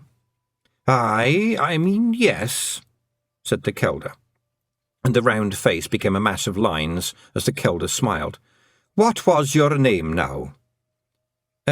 Tiffany, Kelder." Fionn had turned up from some other part of the cave and was sitting down on a stool by the bed, watching Tiffany intently with a disapproving expression. "A good name. In our tongue you'd be Tifan, land under wave," said the Kelder. "I don't think anyone meant to name—" "Ach, what people mean to do and what is done are two different things," said the Kelder. Her little eyes shone. "Your wee brother is safe, child. You could say he's safer where he is noo than he ever has been. No mortal ills can touch him. The Queen would nae harm a hair of his head, and there's the evil o' it. Help me up here, girl."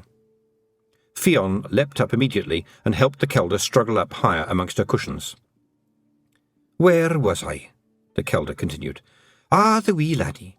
You could say he bides well where he is, in the Queen's own country. But I dare say there's a mother grieving."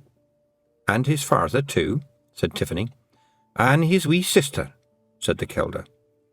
Tiffany felt the words "yes, of course" trot automatically onto her tongue. She also knew that it would be very stupid to let them go any further. The little old woman's dark eyes were seeing right into her head. "You're a born hag right enough," said the Kelder, holding her gaze. "You've got that little bitty bit inside of you that holds on right, the bitty bit that watches the rest of you. 'Tis the first sight and second thoughts you have, and 'tis a wee gift and a big curse to you. You see and hear what others canna. The world opens up its secrets to you, but you're always like the person at the party with the wee drink in the corner who canna join in. There's a little bitty bit inside you that will nae melt and flow. You're Sarah Aching's line right enough. The lad's fetched the right one." Tiffany didn't know what to say to that, so she didn't say anything. The Kelder watched her, eyes twinkling, until Tiffany felt awkward. "Why would the Queen take my brother?" she asked eventually. "And why is she after me?" "You think she is?" "Well, yes, actually. I mean, Jenny might have been a coincidence, but the horsemen, and the Grimhounds, and taking Wentworth—" "She's bending her mind to you," said the Kelder. "When she does, something of her world passes into this one. Maybe she just wants to test you." "Test me?" "To see how good you are. You're the hag noo, the witch that guards the edges and the gateways. So was your granny, although she would nie ever call herself one. And so was I until noo, and I'll pass the duty to you. She'll have to get past you, if she wants this land. You have the first sight and the second thoughts just like your granny. That's rare in a big job." "Don't you mean second sight?" Tiffany queried. "Like people who could see ghosts and stuff?" "Ach, no, that's typical big job thinking. First sight is when you can see what's really there, not what your head tells you ought to be there. You saw Jenny. You saw the husband. You saw them as real thingies. Second sight is dull sight. It's seeing only what you expect to see. Most big jobs have that. Listen to me, because I'm fading noo and there's a lot you dinna ken. You think this is the only world? That is a good thought for sheep and mortals who dinna open their eyes. Because in truth there are more worlds than stars in the sky, understand? They are everywhere, big and small, close as your skin. They are everywhere. Some you can see and some you canny, but there are doors to fan. They might be a hill or a tree, or a stone or a turn in the road, or they might e'en be a thought in your head. But they are there, all around you. You'll have to learn to see 'em, because you walk amongst them and dinna know it. And some of them is poisonous. The Kelder stared at Tiffany for a moment, and then continued. Ye asked why the Queen should take your boy. The Queen likes children. She has none of her own. She dotes on them. She'll give the wee boy everything he wants too, only what he wants. He only wants sweets, said Tiffany. Is that so? And did you gie them to him? Said the Kelder, as if she was looking into Tiffany's mind. But what he needs is love and care and teaching and people saying no to him sometimes, and things of that nature. He needs to be growed up strong. He will nie get that for the Queen. He'll get sweeties. Forever. Tiffany wished the Kelder would stop looking at her like that. But I see he has a sister willing to take any pains to bring him back, said the little old woman, taking her eyes away from Tiffany. What a lucky wee boy he is to be so fortunate. You ken how to be strong, do you? Yes, I think so. Good. Do you ken how to be weak? Can you bow to the gale? Can you bend to the storm? The Kelder smiled again. Nay, you needn't answer that. The wee birdie always has to leap from the nest to see if it can fly. Anyway, you have the feel of Sarah aching about you, and no word e'en of mine would turn her once she had set her mind to something. You're no a woman yet, and that's no bad thing, because where you'll be going is easy for children, hard for adults. The world of the Queen, ventured Tiffany, trying to keep up.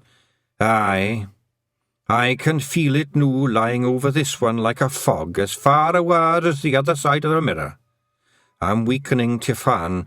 I cannae defend this place. So here is my bargain, child. I'll point you towards the Queen, and in return, you'll tak over as Kelder. That surprised Fionn as much as Tiffany. Her head shot up sharply and her mouth opened, but the Kelder had raised a wrinkled hand. When ye are a Kelder somewhere, my girl, you'll expect people to do your bidding, so dinna give me the argument. That's my offer, Tiffan. You won't get a better. But she cannae, Fionn began. Can she not? Said the Kelder. She's nae a pixie mother. She's a bit on the large side, aye, said the Kelder. Dinna fret, Tiffan. It will nae be for a long. I just need you to mind things for a wee while. Mind the land like your granny did, and mind my boys. Then, when your wee boy is back home, Hamish will fly up to the mountains and let it be known that the Chalk Hill clan has want of a Kelder. We've got a good place here, and the girls will come flocking. What do you say? She disn't know her ways, Fionn protested. You're overtired, mother. Aye, I am, said the Kelder. But a daughter cannae run her mother's clan, you know that. You're a dutiful girl, Fionn, but it's time you were picking your bodyguard and going away seeking a clan of your own. You cannae stay here. The Kelder looked up at Tiffany again. Will ye, Tiffan? She held up a thumb the size of a match head and waited. What will I have to do? Said Tiffany. The thinking, said the Kelder, still holding up her thumb. My lads are good lads, there's none braver, but they think their heeds is most useful as weapons. That's lads for you. We Pixies aren't like you big folk, you ken. You have many sisters. Fionn here has none. She's my only daughter. A Kelder might be blessed with only one daughter in her whole life, but she'll have hundreds and hundreds of sons. They are all your sons, said Tiffany aghast. Oh, aye, said the Kelder, smiling, except for a few of my brothers who travelled here with me when I came to be Kelder. "Oh, dinna look so astonished. The bairns are really wee when they're born, like little peas in a pod, and they grow up fast." She sighed. "But sometimes I think all the brains is saved for the daughters. They're good boys, but they're no great thinkers. You'll have to help them help ye."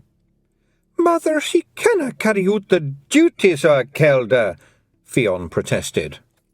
"I don't see why not if they're explained to me," said Tiffany. "Oh, do you not?" said Fionn sharply. "Well, that's going to be most interesting." "I recall Sarah Aching talking about you," said the kelda. "She said you were a strange wee one, always watching and listening. She said you had a head full of words that you ne'er spoke aloud. She wondered what had become of ye. Time for you to find out, aye?" Aware of Fionn glaring at her, and maybe because of Fionn glaring at her, Tiffany licked her thumb and touched it gently against the kelda's tiny thumb. "It is done, then," said the kelda. She lay back suddenly, and just as suddenly seemed to shrink. There were more lines in her face now. "Never let it be said I left my sons with you to kelda to mind them," she muttered. "Now I can go back to the last world. Tiffany is the kelda from now, Fionn. In her house you'll do what she says." Fionn looked down at her feet. Tiffany could see that she was angry. The kelda sagged. She beckoned Tiffany closer, and in a weaker voice said, "There, 'tis done. And now for my part of the bargain. Listen. Find the place where the time Disney fit. There's the way in. It'll shine out to you. Bring him back to ease your pure mother's heart, and maybe also your ain head." Her voice faltered, and Fionn leaned quickly towards the bed. The kelda sniffed. She opened one eye. "Not quite yet," she murmured to Fionn. "Do I smell a wee drop of special sheep liniment on yous, kelda?" Tiffany looked puzzled for a moment and then said, "Oh, me? Oh, yes, here." The kelda struggled to sit up again. "The best thing humans ever made," she said. "I'll just have a large wee drop, Fionn." "It puts hairs on your chest," Tiffany warned. "Ach, weel, for a drop of Sarah Aching's special sheep liniment, I'll risk a curl or two," said the old kelda. She took from Fionn a leather cup about the size of a thimble and held it up. "I didn't think it would be good for you, mother," said Fionn. "I'll be the judge of that at this time," said the kelda. "One drop afore I go, please, kelda Tiffany." Tiffany tipped the bottle slightly. The kelda shook the cup irritably. "It was a larger drop I had in mind, kelda," she said. "A kelda has a generous heart." She took something too small to be a gulp, but too large to be a sip. "Aye, it's a lang time since I tasted this brose," she said. "Your granny and I used to have a sip or two in front of the fire on cold nights." Tiffany saw it clearly in her head, Granny Aching and this little fat woman, sitting around the pot-bellied stove in the hut on wheels, while the sheep grazed under the stars. "Aye, you can see it," said the kelda. "I can feel your eyes on me. That's the first sight working." She lowered the cup. "Fionn, go and fetch Rob Anybody and William the Gonagle." "The big job is blocking the hole," said Fionn sulkily. "I dare say there's room to wriggle past," said the old kelda, in the kind of calm voice that said a stormy voice would follow if people didn't do what they were told. With a smouldering glance at Tiffany, Fionn squeezed past. "You ken anyone who keeps bees?" said the kelda. When Tiffany nodded, the little old woman went on, "Then you'll know why we dinna have many daughters. You canny ha' 2 queens in one hive without a big fight. Fionn must take her pick of them that will follow her, and seek a clan that needs a kelda. That is our way. She thinks there's another way, as gals sometimes do. Be careful of her." Tiffany felt something move past her, and Rob Anybody and the bard came into the room. There was more rustling and whispering too. An unofficial audience was gathering outside. When things had settled down a little, the old Kelder said, "It is a bad thing for a clan to be left with a Kelder to watch over it, e'en for an hour. So Tiffany will be your Kelder until a new one can be fetched." There was a murmur beside and behind Tiffany. The old Kelder looked at William the Gonigal. "Am I right that this has been done before?" she said. "Aye, the songs say twice before," said William. He frowned and added, "Or you could say it was 3 times if you included the time when the Queen was—" He was drowned out by the cry that went up behind Tiffany. "Nae Queen, nae King, nae Lad, nae Master, we willna be fooled again." The old Kelder raised a hand. "Tiffany is the spawn of Granny Aching," she said. "Ye all ken of her." "Aye, and you saw the wee hag stare at the heedless horseman in the eyes he hasna got," said Rob Anybody. "Not many people can do that." "And I have been your Kelder for 70 years, and my words canna be gainsaid," said the old Kelder. "So the choice is made. I tell you, too, that you'll help us steal back her wee baby brother. That is the fate I lay on you all, in memory of me and Sarah Aching." She lay back in her bed, and in a quieter voice added, "And now I would have the Gonigal play the bonny flowers, and hope to see us all again in the last world. To Tiffany, I say, be wary." The Kelder took a deep breath. "Somewhere, our stories are real, our songs are true." The old Kelder fell silent. William the Gonigal inflated the bag of his mouse pipes and blew into one of the tubes. Tiffany felt the bubbling in her ears of music too high-pitched to hear. After a few moments, Fionn leaned over the bed to look at her mother, then started to cry. Rob Anybody turned and looked up at Tiffany, his eyes running with tears. "Could I just ask you to go out into the big chamber, Kelder?" he said quietly. "We have things to do, you ken how it is." Tiffany nodded, and with great care, feeling Pixies scuttle out of her way, backed out of the room. She found a corner where she didn't seem to be in anyone's way, and sat there with her back to the wall. She'd expected a lot of waily, waily, waily, but it seemed the death of the Kelder was too serious for that.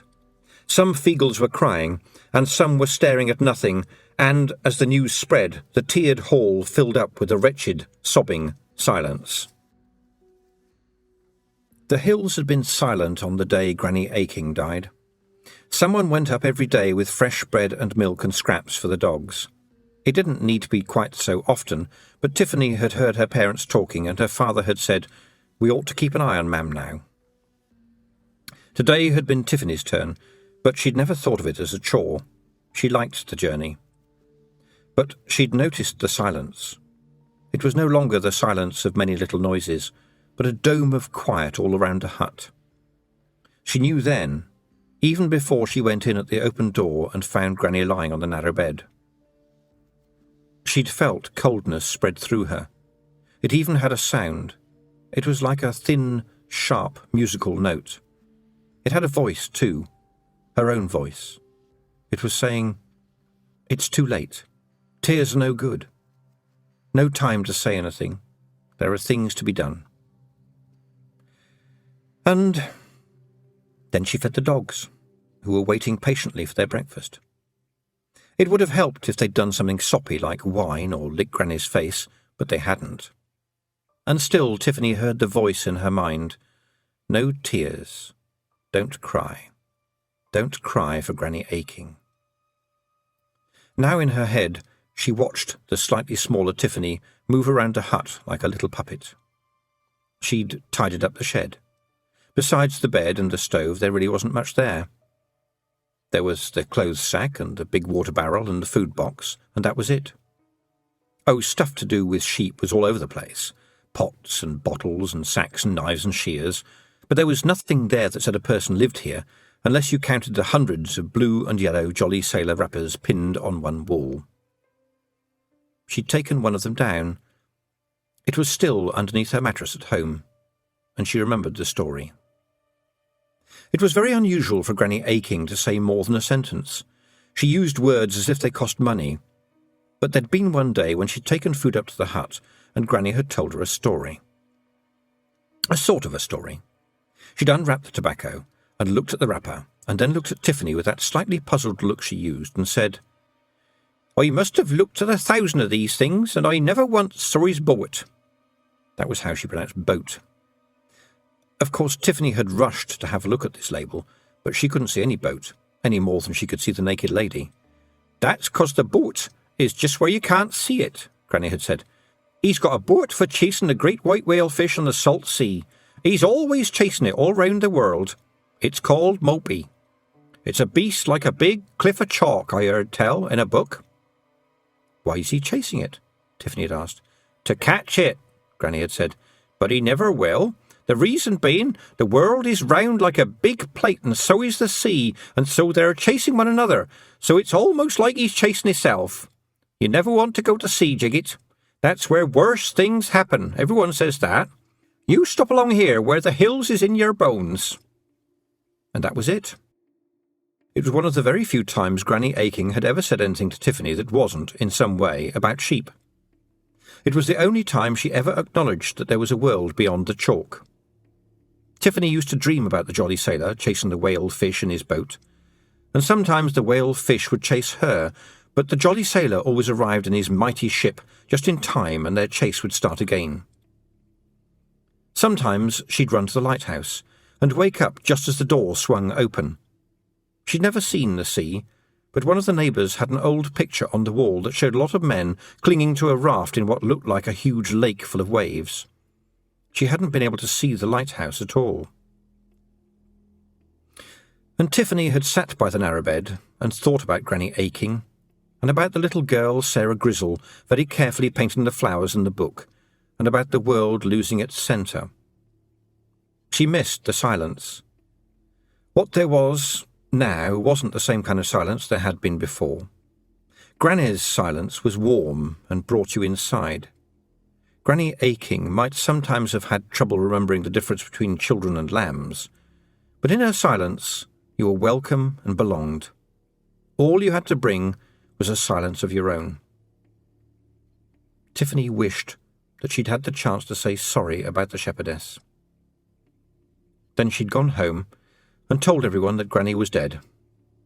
She was 7, and the world had ended. Someone was tapping politely on her boot. She opened her eyes and saw the toad. It was holding a small rock in its mouth. It spat it out. "Sorry about that," it said. "I'd have used my arms, but we're a very soggy species." "What am I supposed to do?" said Tiffany. "Well, if you hit your head on this low ceiling, you would have a definite claim for damages," said the toad. Did I just say that?" "Yes, and I hope you wish you hadn't," said Tiffany. "Why did you say it?" I don't know, moaned the toad. "Sorry, what were we talking about?" "I meant, what do the Pixies want me to do now?" "Oh, I don't think it works like that," said the toad. "You're the Kelder. You say what's to be done." "Why can't Fionn be Kelder? She's a Pixie." "Can't help you there," said the toad. "Can I be of service?" said a voice by Tiffany's ear. She turned her head and saw, on one of the galleries that ran around the cave, William the Gonigal. Up close he was noticeably different from the other Feegles. His hair was neater and plaited into one pigtail. He didn't have as many tattoos. He spoke differently too, more clearly and slowly than the others, sounding his R's like a drum roll. Yes," said Tiffany. "Why can't Fionn be Kelder here?" William nodded. "A good question," he said politely. "But you can, a Kelder cannot wed her brother. She must go to a new clan and wed a warrior there." "Well, why couldn't that warrior come here?" "Because the Feegles here would not know him. They'd have no respect for him." William made respect sound like an avalanche. "Oh, well, what was that about the Queen? You were going to say something and they stopped you." William looked embarrassed. "I don't think I can tell you about." "I am the temporary Kelder," said Tiffany stiffly. "Aye, well, There was a time when we lived in the Queen's world and served her, before she grew so cold. But she tricked us, and we rebelled. It was a dark time. She does not like us, and that is all I will say," William added. Tiffany watched Feegles going in and out of the Kelder's chamber. Something was going on in there. "They're burying her in the other part of the mound," said William without being asked, "with the other Kelders of this clan." "I thought they would be more noisy," said Tiffany. "She was their mother," said William. "They do not want to shout. Their hearts are too full for words. In time we will hold a wake to help her back to the land of the living, and that'll be a loud one, I can promise you. We'll dance the 512th reel to the tune of the devil amongst the lawyers, and eat and drink, and I dare say my nephews will ha' headaches the size of a sheep." The old Feegle smiled briefly. "But for now each Feegle remembers her in silence. We dinna mourn like you do, you ken. We mourn for them that has to stay behind." "Was she your mother too?" said Tiffany quietly. "Nay, she was my sister. Did she no tell you that when a Kelder goes to a new clan, she takes a few of her brothers with her? To be alone amongst strangers would be too much for a heart to bear." The Gonagall sighed. "Of course, in time after a Kelder weds, the clan is full of her sons and is no so lonely for her." "It must be for you, though," said Tiffany. "You're a quick one, I'll grant ye that," said William. "I am the last of those who came. When this is o'er, I'll seek the leave of the next Kelder to return to my own folk in the mountains. This is a fine, fat country, and this is a fine, bonny clan my nephews have, but I would like to die in the Herra where I was born. If you will excuse me, Kelder." He walked away and was lost in the shadows of the mound. Tiffany suddenly wanted to go home. Perhaps it was just William's sadness, but now she felt shut up in the mound. "I've got to get out of here," she muttered. "Good idea," said the toad. "You've got to find the place where the time is different, for one thing." "But how can I do that?" wailed Tiffany. "You can't see time." She stuck her arms through the entrance hole and pulled herself up into the fresh air. There was a big old clock in the farmhouse, and the time on it got set once a week. That is, when her father went to the market in Creel Springs, he made a note of the position of the hands on the big clock there, and when he got home he moved the hands on their clock to the same position. It was really just for show, anyway. Everyone took their time from the sun, and the sun couldn't go wrong. Now Tiffany lay amongst the trunks of the old thorn bushes, whose leaves rustled continuously in the breeze. The mound was like a little island in the endless turf. Late primroses and even a few ragged foxgloves grew up here in the shelter of the thorn roots. Her apron lay beside her, where she had left it earlier. "She could have just told me where to look," she said. "But she didn't know where it would be," said the toad. "She just knew the signs to look for." Tiffany rolled over carefully and stared up at the sky between the low branches. "It'll shine out," the Kelder had said. "I think I ought to talk to Hamish," she said. "Right you are, mistress," said a voice by her ear. She turned her head. "How long have you been there?" she said. "All the time, mistress," said the pixie. Others poked their heads around the trees and out from under leaves. There were at least 20 on the mound. "You've been watching me all the time?" "Aye, mistress. 'Tis our task to watch o'er our Kelder. I'm up here most of the time anyway, because I'm studying to become a Gonagall." The young Feegle flourished a set of mouse pipes. "And they will not let me play doon there on account of them saying my playing sounds like a spider trying to fart through its ears, mistress." "But what happens if I want to spend what happens if I say I don't want you to guard me?" "If it's a wee call of nature you're talking about, mistress, the cludgy is over there in the chalk pit. You'll just sing out to us where you're going, and no one'll go peeking, you have our word for it," said one attendant Feegle. Tiffany glared at him as he stood in the primroses, beaming with pride and anxious duty. He was younger than most of them, without as many scars and lumps. Even his nose wasn't broken. "What's your name, Pixie?" she said. "No as big as medium-sized Jock, but bigger than wee Jock, mistress. There's no that many Feegle names, you ken, so we had to share." "Well, not as big as little Jock," Tiffany began. "That'll be medium-sized Jock, mistress," said not as big as medium-sized Jock, but bigger than wee Jock. Well, not as big as medium-sized Jock, but bigger than wee Jock. I can... That's no as big as medium-sized Jock, but bigger than wee Jock, mistress, said not as big as medium-sized Jock, but bigger than wee Jock. You were one Jock short, he added helpfully. You wouldn't be happier with, say, Henry, said Tiffany helplessly. Ach, nay, mistress, not as big as medium-sized Jock, but bigger than wee Jock wrinkled his face. There's nae history to the name, ye ken, but there have been a number of brave warriors called no as big as medium-sized Jock, but bigger than wee Jock. Why, it is nearly as famous a name as wee Jock itself. And, of course, should wee Jock hisself be taken to the last world, then I'll get the name of wee Jock, which is need to say that I mislike the name of no as big as medium-sized Jock, but bigger than wee Jock, ye ken. There's been many a fine story of the exploits of no as big as medium-sized Jock, but bigger than wee Jock, the Pixie added, looking so earnest that Tiffany didn't have the heart to say that they must have been very long stories. Instead, she said, Well, please, I want to talk to Hamish the Aviator. Nae problem, said not as big as medium-sized Jock, but bigger than wee Jock. He's up there right noo. He vanished. A moment later, Tiffany heard, or rather felt with her ears, the bubbling sensation of a Feegle whistle. Tiffany pulled Diseases of the Sheep, which was now looking very battered, out of her apron. There was a blank page at the back. She tore it out, feeling like a criminal for doing so, and took out her pencil. Dear Mum and Dad, how are you? I am well. Wentworth is also well, but I have to go and fetch him from the where he is staying. Hope to be back soon. Tiffany. P.S. I hope the cheese is all right.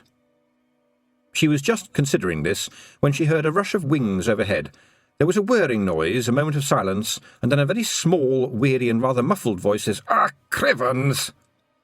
She looked out onto the turf. The body of Hamish was upside down a few feet away. His arms with their twirlers were still outstretched. No words could describe what a Feegle in a kilt looks like upside down, so they won't try. It took some time to get him out. If he landed headfirst and spinning, Tiffany was told, he had to be unscrewed in the opposite direction so that his ears didn't come off. When he was upright and swaying unsteadily, Tiffany said, Can you wrap this letter in a stone and drop it in front of the farmhouse where people will see it? Aye, mistress. And, does it hurt when you land head first like that?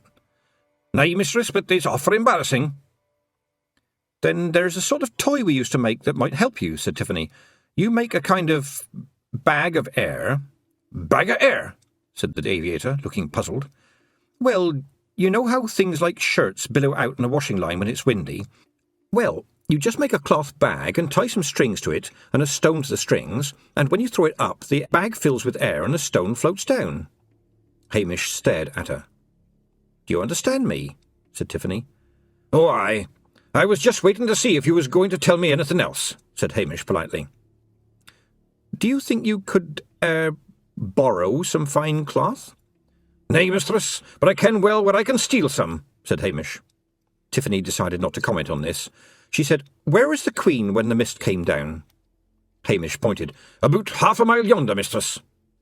In the distance, Tiffany could see some more mounds and a few stones from the old days.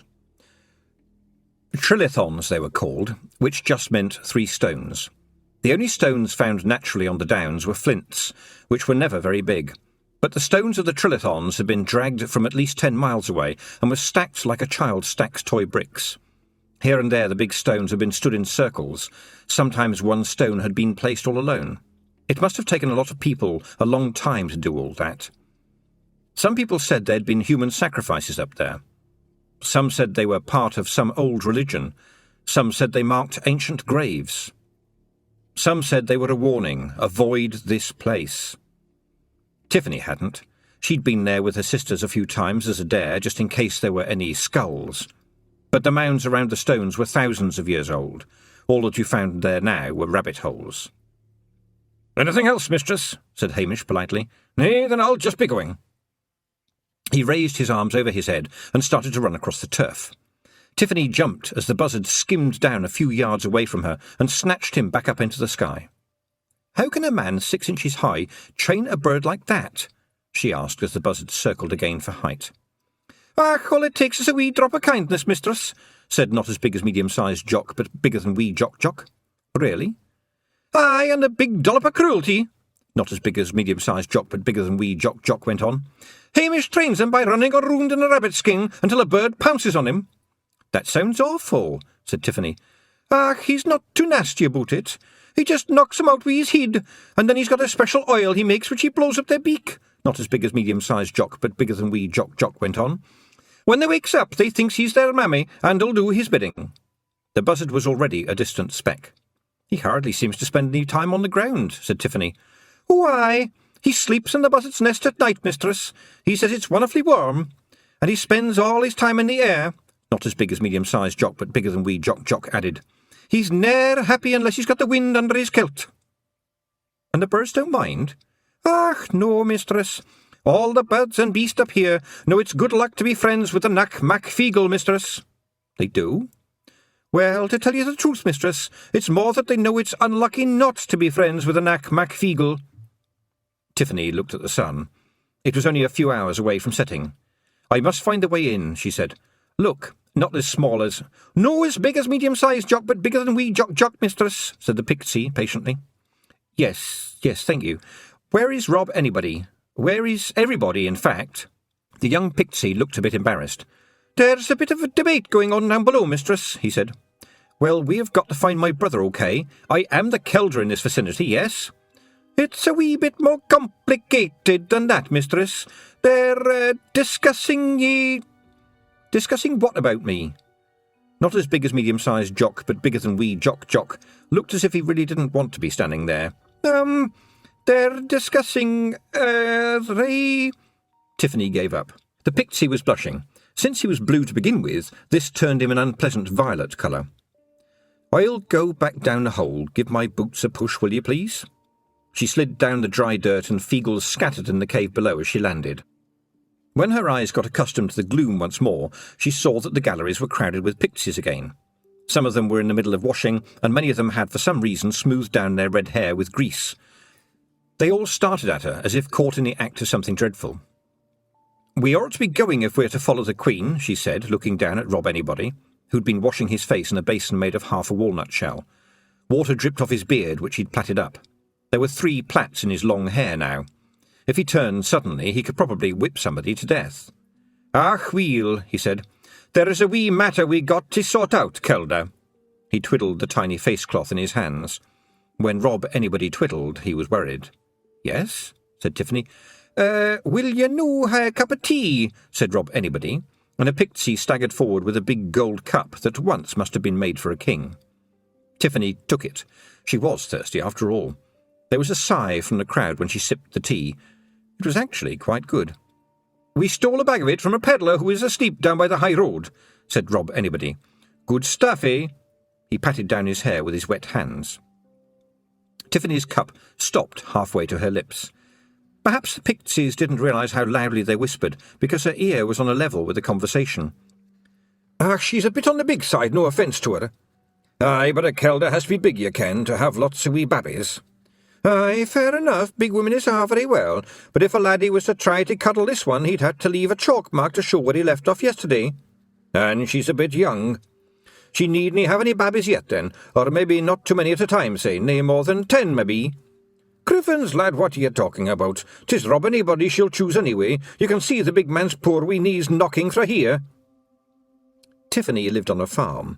Any little beliefs that babies are delivered by storks or found under bushes tend to get sorted out early on if you live on a farm, especially when a cow is having a difficult calving in the middle of the night. And she'd helped with the lambing, when small hands could be very useful in difficult cases. She knew all about the bags of red chalk the rams had strapped to their chests, and why you knew later on that the ewes with the red smudges on their backs were going to be mothers in the spring. It's amazing what a child who is quiet and observant can learn, and this includes things people don't think she's old enough to know. Her eye spotted Fionn on the other side of the hall. She was smiling in a worrying way. "What's happening, Rob Anybody?" she said, laying the words down carefully. "Ach, weel, it's the clan rules, you ken," said the Feegle awkwardly. "You being the new Kelder, and we're bound to ask you see, no matter what we feel, we got to ask you, He stepped back quickly. "I didn't quite catch that," said Tiffany. "We've scrubbed up nice, you ken," Rob Anybody said. "Some of the lads actually had a bath in a dew pond, even though it is only May, and Big Jan washed under his arms for the first time ever, and Daft Woolly has picked you a bonny bunch of flowers." Daft Woolly stepped forward, swollen with nervous pride, and thrust the aforesaid bouquet into the air. They probably had been nice flowers, but he didn't have much idea of what a bunch was, or how you picked one. Stems and leaves and dropping petals stuck out of his fist in all directions. "Very nice," said Tiffany, taking another sip of the tea. Good, said Rob Anybody, wiping his forehead. "So maybe you'd like to tell us—" "They want to know which one of them you're going to marry," said Fionn loudly. "It's the rules. You have to choose or quit as Kelda. You have to choose your man and name the day." "Aye," said Rob Anybody, not meeting Tiffany's eye. Tiffany held the cup perfectly steady, but only because suddenly she couldn't move a muscle.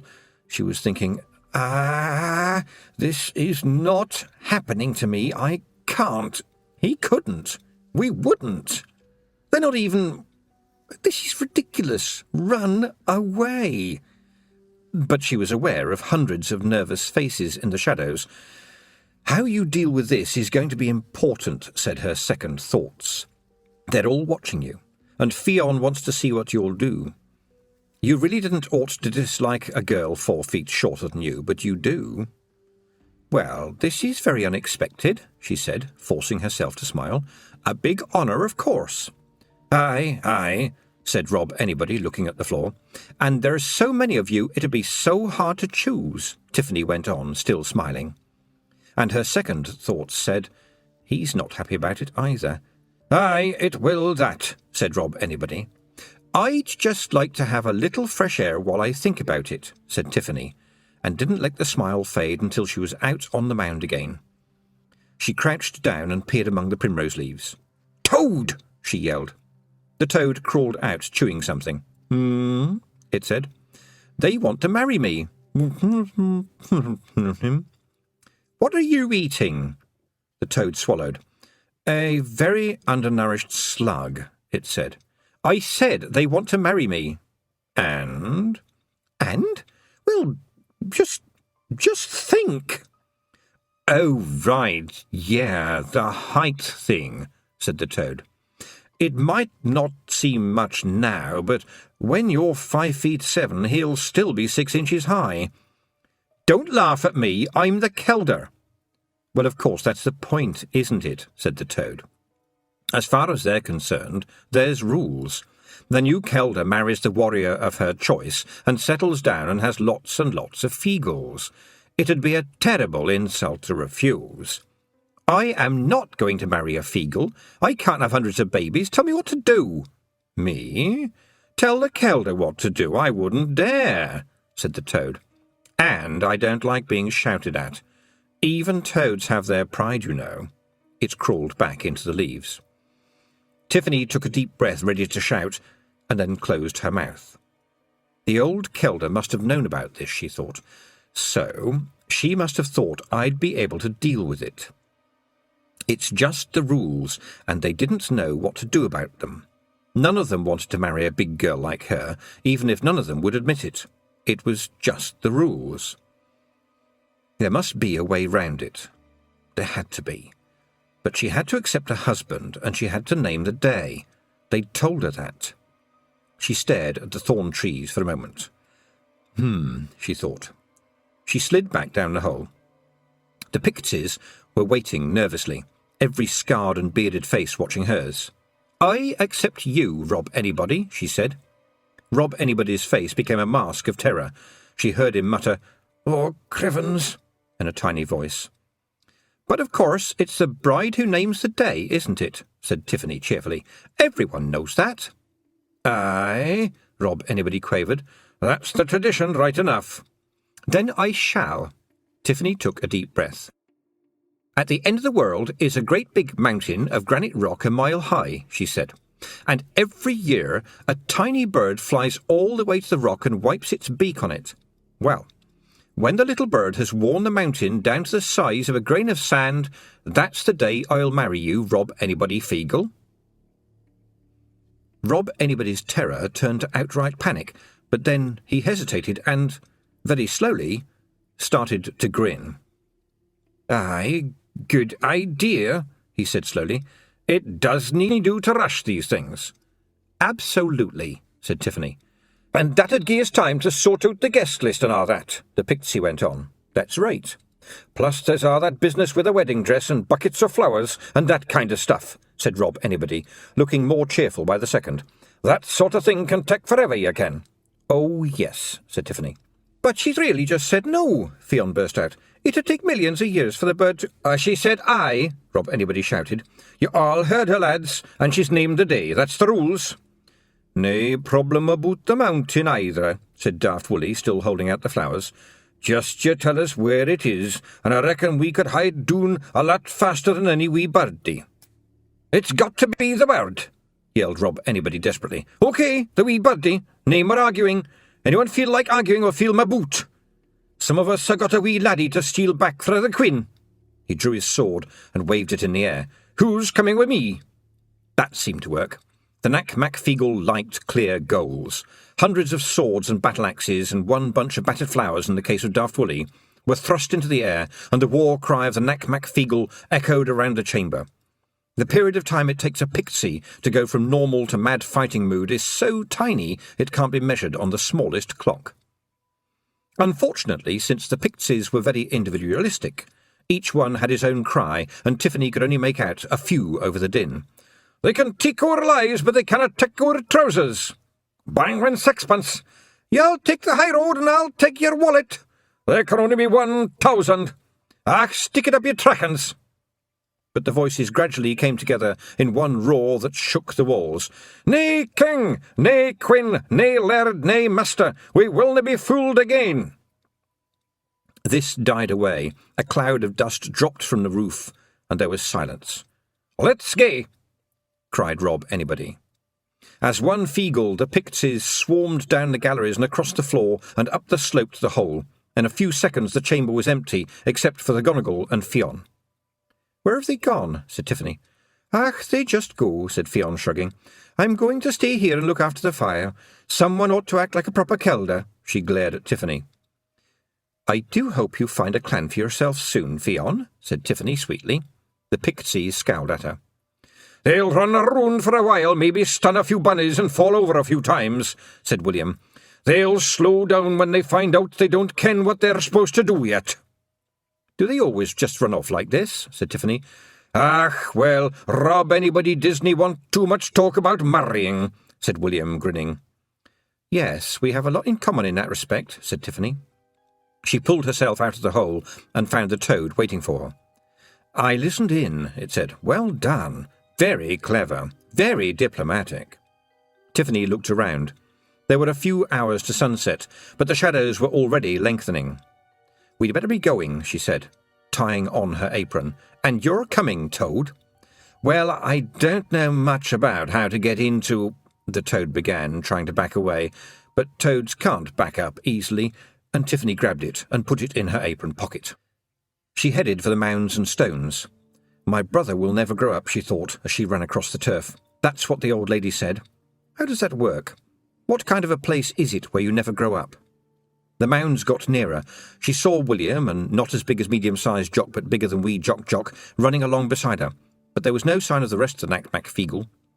And then she was among the mounds. Her sisters had told her that there were more dead kings buried under there, but it had never frightened her. Nothing on the downs had ever frightened her. But it was cold here. She'd never noticed that before. Find a place where the time doesn't fit. Well, the mounds were history. So were the old stones. Did they fit here? Well, yes, they belonged to the past, but they'd ridden on the hills for thousands of years. They'd grown old here. They were part of the landscape. The low sun made the shadows lengthen. That was when the chalk revealed its secrets. At some places, when the light was right, you could see the edges of old fields and tracks. The shadows showed up what brilliant noonlight couldn't see. Tiffany had made up noonlight. She couldn't even see hoofprints. She wandered around the trilithons, which looked a bit like huge stone doorways, but even when she tried walking through them both ways, nothing happened. This wasn't according to plan. There should have been a magic door, she was sure of that. A bubbling feeling in her ear suggested that someone was playing the mouse pipes. She looked around and saw William the Gonigal standing on a fallen stone. His cheeks were bulging, and so was the bag of the mouse pipes. She waved at him. "Can you see anything?" she called. William took the pipe out of his mouth, and the bubbling stopped. "Oh, aye," he said. "The way to the Queen's Land?" "Oh, aye." "Well, would you care to tell me?" "I dinna need to tell a kelder," said William. "A kelder would see the clear way hersel." "But you could tell me." "Aye, and you could have said please," said William. "I'm 96 years old. I'm nae a dolly in your dolly hoose. Your granny was a fine woman, but I'll no be ordered about by a wee chit o' a girl." Tiffany stared for a moment and then lifted the toad out of her apron pocket. "Chit?" she said. "It means something very small," said the toad. "Trust me." "He's calling me small?" "I'm bigger on the inside," said William, "and I dare say your da wouldn't he be happy if a big giant of a wee girl came stumping around ordering him about." "The old kelder ordered people about," said Tiffany. "Aye, because she'd earned respect." The Gonigal's voice seemed to echo around the stones. "Please, I don't know what to do," wailed Tiffany. William stared at her. "Ach, weel, you're no doing too badly so far," he said in a nicer tone of voice. "You got rob anybody out of marrying you without breaking the rules, and you're a game lass, I'll gie you that. You'll find the way if you tak your time. Just don't stamp your foot and expect the world to do your bidding. All you're doing is shouting for as sweet as you can. Use your eyes. Use your heed." He put the pipe back in his mouth, puffed his cheeks until the skin bag was full, and made Tiffany's ears bubble again. "What about you, Toad?" said Tiffany, looking into the apron pocket. "You're on your own, I'm afraid," said the Toad. "Whoever I used to be, I didn't know much about finding invisible doors, and I resent being press-ganged too, I may say. But I don't know what to do. Is there a magic word I should say?" "I don't know. Is there a magic word you should say?" said the Toad, and turned over. Tiffany was aware that the Nac Mac Feegle were turning up. They had a nasty habit of being really quiet when they wanted to. "Oh no," she thought. "They think I know what to do. This isn't fair. I've not got any training for this. I haven't been to the witch school. I can't even find that. The opening must be somewhere around here, and there must be clues, but I don't know what they are. They're watching me to see if I'm any good. And I'm good at cheese, and that's all. But a witch deals with things." She put the toad back in her pocket and felt the weight of the book Diseases of the Sheep. When she pulled it out, she heard a sigh go up from the assembled Pixies. They think words are magical. She opened the book at random and frowned. "Cloggets," she said aloud. Around her the Pixies nodded their heads and nudged one another. "Cloggets are a trembling of the grebes in hoggets," she read, "which can lead to inflammation of the lower pasks. If untreated, it may lead to the more serious condition of sloke. Recommended treatment is daily dosing with turpentine until there is no longer either any trembling or turpentine or sheep." She risked looking up. Feegles were watching her from every stone and mound. They looked impressed. However, the words in Diseases of the Sheep cut no ice with magic doorways. "Scrabbity," read Tiffany. There was a ripple of anticipation. "Scrabbity is a flaky skin condition, particularly around the lollets. Turpentine is a useful remedy." And then she saw, out of the corner of her eye, the teddy bear. It was very small, and the kind of red you don't quite get in nature. Tiffany knew what it was. Wentworth loved the teddy bear sweets. They tasted like glue mixed with sugar and were made of 100% artificial additives. "Ah," she said aloud, "my brother was certainly brought here." This caused a stir. She walked forward, reading aloud about Garget of the Nostrils and the Staggers, but keeping an eye on the ground.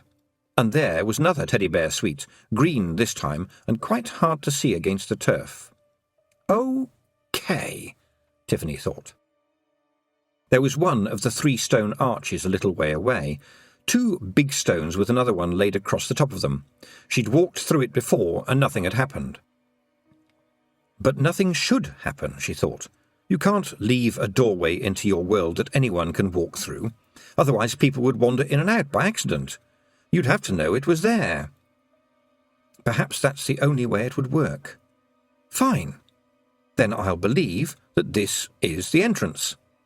She stepped through and saw an astonishing sight.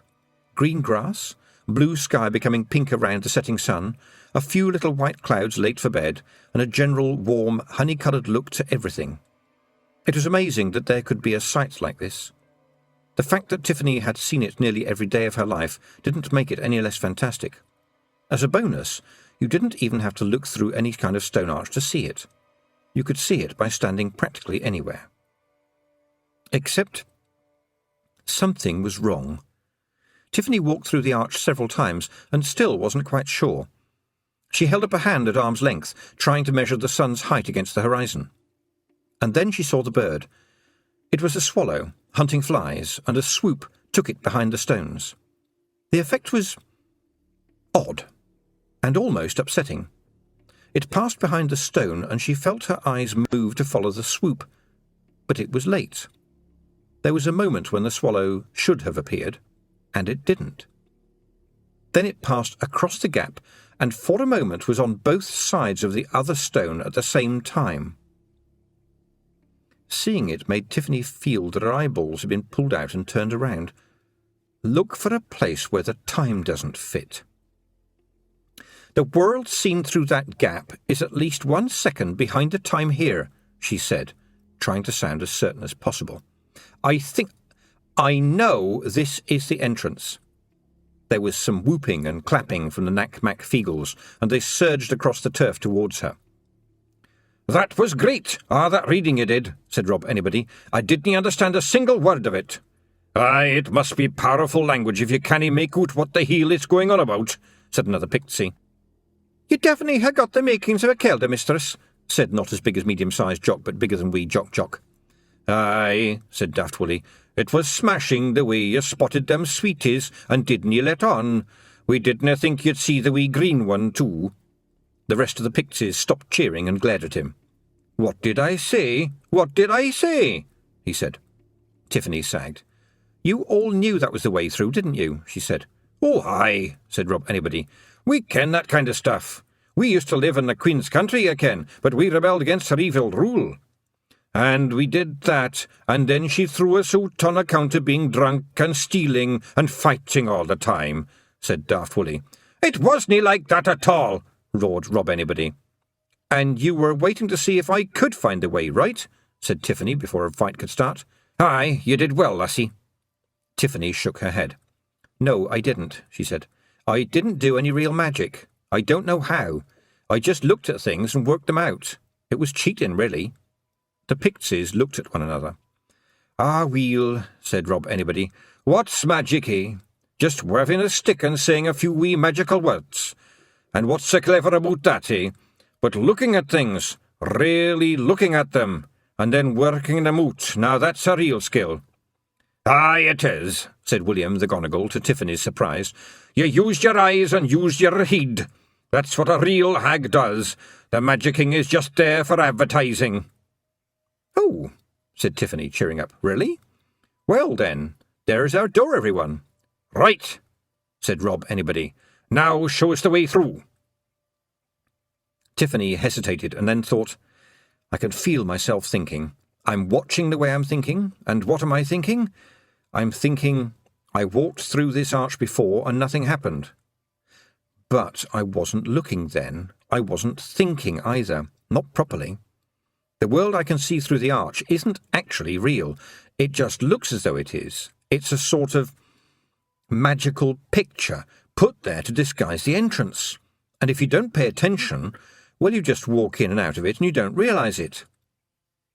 Aha! She walked through the arch. Nothing happened. The Nac Mac Feegles watched her solemnly. "Okay," she thought. "I'm still being fooled, aren't I?" She stood in front of the stones and stretched out her hand on either side of her and shut her eyes. Very slowly she stepped forward. Something crunched under her boots, but she didn't open her eyes until she couldn't feel the stones any more. When she did open them, it was a black and white landscape. Chapter 8. Land of Winter. "Aye, she's got first sight, sure enough," said William's voice behind Tiffany as she stared into the world of the Queen. "She's seeing what's really there." Snow stretched away under a sky so dirty white that Tiffany might have been standing inside a ping-pong ball. Only black trunks and scribbly branches of the trees here and there told her where the land stopped and the sky began. Those, and of course the hoof prints. They stretched away towards a forest of black trees, bowed with snow. The cold was like little needles all over her skin. She looked down and saw the Nac Mac Feegles pouring through the gate, waist-deep in the snow. They spread out without speaking. Some of them had drawn their swords. They weren't laughing and joking now. They were watchful. "Right then," said Rob Anybody. "Well done. You wait here for us, and we'll get your wee brother back, nae problemo." "I'm coming too," snapped Tiffany. "Nay, the Kelda Disney—" "This one diz," said Tiffany, shivering. "I mean does. He's my brother, and where are we?" Rob Anybody glanced up at the pale sky, but there was no sun anywhere. "You're here noo," he said, "so maybe there's nae harm in telling you. This is what you call Fairyland." "Fairyland? No, it's not. I've seen pictures. Fairyland is all trees and flowers and sunshine and tinkliness. Dumpy little babies in romper suits with horns.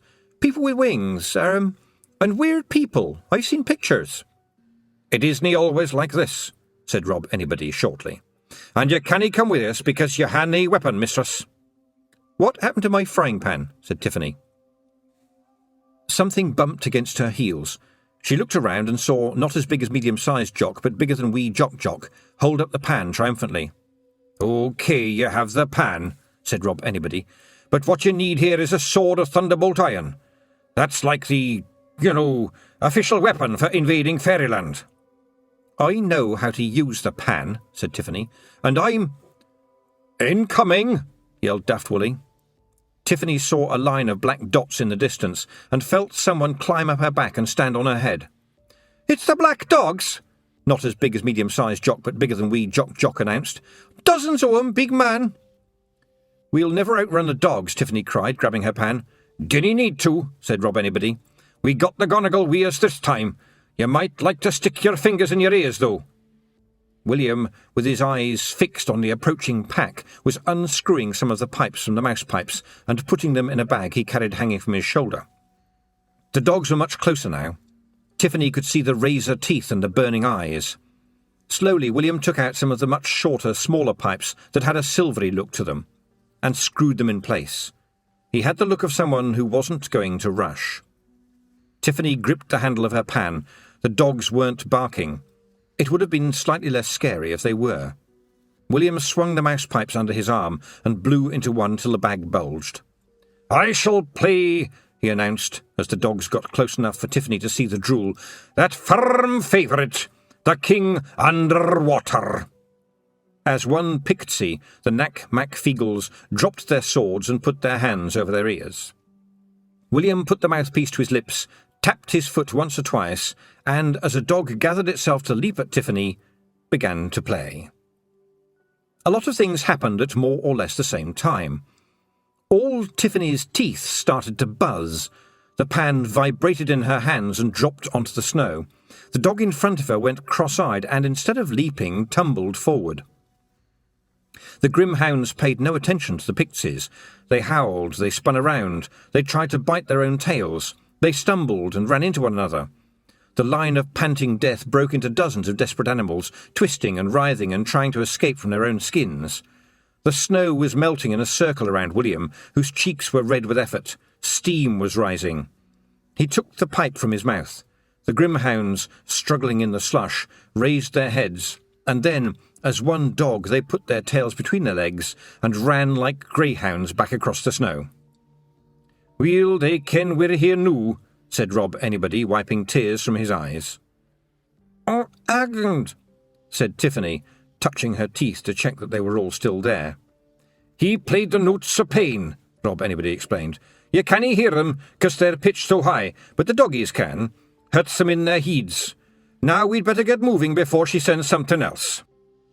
"The Queen sent them, but they're like something out of nightmares," said Tiffany. "Oh, aye," said Rob Anybody. "That's where she got them." Tiffany looked at William the Gonagle. He was calmly replacing the pipes. He saw her staring at him, looked up and winked. "The Nac Mac Feegle took music vera seriously," he said. Then he nodded at the snow near Tiffany's foot.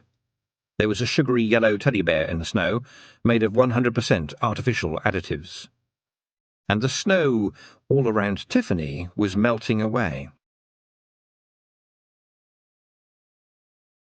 End of CD 4.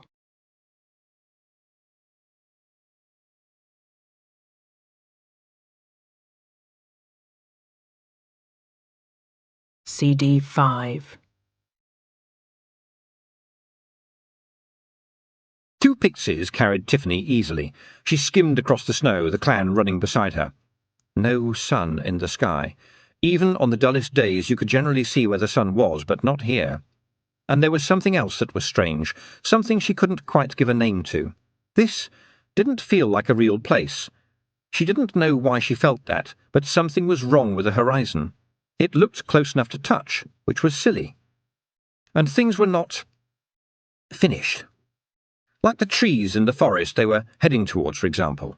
A tree is a tree, she thought. Close up or far away, it's a tree. It has bark and branches and roots, and you know they're there, even if the tree is so far away it's a blob. The trees here, though, were different. She had a strong feeling that they were blobs, and were growing the roots and twigs and other details as she got closer, as if they were thinking, "Oh, quick, someone's coming, look real." It was like being in a painting where the artist hadn't bothered much with the things in the distance, but had quickly rushed a bit of realness anywhere you were looking. The air was cold and dead, like the air in old cellars. The lights grew dimmer as they reached the forest. In between the trees it became blue and eerie. No birds, she thought. "Stop," she said. The pixies lowered her to the ground, but Rob Anybody said, "We shouldn't hang around here too long. Heads up, lads." Tiffany lifted out the toad. It blinked at the snow. "Oh, shope," it muttered. "This is not good. I should be hibernating." "Why is everything so strange?" "Can't help you there," said the toad. "I just see snow. I just see ice. I just see freezing to death. I'm listening to my inner toad here. It's not that cold." "Feels cold to me." The toad shut its eyes. Tiffany sighed and lowered it into her pocket. "I'll tell you where you are," said Rob Anybody, his eyes still scanning the blue shadows. "You ken them wee bitty bugs that clings on to the sheeps and sucks themselves full of blood and then drop off again? This whole world is like one of them." "You mean like a tick, a parasite, a vampire?" "Why? It floats around until it finds a place that's weak on a world where no one's paying attention and opens a door. Then the Queen sends in her folk. For the stealing, you ken, raiding of barns, rustling of cattle." "We used to like stealing the coo beasties," said Daft Willie. "Wullie," said Rob Anybody, pointing his sword. "You ken I said there was times you should think before opening your big fat gob." "Aye, Rob." "Weel, that was one of them times." Rob turned and looked up at Tiffany rather bashfully. "Aye, we was wild champion robbers for the Queen," he said. "People wouldna e'en go hunting for fear of little men, but 'twas near enough for her. She always wanted more. But we said it's no right to steal an old lady's only pig, or the food from them as dinna hae enough to eat. A Feegle has nae worries about stealing a golden cup from a rich big job, ye ken, but tucking away the cup an old man kept his false teeth in made them feel ashamed, they said. The Nac Mac Feegle would fight and steal, certainly, but who wanted to fight the weak and steal from the poor? Tiffany listened at the end of the shadowy wood. to the story of a little world where nothing grew, where no sun shone, and where everything had to come from somewhere else. It was a world that took and gave nothing back except fear. It raided, and people learned to stay in bed whenever they heard strange noises at night, because if anyone gave her trouble, the Queen would control their dreams. Tiffany couldn't quite pick up how she did this, but that's where things like the Grimhounds and the Headless Horseman came from. These dreams were more real. The Queen could take dreams and make them more solid. You could step inside them and vanish, and you didn't wake up before the monsters caught up with you. The Queen's people wouldn't just take food, they'd take people too. "Like pipers," said William de Gonagall. "Fairies can't make music, you ken. She'll steal a man awa for the music he makes." "And she takes children," said Tiffany. "Aye, your wee brother's not the first," said Rob Anybody. "There's no a lot of fun and laughter here, again. She thinks she's good with children." "The old Kelder said she wouldn't harm him," said Tiffany. "That's true, isn't it?" You could read the Nac Mac Feegle like a book, and it would be a big simple book with pictures of Spot the dog and a big red ball and one or two short sentences on each page. What they were thinking turned up right there on their faces, and now they were all wearing a look that said, "Crivens, I hope she disn't ask us the question we didn't want to answer." "That is true, isn't it?" she said. "Oh, aye," said Rob Anybody slowly. "She didn't lie to you there. The Queen'll try and be kind to him, but she doesn't know how. She's an elf. They're no very good at thinking of other people." "What will happen to him if we don't get him back?" Again there was that "we didn't like the way this is going" look. "I said," Tiffany repeated. "I dare say she'll send him back in due time," said William, "and he willn't be any older. Nothing grows old here. Nothing grows. Nothing at all." "So he'll be all right?" Rob Anybody made a noise in his throat. It sounded like a voice that was trying to say "I," but was being argued with by a brain that knew the answer was no. "Tell me what you're not telling me," said Tiffany. Daft Woolly was the first to speak. "That's a lot of stuff," he said. "For example, the melting point of lead is—" "Time passes slower the deeper you go into this place," said Rob Anybody quickly. "Years pass like days. The Queen'll get tired of the wee lad after a couple of months, maybe. A couple of months here, you ken, where the time is slow and heavy. But when he comes back into the mortal world, you'll be an old lady, or maybe you'll be deed. So if yous has bairns of your own, you'd better tell them to watch out for a wee sticky kid wandering the hills shouting for sweeties, 'cause that'll be their Uncle Wentworth. That wouldna be the worst of it, neither. Live in dreams for too long and you go mad. You can never wake up properly. You can never get the hang of reality again." Tiffany stared at him. "It's happened before," said William. "I will get him back," said Tiffany quietly. "We don't doubt it," said Rob Anybody. "And where'er you go, we'll come with you. The Nac Mac Feegle are afear of nothing." A cheer went up, but it seemed to Tiffany that the blue shadows sucked all the sound away. "Aye, nothing excepting lawyers and—" Daft Woollies tried to say, before Rob managed to shut him up. Tiffany turned back to the line of hoofprints and began to walk. The snow squeaked unpleasantly underfoot. She went a little way, watching the trees get realer as she approached them, and then looked around. All the Nac Mac Feegles were creeping along behind her. Rob Anybody gave her a cheery nod, and all her footprints had become holes in the snow with grass showing through. The trees began to annoy her. The way things changed was more frightening than any monster. You could hit a monster, but you couldn't hit a forest, and she wanted to hit something. She stopped and scraped some snow away from the base of a tree, and just for a moment there was nothing but greyness where it had been. As she watched, the bark grew down to where the snow was. Then it just stayed there, pretending it had been there all the time. It was a lot more worrying than the Grimhounds. They were just monsters. They could be beaten. This was frightening. She was second thinking again.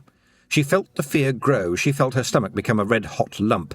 She felt her elbows begin to sweat. But it was not connected. She watched herself being frightened, and that meant that there was still this part of herself, the watching part, that wasn't.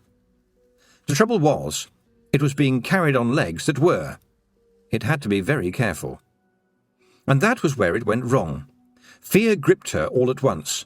She was in a strange world with monsters being followed by hundreds of little blue thieves, and black dogs, headless horsemen, monsters in the river, sheep whizzing backwards across fields, voices under the bed.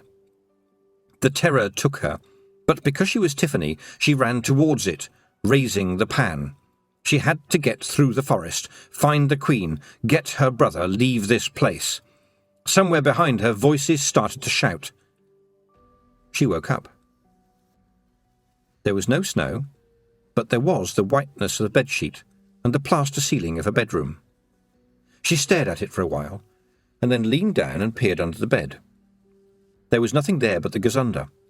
When she flung open the door of the doll's house, there was no one inside but the 2 toy soldiers and the teddy bear and the headless dolly. The walls were solid. The floor creaked like it always did. Her slippers were the same as they always were, old, comfortable, and with all the pink fluff worn off.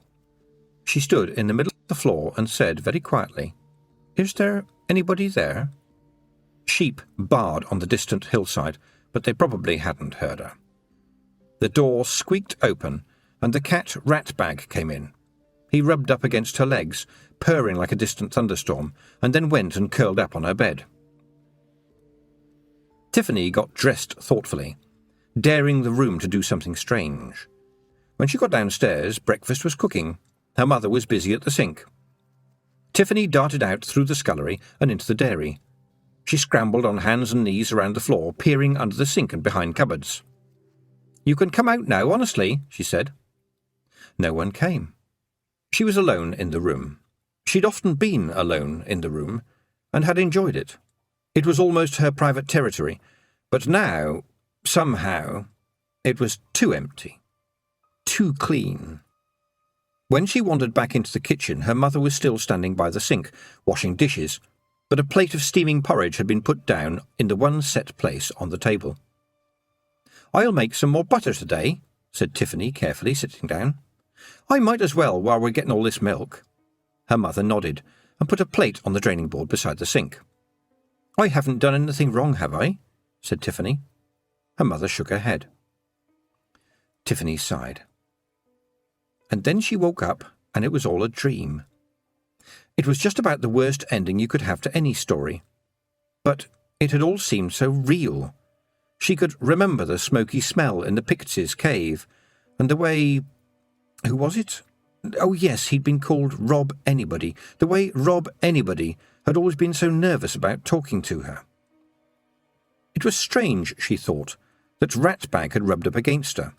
He'd sleep on her bed if he could get away with it, but during the day he kept well out of Tiffany's way.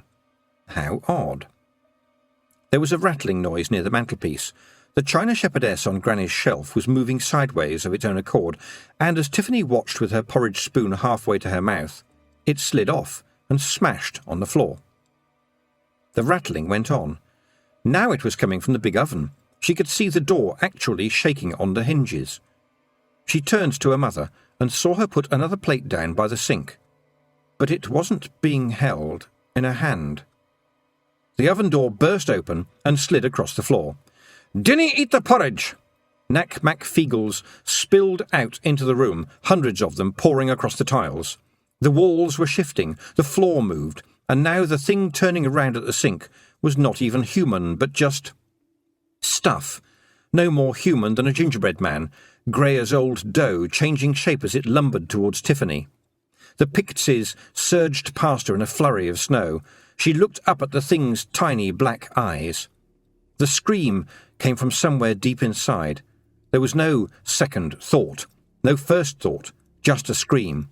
It seemed to spread out as it left Tiffany's mouth until it became a black tunnel in front of her, and as she fell into it, she heard, in the commotion behind her, "Who do you think you're looking at, pal? Crivens, but you're going to get such a kicking!"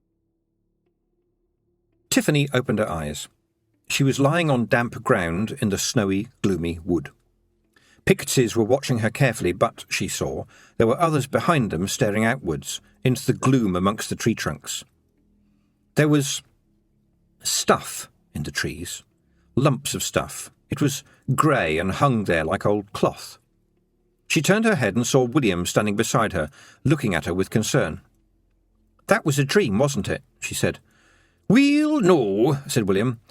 "It was, and there again it wasn't." Tiffany sat up suddenly, causing the pixies to leap back. "But that thing was in it, and then you all came out of the oven," she said. "You were in my dream. What was that creature?" William the Gonigal stared at her as if trying to make up his mind. "That was what we call a drome," he said. "Nothing here really belongs here, remember. Everything is a reflection from outside, or something kidnapped from another world, or maybe something the Queen has made out of magic. It was hiding in the trees, and you were going so fast you didn't see it. You ken spiders?" "Of course." "Well, spiders spin webs. Dromes spin dreams. It's easy in this place. The world you come from is nearly real. This place is nearly unreal, so it's almost a dream anywhere. And the drome makes a dream for you with a trap in it. If you eats anything in the dream, you'll never want to leave it." He looked as though Tiffany should have been impressed. "What's in it for the drome?" she asked. "It likes watching dreams. It has fun watching you have fun. And it'll watch you eating dream food until you starve to death. Then the drome will eat you. Not right away, of course. It'll wait until you've gone a wee bit runny, because it has nae teeth." "So how can anyone get out?" "The best way is to find the drome," said Rob Anybody. "It'll be in the dream with you in disguise. Then you just give it a good kicking." "By kicking, you mean "Chopping its head off generally works." "Now," Tiffany thought, "I am impressed. I wish I wasn't." "And this is fairyland?" she said. "Aye, you could say it's the bit the tourists dinna see," said William. "And you did well. You were fighting it. You knew it wasn't right." Tiffany remembered the friendly cat and the falling shepherdess. She'd been trying to send messages to herself. She should have listened. "Thank you for coming after me," she said meekly. "How did you do it?" "Ach, we can generally find a way into anywhere, even a dream," said William, smiling. "We're a stealing folk after all." A piece of the drome fell out of the tree and flopped onto the snow. "One of them won't get me again," said Tiffany. "Aye, I believe you. You have murder in your eyes," said William, with a touch of admiration. "If I was a drome, I'd be pretty fearful noo if I had a brain. There'd be more of them, mark you, and some of them are cunning. The Queen uses them as guards." "I won't be fooled." Tiffany remembered the horror of the moment when the thing had lumbered around, changing shape. It was worse because it was in her house, her place. She'd felt real terror as the big shapeless thing crashed across the kitchen, but the anger had been there too. It was invading her place. The thing wasn't just trying to kill her, it was insulting her. William was watching her. "Aye, you're looking mighty fierce," he said. "You must love your wee brother to face all these monsters for him." And Tiffany couldn't stop her thoughts. "I don't love him. I know I don't. He's just so sticky and can't keep up, and I have to spend too much time looking after him, and he's always screaming for things. I can't talk to him, he just wants all the time." But her second thinking said, "He's mine. My place, my home, my brother. How dare anything touch what's mine?" She'd been brought up not to be selfish. She knew she wasn't, not in the way people meant. She tried to think of other people. She never took the last slice of bread. This was a different feeling. She wasn't being brave or noble or kind. She was doing this because it had to be done, because there was no way that she could not do it. She thought of Granny Aching's light, weaving slowly across the downs on freezing, sparkly nights, or in storms like a raging war, saving lambs from the freezing frost or rams from the precipice. She froze and struggled and tramped through the night for idiot sheep that never said thank you and would probably be just as stupid tomorrow and get into the same trouble again. And she did it because not doing it was unthinkable. There had been the time when they met the peddler and the donkey in the lane. It was a small donkey and could hardly be seen under the pack he'd piled on it, and he was thrashing it because it had fallen over. Tiffany had cried to see that, and Granny had looked at her and then said something to Thunder and Lightning. The peddler had stopped when he heard the growling. The sheepdogs had taken up position on either side of the man, so that he couldn't quite see them both at once. He'd raised his stick as if to hit Lightning, and Thunder's growl grew louder. "I'd advise you not to do that," said Granny. He wasn't a stupid man. The eyes of the dogs were like steel balls. He lowered his arm. "Now throw down the stick," said Granny. The man did so, dropping it into the dust as though it had suddenly grown red hot. Granny Aching walked forward and picked it up. Tiffany remembered that it was a willow twig, long and whippy. Suddenly, so fast that her hand was a blur, Granny sliced it across the man's face twice, leaving 2 long red marks. He began to move, and some desperate thought must have saved him, because now the dogs were almost frantic for the command to leap. "Hurts, don't it?" said Granny pleasantly. "Now, I knows who you are, and I reckon you knows who I am. You sell pots and pans, and I ain't bad as I recall. But if I put out the word, you'll have no business in my hills. Be told. Better to feed your beast than whip it. You hear me?" With his eyes shut and his hands shaking, the man nodded. "That'll do," said Granny Aching. And instantly the dogs became once more 2 ordinary sheepdogs who came and sat either side of her with their tongues hanging out. Tiffany watched the man unpack some of the load and strap it to his own back, and then with great care urged the donkey on along the road. Granny watched him go while filling her pipe with Jolly Sailor. Then, as she lit it, she said, as if the thought had just occurred to her, "Them as can do has to do for them as can't, and someone has to speak up for them as has no voices." Tiffany thought, is this what being a witch is? It wasn't what I expected. When do the good bits happen? She stood up. "Let's keep going," she said. "Aren't you tired?" said Rob. "We're going to keep going. Aye, weel, she's probably heading for her place beyond the wood. If we dinna carry her, it'll take about a couple of hours. I'll walk." The memory of the huge dead face of the drome was trying to come back into her mind, but fury gave it no space. "Where's the frying pan? Thank you. Let's go." She set off through the strange trees. The hoof prints almost glowed in the gloom. Here and there other tracks crossed them, tracks that could have been birds' feet, rough, round footprints that could have been made by anything, squiggly lines that a snake might make, if there were such things as snow snakes. The Picketses were running in line with her on either side. Even with the edge of the fury dying away, it was hard looking at things here without her head aching. Things that seemed far off got closer too quickly. Trees changed shape as she passed them. Almost unreal, William had said. Nearly a dream. The world didn't have enough reality in it for distances and shapes to work properly. Once again the magic artist was painting madly. If she looked hard at a tree, it changed and became more tree-like and less like something drawn by Wentworth with his eyes shut. This is a made-up world, Tiffany thought. Almost like a story. The trees don't have to be very detailed because who looks at trees in a story? She stopped in a small clearing and stared hard at a tree. It seemed to know it was being watched. It became more real. The bark roughened, and proper twigs grew on the end of the branches.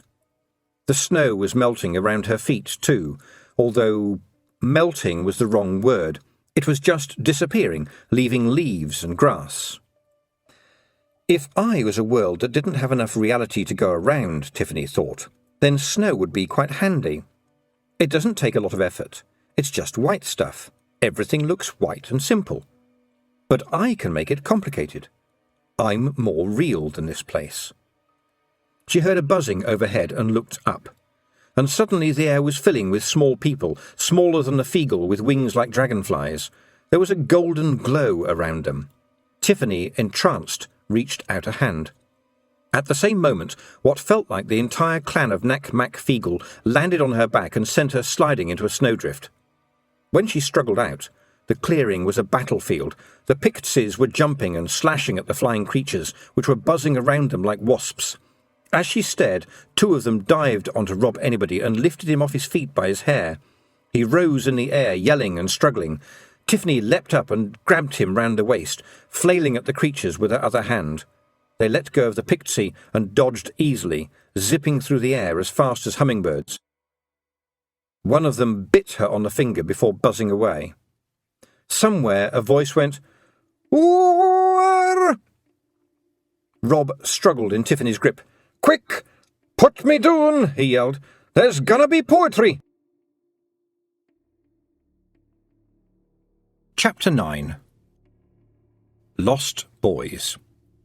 The moan rolled around the clearing, as mournful as a month of Mondays. "Row, row!" It sounded like some animal in terrible pain, but it was, in fact, not as big as medium-sized Jock, but bigger than wee Jock, who was standing on a snowdrift with one hand pressed to his heart and the other outstretched, very theatrically. He was rolling his eyes, too. "Ooh!" "Ach, the muse is a terrible thing to have happen to you," said Rob Anybody, putting his hands over his ears. "Oh, it is with great lamentation and much worrying dismay," the Pixie groaned, "that we regard the doleful prospect of fairyland in considerable decay."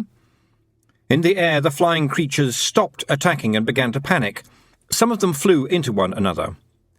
"With quite a large number of dreadful incidents happening every day," not as big as medium-sized Jock, but bigger than wee Jock recited, "including, I am sorry to say, an aerial attack by the otherwise quite attractive Fae." The flyers screeched. Some crashed into the snow, but the ones still capable of flight swarmed off amongst the trees. "Witnessed by all of us at this time, and celebrated in this hasty rhyme," not as big as medium-sized Jock, but bigger than wee Jock shouted after them. And they were gone. Feegles were picking themselves up off the ground. Some were bleeding where the fairies had bitten them. Several were lying curled up and groaning. Tiffany looked at her own finger. The bite of the fairy had left 2 tiny holes. "It isn't too bad," Rob Anybody shouted up from below. "No one was taken by them, just a few cases where the lads didn't put their hands over their ears in time." "Are they all right?" "Oh, they'll be fine with counselling." On the mound of snow, William clapped not as big as medium-sized Jock, but bigger than wee Jock on the shoulder in a friendly way. "That, lad," he said proudly, "was some of the worst poetry I've heard in a long time. It was offensive to the ear and a torture to the soul. The last couple of lines need some work, but you has the groaning off fine. I know, a very commendable effort. We'll make a Gonagall out of you yet." Not as big as medium-sized Jock, but bigger than wee Jock blushed happily. In Fairylands, words really have power, Tiffany thought, and I am more real. I'll remember that. The Pixies assembled into battle order again, although it was pretty disorderly, and set off. Tiffany didn't rush too far ahead this time. "That's your little people with wings," said Rob as Tiffany sucked at her finger. "Are you happier now?" "Why were they trying to carry you away?" "Ach, they carries their victims off to their nest, where they're young ones." "Stop," said Tiffany. "This is going to be horrible, right?" "Oh, aye, gruesome," said Rob, grinning. "And you used to live here?" But it wasn't so bad then. It wasn't perfect, you mark you, but the Queen wasn't as cold in them days. The King was still around. She was always happy then." "What happened? Did the King die?" "No, they had words, if you take my meaning," said Rob. "Oh, you mean like an argument?" "A bit, maybe," said Rob. "But they was magical words. Forests destroyed, mountains exploding, a few hundred deaths, that kind of thing. And he went off to his own world. Fairyland was never a picnic, you ken, even in the old days, but it was fine if you kept alert. And there was flowers and buddies and summertime. Now there's the dromes and the hounds and the stinging fae and such stuff creeping in from their own worlds, and the whole place has gone doon the lavvy. Things taken from their own worlds, thought Tiffany as she tramped through the snow. Worlds all squashed together like peas in a sack, or hidden inside one another like bubbles inside other bubbles. She had a picture in her head of things creeping out of their own world and into another, in the same way that mice invaded the larder.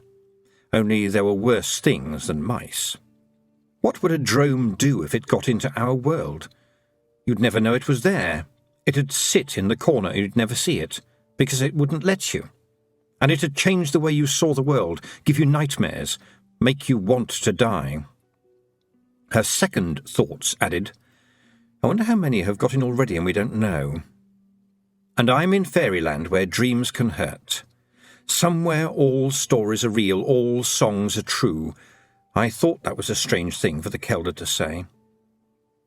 Tiffany's second thought said, Hang on, was that a first thought? And Tiffany thought, No, that was a third thought. I'm thinking about how I think about what I'm thinking. At least, I think so. Her second thoughts said, Let's all calm down, please, because this is quite a small head.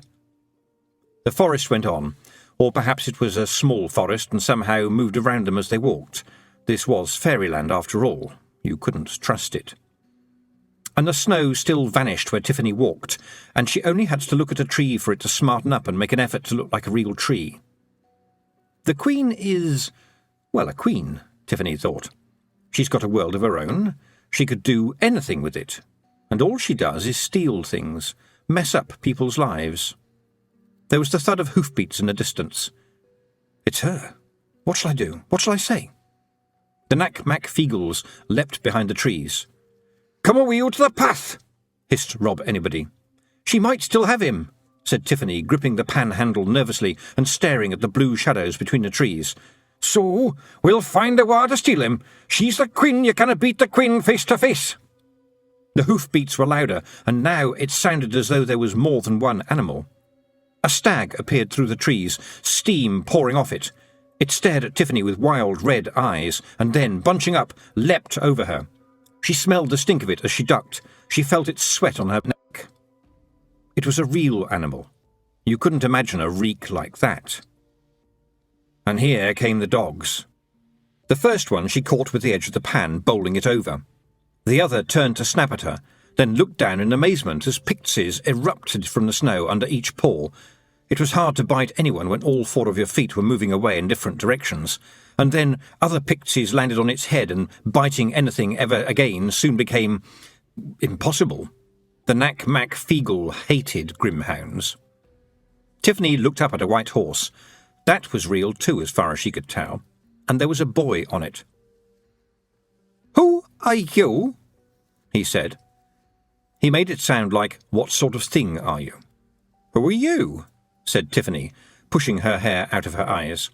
It was the best she could do right now. "This is my forest," said the boy. "I command you to do what I say." Tiffany peered at him. The dull, second-hand light of fairyland was not very good, but the more she looked, the more certain she was. "Your name is Roland, isn't it?" she said. "You will not speak to me like that." "Yes, it is. You're the Baron's son. I demand that you stop talking." The boy's expression was strange now, creased up and pink, as if he was trying not to cry. He raised his hand with a riding whip in it. There was a very faint thwop. Tiffany glanced down.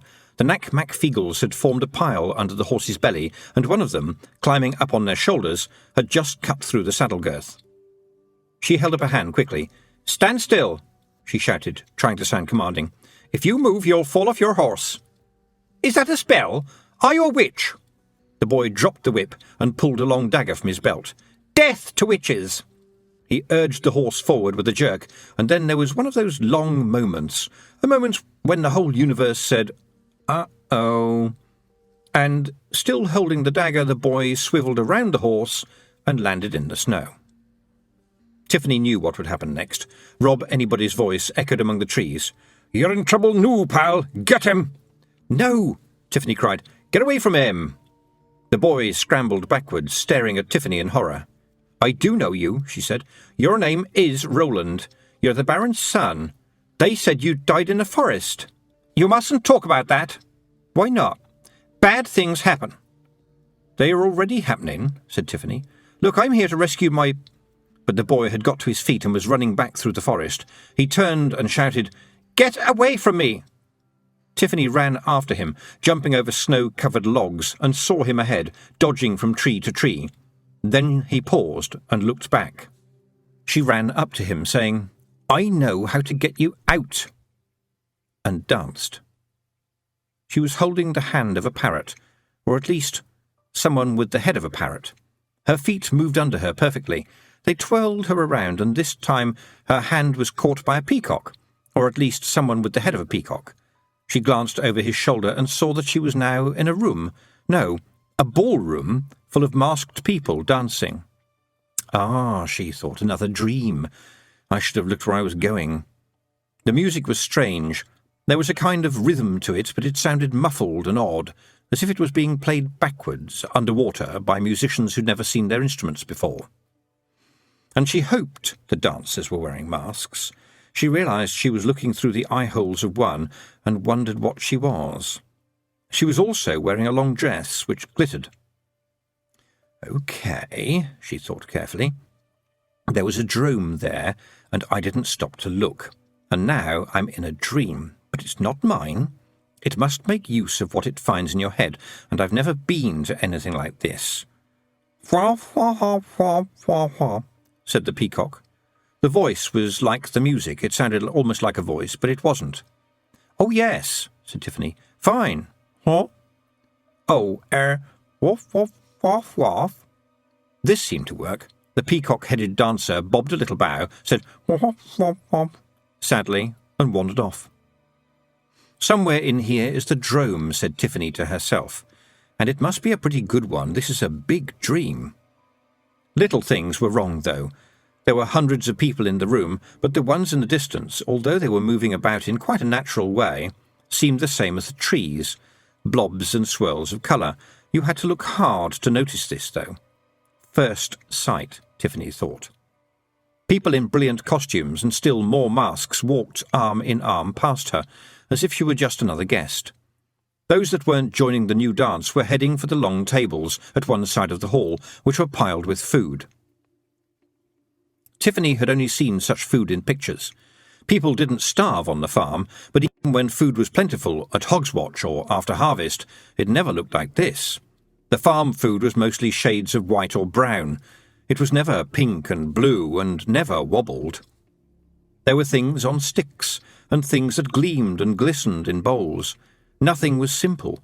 Everything had cream on it or chocolate whirls or thousands of little coloured balls. Everything was spun or glazed or added to or mixed up. This wasn't food. It was what food became if it had been good and had gone to food heaven. It wasn't just for eating, it was for show. It was piled up against mounds of greenery and enormous arrangements of flowers. Here and there, huge transparent carvings were landmarks in this landscape of food. Tiffany reached up and touched a glittering cockerel. It was ice, damp under her fingertips. There were others, too, a jolly fat man, a bowl of fruits all carved in ice, a swan. Tiffany was, for a moment, tempted. It seemed a very long time since she had eaten anything. But the food was too obviously not food at all. It was bait.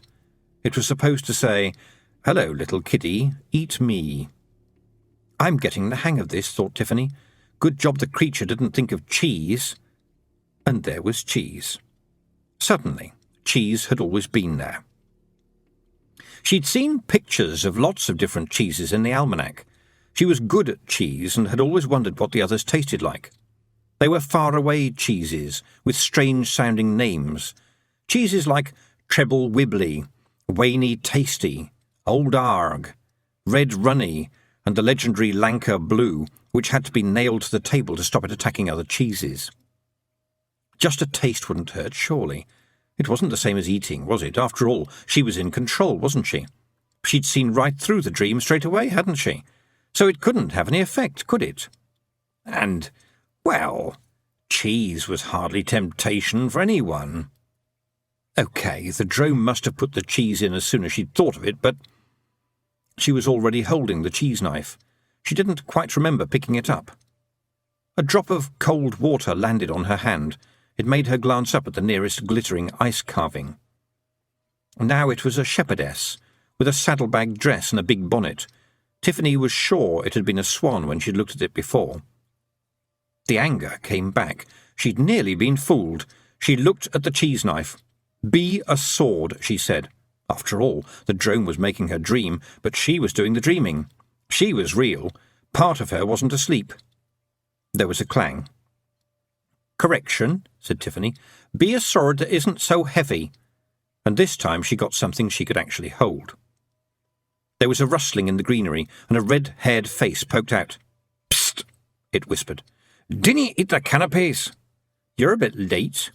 "Ach, weel, it's a cunning old drome you're dealing with here," said Rob Anybody. "The dream wouldn't let us in unless we was properly dressed."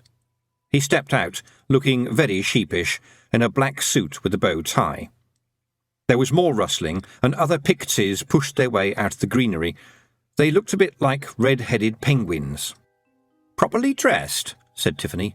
"Aye," said Daft Woolly, who had a piece of lettuce on his head. "And these trousers are a wee bit chafing around the nethers, I don't mind telling you." "Have you spotted the creature yet?" said Rob Anybody. "No, it's so crowded." "We'll help you look," said Rob Anybody. "The thing canny hide if you're right up close. Be careful, mind you. If it thinks you're going to whop it one, there's nae telling what it'll try. Spread out, lads, and pretend you're enjoying the ceilidh." "What? D'ye mean get drunk and fight and that?" said Daft Woolly. "Crivens, you wouldn't believe it," said Rob Anybody, rolling his eyes. "Nay, you puddin'. This is a posh party, you ken.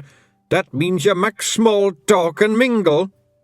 "Ach, I'm a famous mingler. They won't even know we're here," said Daft Woolly. "Come on." Even in a dream, even at a posh ball, the Nac Mac Feegle knew how to behave. You charged in madly, and you screamed politely. "Lovely weather for the time of year, is it not, you wee scunner? Hey, Jimmy, have you no got a pomfret for an old pal?" "The band is playing divinely, I dinna think." "Make my caviar deep-fried, will you?" There was something wrong with the crowd. No one was panicking or trying to run away, which was certainly the right response to an invasion of Feegles. Tiffany set off again through the crowd. The masked people at the party paid her no attention either. And that's because they're background people, she thought, just like the background trees. She walked along the room to a pair of double doors and pulled them open. There was nothing but blackness beyond it. So, the only way out was to find the drome. She hadn't really expected anything else. It could be anywhere. It could be behind a mask. It could be a table. It could be anything. Tiffany stared at the crowd, and it was then she saw Roland. He was sitting at a table by himself. It was spread with food, and he had a spoon in his hand. She ran over and knocked it onto the floor. "Haven't you got any sense at all?" she said, pulling him upright. "Do you want to stay here forever?" And then she felt the movement behind her. Later on, she was sure she hadn't heard anything. She'd just known. It was a dream, after all. She glanced around, and there was the drome. It was almost hidden behind a pillar. Roland just stared at her. "Are you all right?" said Tiffany desperately, trying to shake him. "Have you eaten anything?" "Faw, faw, faw," murmured the boy. Tiffany turned back to the drome. It was moving towards her, but very slowly, trying to stay in the shadows. It looked like a little snowman made of dirty snow. The music was getting louder. The candles were getting brighter. Out on the huge dance floor, the animal-headed couples whirled faster and faster, and the floor shook. The dream was in trouble. The Nac Mac Feegles were running to her from every part of the floor, trying to be heard above the din. The drome was lurching towards her, podgy white fingers grasping the air. "First sight," breathed Tiffany. She cut Roland's head off. The snow had melted all across the clearing, and the trees looked real and properly tree-like. In front of Tiffany, the drome fell backwards. She was holding the old frying pan in her hand, but it had cut beautifully. Odd things, dreams. She turned and faced Roland, who was staring at her with a face so pale he might as well have been a drome. "It was frightened," she said. "It wanted me to attack you instead. It tried to look like you and made you look like a drome, but it didn't know how to speak. You do." "You might have killed me," he said hoarsely. "No," said Tiffany. "I just explained. Please don't run away. Have you seen a baby boy here?" Roland's face wrinkled. "What?" he said. "The Queen took him," said Tiffany. "I'm going to fetch him home. I'll take you too if you like." "You'll never get away," whispered Roland. "I got in, didn't I?" "Getting in is easy. No one gets out." "I mean to find a way," said Tiffany, trying to sound a lot more confident than she felt. "She won't let you." Roland started to back away again. "Please don't be so stupid," said Tiffany. "I'm going to find the Queen and get my brother back, whatever you say, understand? I've got this far, and I've got help, you know." "Where?" said Roland. Tiffany looked around.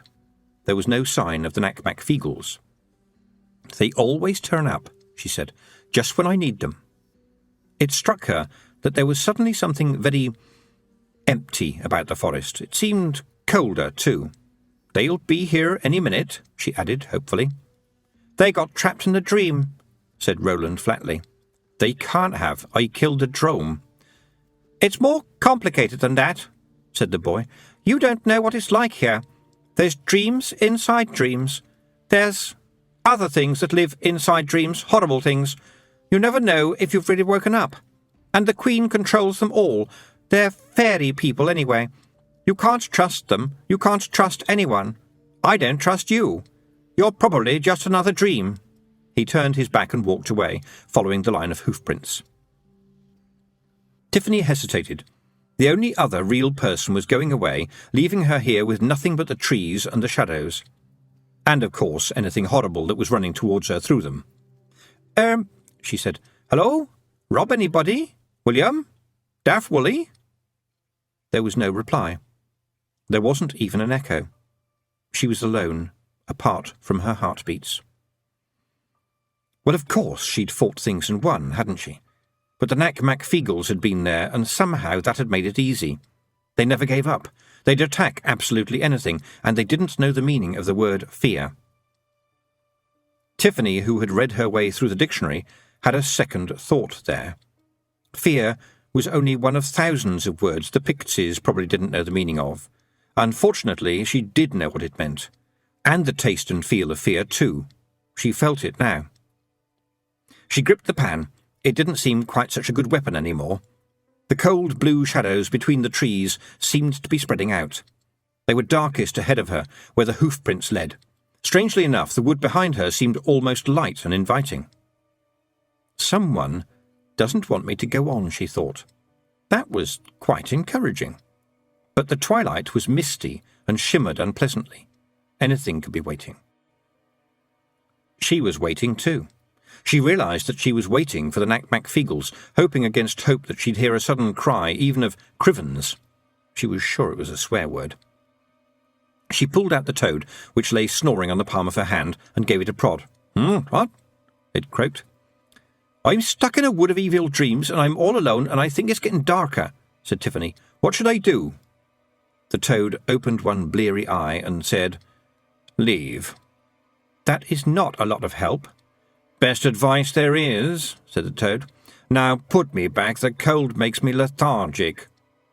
Reluctantly, Tiffany put the creature back in her apron pocket, and her hand touched Diseases of the Sheep. She pulled it out and opened it at random.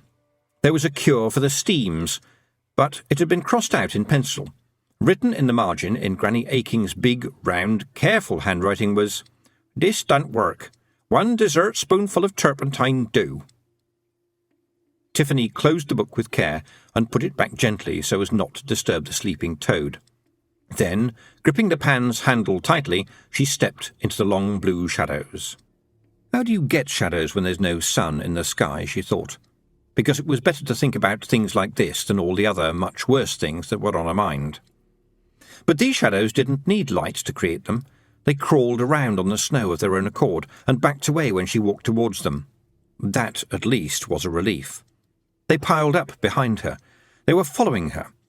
She turned and stamped her foot a few times, and they scurried off behind the trees, but she knew they were flowing back when she wasn't looking. She saw a drome in the distance ahead of her, standing half hidden behind a tree.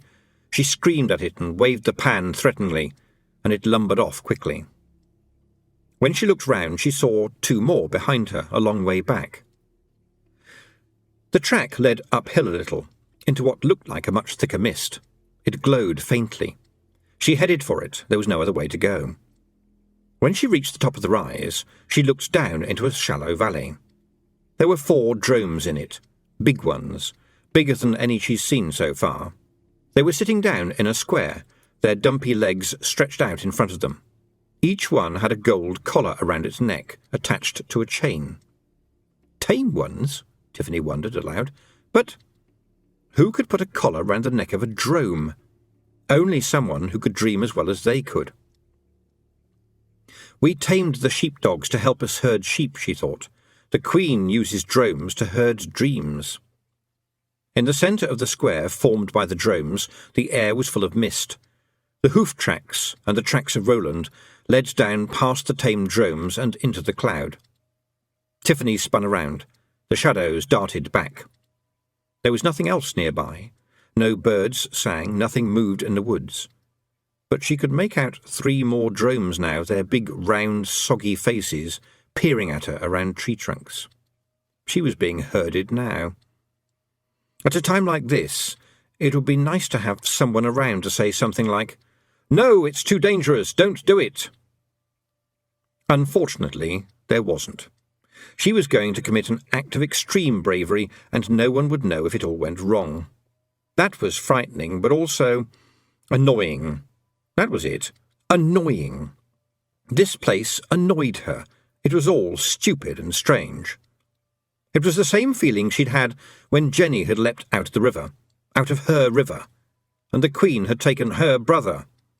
Maybe it was selfish to think like that, but anger was better than fear.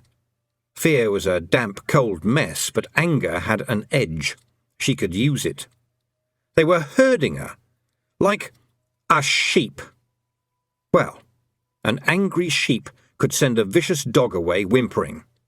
So, 4 big dromes sitting in a square. It was going to be a big dream. Raising the pan to shoulder height to swipe at anything that came near, and suppressing a dreadful urge to go to the toilet, Tiffany walked slowly down the slope, across the snow, through the mist, and into summer. Chapter 10. Masterstroke. The heat struck like a blowlamp, so sharp and sudden that she gasped. She'd had sunstroke once, up on the downs, when she'd gone without a bonnet, and this was like that. The world around her was in worrying shades of dull green, yellow, and purple without shadows. The air was so full of heat that she felt she could squeeze smoke out of it. She was in reeds, they looked like, much taller than her, with sunflowers growing in them, except the sunflowers were white, because they weren't, in fact, sunflowers at all. They were daisies. She knew it. She'd stared at them dozens of times in that strange picture in the fairy tales. They were daisies, and these weren't giant reeds around her. They were blades of grass, and she was very, very small. She was in the weird picture. The picture was the dream, or the dream was the picture. Which way round didn't matter, because she was right in the middle of it. If you fell off a cliff, it wouldn't matter if the ground was rushing up or you were rushing down. You were in trouble either way. Somewhere in the distance there was a loud crack and a ragged cheer. Someone clapped and said in a sleepy sort of voice, "Well done, good man, very well done." With some effort, Tiffany pushed her way between the blades of grass. On a flat rock, a man was cracking nuts half as big as he was, with a 2-handed hammer. He was being watched by a crowd of people. Tiffany used the word people because she couldn't think of anything else that was suitable, but it was stretching the word a bit to make it fit all the people. They were different sizes, for one thing. Some of the men were taller than her, even if you allowed for the fact that everyone was shorter than the grass, but others were tiny. Some of them had faces that you wouldn't look at twice. Others had faces that no one would want to look at even once. This is a dream, after all, Tiffany told herself. It doesn't have to make sense or be nice. It's a dream, not a daydream. People who say things like, "May all your dreams come true," should try living in one for 5 minutes. She stepped out into the bright, stiflingly hot clearing just as the man raised his hammer again and said, "Excuse me." "Yes," he said. "Is there a queen round here?" said Tiffany. The man wiped his forehead and nodded towards the other side of the clearing. "Her Majesty's gone to her bar," he said. "That being a nook or resting place?" said Tiffany. The man nodded and said, "Correct again, Miss Tiffany." "Don't ask how he knows your name," Tiffany told herself. "Thank you," she said. And because she had been brought up to be polite, she added, "Best of luck with the nut cracking." "This one's the toughest yet," said the man. Tiffany walked off, trying to look as if this collection of strange, nearly people was just another crowd.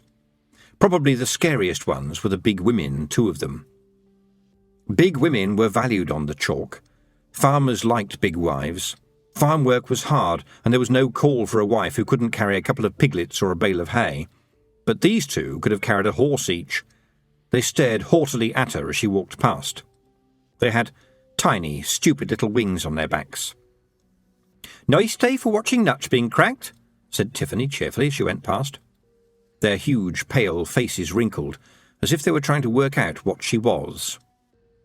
Sitting down near them, watching the nutcracker with an expression of concern, was a little man with a large head, a fringe of white beard and pointy ears. He was wearing very old-fashioned clothes, and his eyes followed Tiffany as she went past. "Good morning," she said. "Sneeps," he said, and in her head appeared the words, "Get away from here." "Excuse me," she said. "Sneeps," said the man, wringing his hands, and the words appeared floating in her brain. "It's terribly dangerous." He waved a pale hand as if to brush her away. Shaking her head, Tiffany walked on. There were lords and ladies, people in fine clothes, and even a few shepherds, but some of them had a pieced-together look. They looked, in fact, like a picture book back in her bedroom. It was made of thick card, worn raggedy-edged by generations of aching children. Each page showed a character, and each was cut into 4 strips that could be turned over independently. The point of the whole thing was that a bored child could turn over parts of the pages and change the way the characters were dressed. You could end up with a soldier's head on a baker's chest, wearing a maid's dress and a farmer's big boots. Tiffany had never been bored enough. She considered that even things that spend their whole lives hanging from the underside of branches would never be bored enough to spend more than 5 seconds with that book. The people around her looked either as though they'd been taken from that book or had dressed for a fancy dress party in the dark. 1 or 2 of them nodded to her as she passed, but didn't seem surprised to see her. She ducked under a round leaf much bigger than she was and took out the toad again. "Warm and still cold," said the toad, hunching down on her hand. "Cold? The air is baking."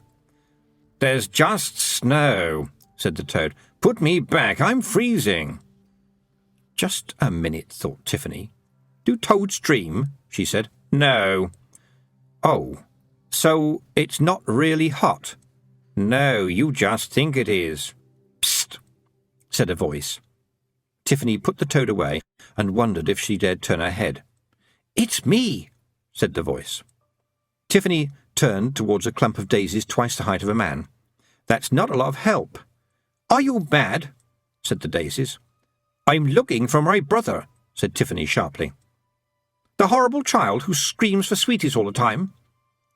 The daisy stems parted, and the boy Roland darted out and joined her under the leaf. "Yes," she said, edging away, and feeling that only a sister has a right to call even a brother like Wentworth horrible. "And threatens to go to the toilet if he's left alone?" said Roland. "Yes, where is he?" "That's your brother? The one who's permanently sticky?" "I told you." "And you really want him back?" "Yes." "Why?" "He's my brother," Tiffany thought. What's why got to do with it? "Because he's my brother. Now tell me where he is."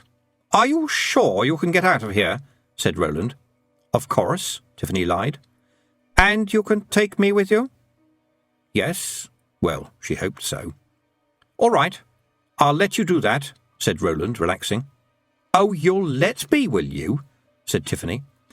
Look, I didn't know what you were, all right, said Roland. There's always weird things in the forest. Lost people, bits of dreams that are still lying around. You have to be careful. But if you really know the way, then I ought to get back before my father worries too much. Tiffany felt the second thoughts starting. They said, don't change your expression. Just check. How long have you been here? She asked carefully. Exactly. Well, the light doesn't really change much, said the boy. It feels like I've been here, hours, maybe a day. Tiffany tried hard not to let her face give anything away, but it didn't work. Roland's eyes narrowed. I have, haven't I? He said. Why do you ask? Said Tiffany desperately. Because, in a way, it feels like longer. I've only been hungry 2 or 3 times, and I've been to the, twice, so it can't be very long. But I've done all kinds of things. It's been a busy day. His voice trailed off. You're right, said Tiffany. Time goes slowly here. It's been a bit longer. 100 years? Don't tell me it's 100 years. Something magical has happened, and it's 100 years, yes? What? No, nearly a year. The boy's reaction was surprising. This time he looked really frightened. Oh, no, that's worse than 100 years. How? Said Tiffany, bewildered. If it was 100 years, I wouldn't get a thrashing when I got home. Thought Tiffany. I don't think that's going to happen, she said aloud. Your father has been very miserable. Besides, it's not your fault you were stolen by the Queen. She hesitated, because this time it was his expression that gave it all away. Was it? Well, there was this fine lady on a horse with bells all over its harness, and she galloped past me when I was out hunting, and she was laughing, so of course I spurred my horse and chased after her, and... He fell silent. That probably wasn't a good decision, said Tiffany. It's not bad here, said Roland. It just keeps changing. There's doorways everywhere. I mean entrances into other places. His voice tailed off. You'd better start at the beginning, said Tiffany. It was great at first, said Roland. I thought it was, an adventure. She fed me sweetmeats. What are they exactly? Said Tiffany. Her dictionary hadn't included that one. Are they like sweetbreads? I don't know. What are sweetbreads? The pancreas or thymus gland of a cow, said Tiffany. Not a very good name, I think. Roland's face went red with the effort of thought. These were more like nougat. Right, go on, said Tiffany. And then she told me to sing and dance and skip and play, said Roland. She said that's what children were supposed to do. Did you? Would you? I'd feel like an idiot. I'm 12, you know. Roland hesitated. In fact, if what you say is true, I'm 13 now, right? Why did she want you to skip and play, said Tiffany, instead of saying, no, you're still 12 and act like you're 8? She just said that's what children do, said Roland. Tiffany wondered about this. As far as she could see, children mostly argued, shouted, ran around very fast, laughed loudly, picked their noses, got dirty and sulked. Any seen dancing and skipping and singing had probably been stung by a wasp. Strange, she said. And then, when I wouldn't, she gave me more sweets. More nougat. Sugar plums, said Roland. They're like plums, with sugar on. She's always trying to feed me sugar. She thinks I like it. A small bell rang in Tiffany's memory. You don't think she's trying to feed you up before she bakes you in an oven and eats you, do you? Of course not. Only wicked witches do that. Tiffany's eyes narrowed. Oh, yes, she said carefully. I forgot. So you've been living on sweeties? No, I know how to hunt. Real animals get in here. I don't know how. Sneebs thinks they find the doorways in by accident. And then they starve to death, because it's always winter here. Sometimes the Queen sends out robbing parties, if a door opens into an interesting world, too. This whole place is like a pirate ship." "Yes, or a sheep tick," said Tiffany, thinking aloud. "What are they?" "They're insects that bite sheep and suck blood and don't drop off until they're full," said Tiffany. "Yuck! I suppose that's the kind of thing peasants have to know about," said Roland. "I'm glad I don't. I've seen through the doorways to 1 or 2 worlds. They wouldn't let me out, though. We got potatoes from one and fish from another. I think they frightened people into giving them stuff. Oh, and there was the world where the drones come from. They laughed about that and said if I wanted to go in there I was welcome. I didn't. It's all red like a sunset.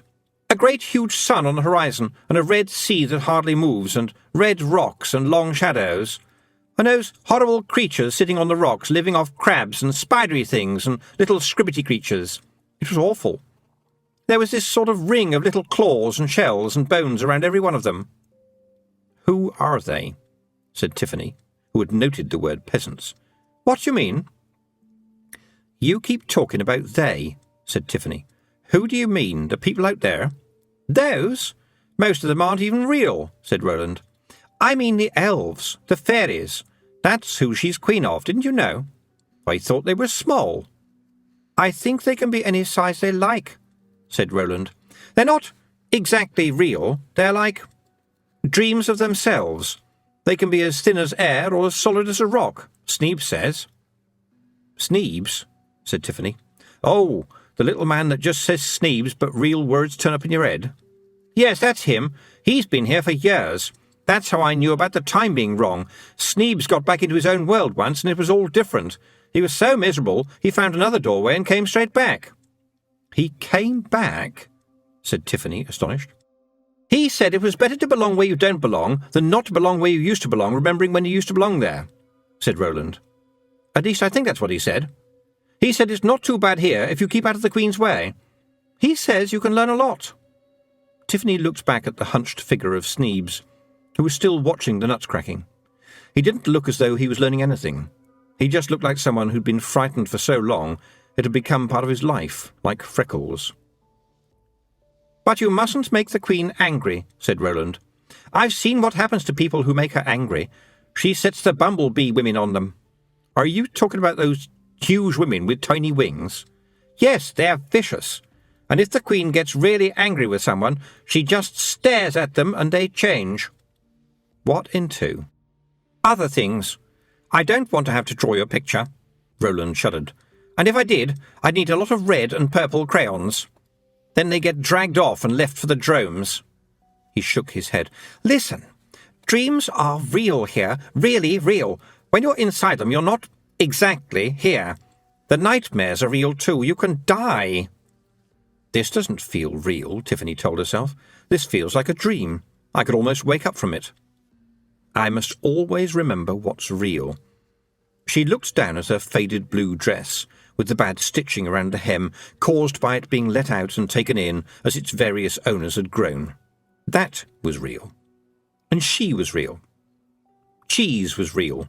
Somewhere not far away was a world of green turf under a blue sky, and that was real.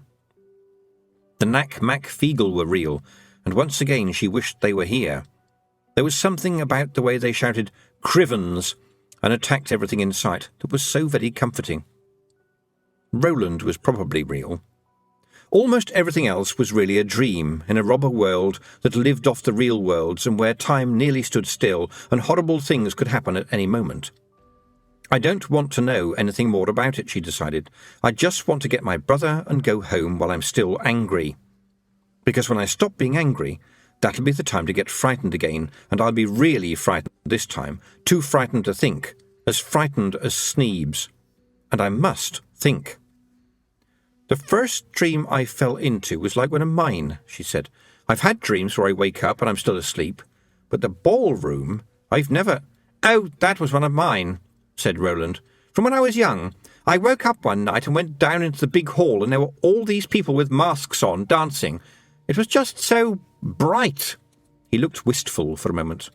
"That was when my mother was still alive." "This one's A picture from a book I've got, said Tiffany. She must have got that from me. No, she often uses it, said Roland. She likes it. She picks up dreams from everywhere. She collects them. Tiffany stood up and picked up the frying pan again. I'm going to see the Queen, she said. Don't, said Roland. You're the only other real person here except Sneebs, and he's not very good company. I'm going to get my brother and go home, said Tiffany flatly. I'm not going to come with you then, said Roland. I don't want to see what she turns you into. End of CD 5.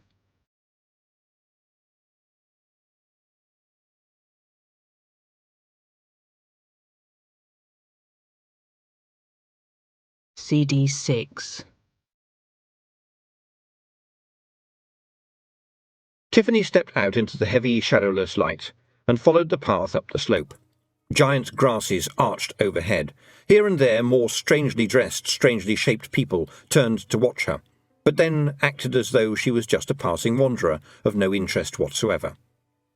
She glanced behind her. In the distance, the nutcracker had found a bigger hammer and was getting ready to strike.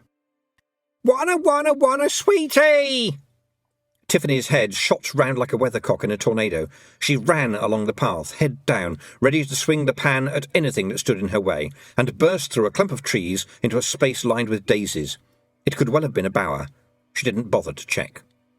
Wentworth was sitting on a large, flat stone surrounded by sweets. Many of them were bigger than he was. Smaller ones were in piles, large ones lay like logs. And they were in every colour sweets can be, such as not really raspberry red, fake lemon yellow, curiously chemical orange, some kind of acidy green, and who knows what blue. Tears were falling off his chin in blobs. Since they were landing amongst the sweets, serious stickiness was already taking place. Wentworth howled. His mouth was a big red tunnel, with a wobbly thing that no one knows the name of bouncing up and down at the back of his throat. He only stopped crying when it was time either to breathe in or die, and even then it was only for one huge sucking moment before the howl came back again. Tiffany knew what the problem was immediately. She'd seen it before at birthday parties. Her brother was suffering from tragic sweet deprivation. Yes, he was surrounded by sweets. But the moment he took any sweet at all, said his sugar-addled brain, that meant he was not taking all the rest. And there were so many sweets, he'd never be able to eat them all. It was too much to cope with. The only solution was to burst into tears. The only solution at home was to put a bucket over his head until he calmed down and take almost all the sweets away. He could deal with a few handfuls at a time. Tiffany dropped the pan and swept him up in her arms. "It's Tiffy," she whispered, "and we're going home." And this is where I meet the Queen, she thought. But there was no scream of rage, no explosion of magic, nothing. There was just the buzz of bees in the distance, and the sound of wind in the grass, and the gulping of Wentworth, who was too shocked to cry. She could see now that the far side of the bower contained a couch of leaves, surrounded by hanging flowers, but there was no one there. "That is because I'm behind you," said the voice of the Queen in her ear. Tiffany turned around quickly. There was no one there. "Still behind you," said the Queen. "This is my world, child. You'll never be as fast as me, or as clever as me. Why are you trying to take my boy away?" "He isn't yours, he's ours," said Tiffany. "You never loved him. You have a heart like a little snowball, I can see it." Tiffany's forehead wrinkled. "Love?" she said. "What's that got to do with it? He's my brother. My brother." "Yes, that's a very witchy thing, isn't it?" said the voice of the Queen. "Selfishness. Mine, mine, mine. All a witch cares about is what's hers." "You stole him." "Stole? You mean you thought you owned him?" Tiffany's second thoughts said, "She's finding your weaknesses. Don't listen to her." "Ah, you have second thoughts," said the Queen. "I expect you think that makes you very witchy, do you?" "Why won't you let me see you?" said Tiffany. "Are you frightened?" "Frightened," said the voice of the Queen, "of something like you?" And the Queen was there in front of her. She was much taller than Tiffany, but just as slim. Her hair was long and black, her face pale, her lips cherry red, her dress black and white and red. And it was all very slightly wrong. Tiffany's second thoughts said, "It's because she's perfect. Completely perfect, like a doll. No one real is as perfect as that. That's not you," said Tiffany with absolute certainty. "That's just your dream of you. That's not you at all." The Queen's smile disappeared for a moment and came back all edgy and brittle. "Such rudeness! And you hardly know me," she said, sitting down on the leafy seat. She patted the space behind her. "Do sit down," she said. "Standing there like that is so confrontational. I will put your bad manners down to simple disorientation." She gave Tiffany a beautiful smile. "Look at the way her eyes move," said Tiffany's second thoughts. "I don't think she's using them to see you with. They're just beautiful ornaments.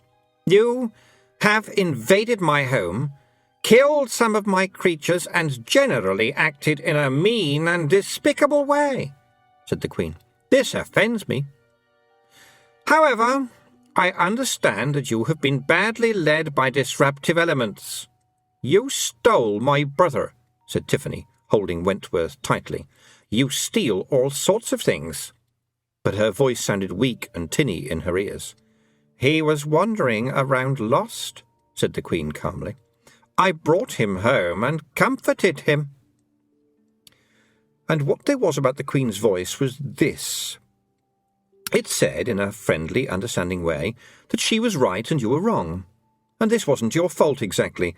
It was probably the fault of your parents or your food or something so terrible you've completely forgotten about it.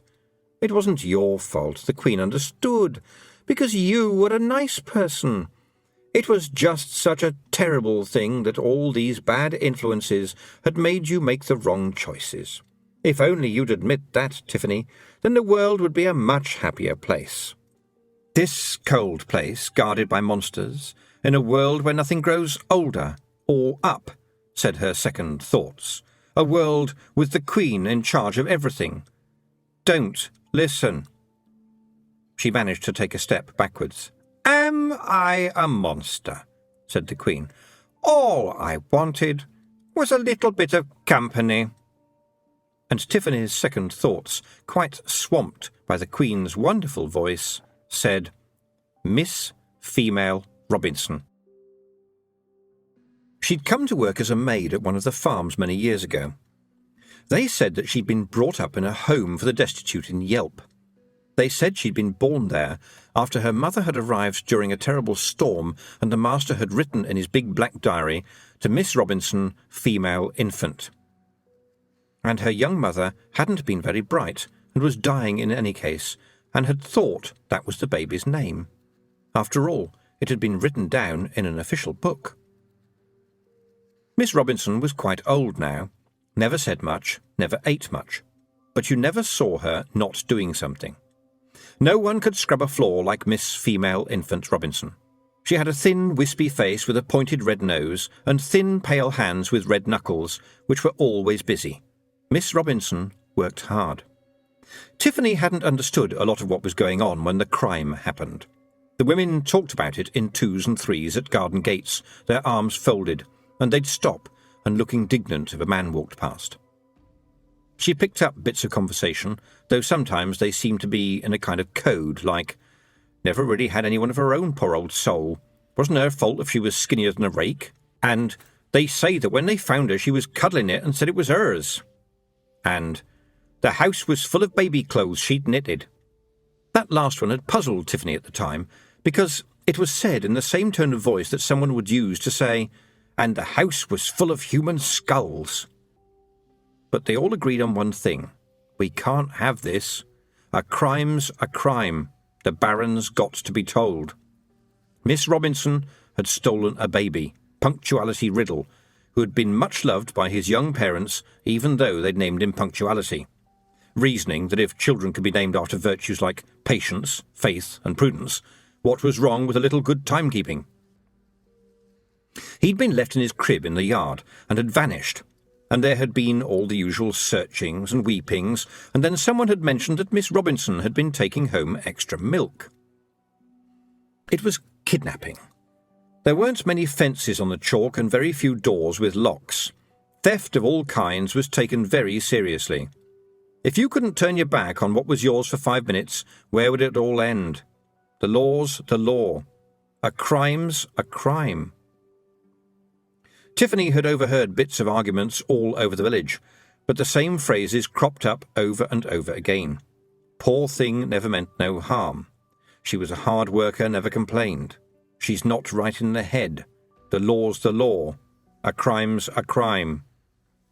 And so the Baron was told, and he held a court in the great hall, and everyone who wasn't wanted up on the hills turned up, including Mr. and Mrs. Riddle, she looking worried, he looking determined, and Miss Robinson, who just stared at the ground with her red knuckly hands on her knees. It was hardly a trial. Miss Robinson was confused about what she was guilty of, and it seemed to Tiffany that so was everyone else. They weren't certain why they were there, and they'd come to find out. The Baron had been uneasy too. The law was clear. Theft was a dreadful crime, and stealing a human being was much worse. There was a prison in Yelp, right beside the home for the destitute. Some said that there was even a connecting door. That was where thieves went. And the Baron wasn't a big thinker. His family had held the chalk by not changing their mind about anything for hundreds of years. He sat and listened and drummed his fingers on the table and looked at people's faces and acted like a man sitting on a very hot chair. Tiffany was in the front row. She was there when the man started to give his verdict, umming and ahhing, trying not to say the words he knew he'd have to say, when the door at the back of the hall opened and the sheepdogs Thunder and Lightning trotted in. They came down the aisle between the rows of benches and sat down in front of the Baron, looking bright-eyed and alert. Only Tiffany craned to see back up the aisle. The doors were still slightly ajar. They were far too heavy, even for a strong dog to push them open, and she could just make out someone looking through the crack. The Baron stopped and stared. He, too, looked at the other end of the hall. And then, after a few moments, he pushed the law book aside and said, "Perhaps we should do this a different way." And there was a different way, involving people paying a little more attention to Miss Robinson. It wasn't perfect, and not everyone was happy, but it worked. Tiffany smelled the scent of Jolly Sailor outside the hall when the meeting was over, and thought about the Baron's dog. "Remember this day," Granny Aching had said, "and you'll have cause to." Barons needed reminding. "Who will speak up for you?" Tiffany said aloud. "Speak up for me," answered the Queen, her fine eyebrows arching. And Tiffany's third thoughts said, "Watch her face when she is worried." "There isn't anyone, is there?" said Tiffany, backing away. "Is there anyone you've been kind to? Anyone who'll say you're not just a thief and a bully? Because that's what you are. You're like the drones. You've just got one trick." And there it was. Now she could see what her third thoughts had spotted. The Queen's face flickered for a moment. "And that's not your body," said Tiffany, plunging on. "That's just what you want people to see. It's not real. It's just like everything else here. It's hollow and empty." The Queen ran forward and slapped her much harder than a dream should be able to. Tiffany landed in the moss, and Wentworth rolled away, yelling, "Wanna go a Tyler?" "Good," said Tiffany's third thoughts. "Good?" said Tiffany aloud. "Good?" said the Queen. "Yes," said the third thoughts, "because she doesn't know you can have third thoughts, and your hand is only a few inches from a frying pan, and things like her hate iron, don't they? She's angry. Now make her furious so that she doesn't think. Hurt her." "You just live here in a land full of winter, and all you do is dream of summers," said Tiffany. "No wonder the king went away." The Queen stood still for a moment, like the beautiful statue she so much resembled. Again the walking dream flickered, and Tiffany thought she saw something. It was not much bigger than her, and almost human, and a little shabby and, just for a moment, shocked. Then the Queen was back, tall and angry, and she drew a deep breath. Tiffany grabbed the pan and swung it as she rolled onto her feet. She hit the tall figure, only a glancing blow, but the Queen wavered like air over a hot road and screamed. Tiffany didn't wait to see what else was going to happen. She grabbed her brother again and ran away, down through the grass, past the strange figures, looking around at the sound of the Queen's anger. Now shadows moved in the shadowless grasses. Some of the people, the joke people, the ones that looked like flaps on the page's picture book, changed shape and started to move after Tiffany and her screaming brother. There was a booming noise on the other side of the clearing. The two huge creatures that Roland had called the bumblebee women were rising off the ground, their tiny wings blurring with the effort. Somebody grabbed her and pulled her into the grasses. It was Roland. "Can you get out now?"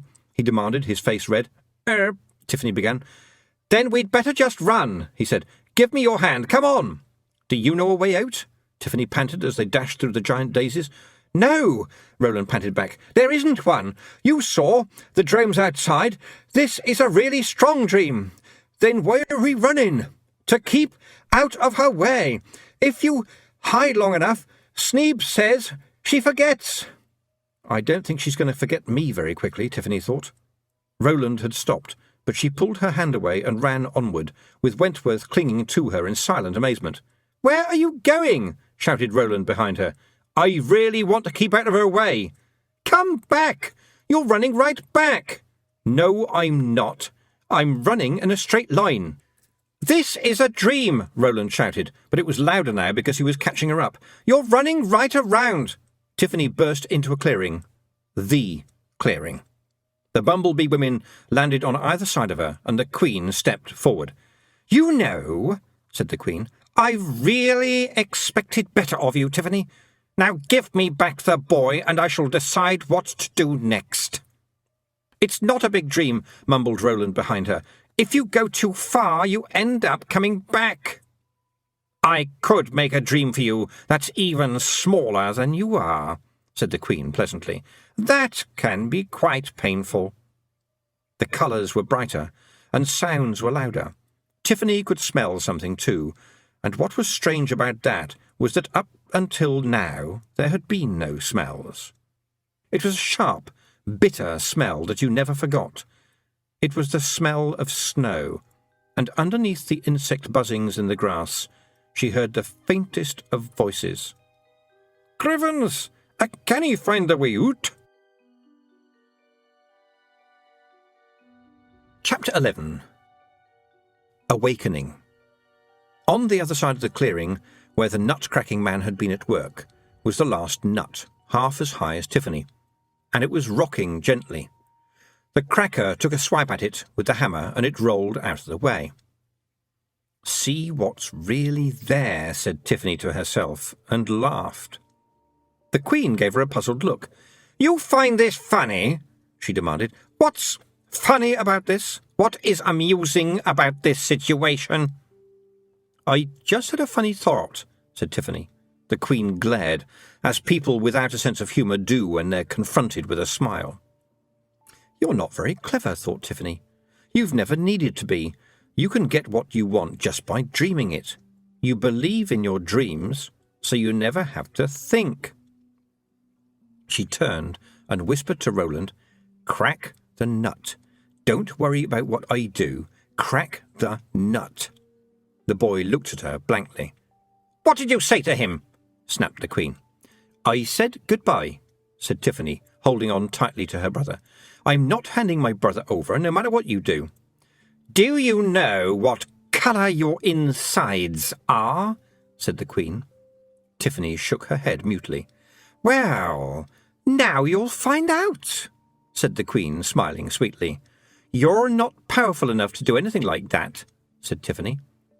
"You know, you are right," said the Queen. "That kind of physical magic is indeed very hard. But I can make you think I've done the most terrible things. And that, little girl, is all I need to do." Would you like to beg for mercy now? You may not be able to later. Tiffany paused. No, she said at last. I don't think I will. The Queen leaned down. Her grey eyes filled Tiffany's world. People here will remember this for a long time, she said. I hope so, said Tiffany. Crack the nut. For a moment the Queen looked puzzled again. She was not good at dealing with sudden changes. What? Eh? Oh, right, muttered Roland. What did you say to him? The Queen demanded, as the boy ran towards the hammer man. Tiffany kicked her on the leg. It wasn't a witch thing. It was so 9 years old, and she wished she could have thought of something better. On the other hand, she had hard boots, and it was a good kick. The Queen shook her. Why did you do that? She said. Why won't you do what I say? Everyone could be so happy if only they'd do what I say. Tiffany stared at the woman's face. The eyes were grey now, but the pupils were like silver mirrors. I know what you are, said her third thoughts. You're something that's never learned anything. You don't know anything about people. You're just a child that's got old. Want a sweetie? She whispered. There was a shout behind her. She twisted in the Queen's grip and saw Roland fighting for the hammer. As she watched, he turned desperately and raised the heavy thing over his head, knocking over the elf behind him. The Queen pulled her round savagely as the hammer fell. Sweetie, she hissed. I'll show you. Crivens, it's the Queen, and she's got her killed of the old topher. Nay, Queen, nay, laird, we free men, I could murder a kebab. Get her! Tiffany might have been the only person in all the worlds that there are to be happy to hear the sound of the Nac Mac Feegle. They poured out of the smashed nut. Some were still wearing bow ties, some were back in their kilts. But they were all in a fighting mood and, to save time, were fighting with one another to get up to speed. The clearing cleared. Real or dreams, the people could see trouble when it rolled towards them in a roaring, cursing, red and blue tide. Tiffany ducked out of the Queen's grasp and, still holding Wentworth, hurried into the grasses to watch. Big Yan ran past, carrying a struggling, full-sized elf over his head. Then he stopped suddenly and tossed it high over the clearing. "And away he goes right on his head," he yelled, then turned and ran back into the battle. The Nac Mac Feegles couldn't be trodden on or squeezed. They worked in groups, running up one another's backs to get high enough to punch an elf, or for preference, bash it with their heads. And once anyone was down, it was all over bar the kicking. There was some method in the way the Nac Mac Feegle fought.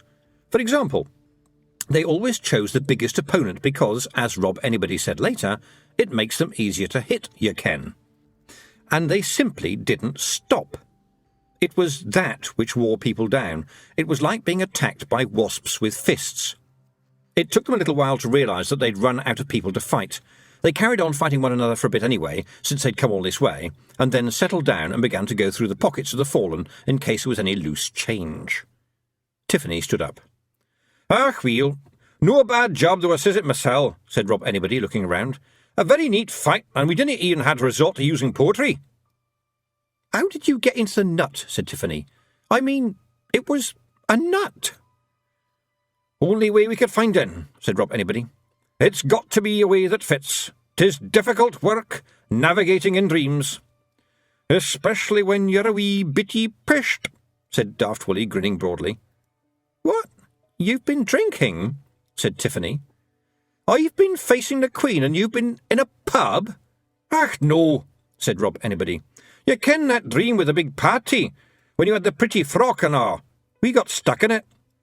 "But I killed the drome." Rob looked a little shifty. "Well," he said, "we didn't get out as easily as you. It took us a wee while." "Until we finished all the drink," said Daft Willie helpfully. Rob glared at him. "You didn't have to put it like that," he snapped. "You mean the dream keeps on going?" said Tiffany. "If you're thirsty enough," said Daft Willie. "And it wasn't just a drink. There was canapes as well." "But I thought if you ate or drank in a dream, you stayed there," said Tiffany. "Aye, for most creatures," said Rob Anybody. "Not for us, though. Hooses, banks, dreams, 'tis all the same to us. There's nothing we canna get in or out of." "Except maybe pubs," said Big Yan. "Why," said Rob Anybody cheerfully, "getting out of pubs sometimes causes us a certain amount of difficulty, I'll grant you that." "And where did the Queen go?" Tiffany demanded. "Ah, she didn't off-ski as soon as we arrived," said Rob Anybody. "And so should we, lady, afore the dream changes." He nodded at Wentworth. "Is this the wee bairn? Ah, what a nose full of bogies!" "Want a sweetie?" shouted Wentworth on automatic sweetie pilot. "Will ye canny hen on?" shouted Rob Anybody. "And stop snivelling and come awa wi' us, and stop being a burden to your wee sister." Tiffany opened her mouth to protest, and shut it again when Wentworth, after a moment of shock, chuckled. "Funny," he said. "Wee man, wee man." "Oh dear," said Tiffany, "you've got him started now." But she was very surprised nonetheless. Wentworth never showed this much interest in anyone who wasn't a jelly baby. "Rob, we got a real one here," a pixie called out. To her horror, Tiffany saw that several of the Nac Mac Feegles were holding up Roland's unconscious head. He was full length on the ground. "Ach, that was the laddie who was rude to you," said Rob. "And he tried to hit Big Yan with a hammer, too. That wasn't a clever thing to do. What shall we do with him?" The grasses trembled. The light was fading from the sky. The air was growing colder, too. "We can't leave him here," said Tiffany. "OK, we'll drag him along," said Rob Anybody. "Let's move right noo." "Wee man, shouted Wentworth gleefully. "He'll be like this all day, I'm afraid," said Tiffany. "Sorry." "Run for the door," said Rob Anybody. "Can you no see the door?"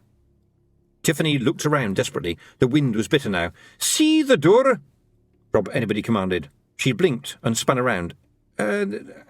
She said. The sense of a world beneath that had come to her when she was frightened of the Queen did not turn up so easily now. She tried to concentrate. The smell of snow. It was ridiculous to talk about the smell of snow. It was just pure frozen water. But Tiffany always knew when she woke up if it had snowed in the night. Snow had a smell like the taste of tin. Tin did have a taste, although, admittedly, it tasted like the smell of snow.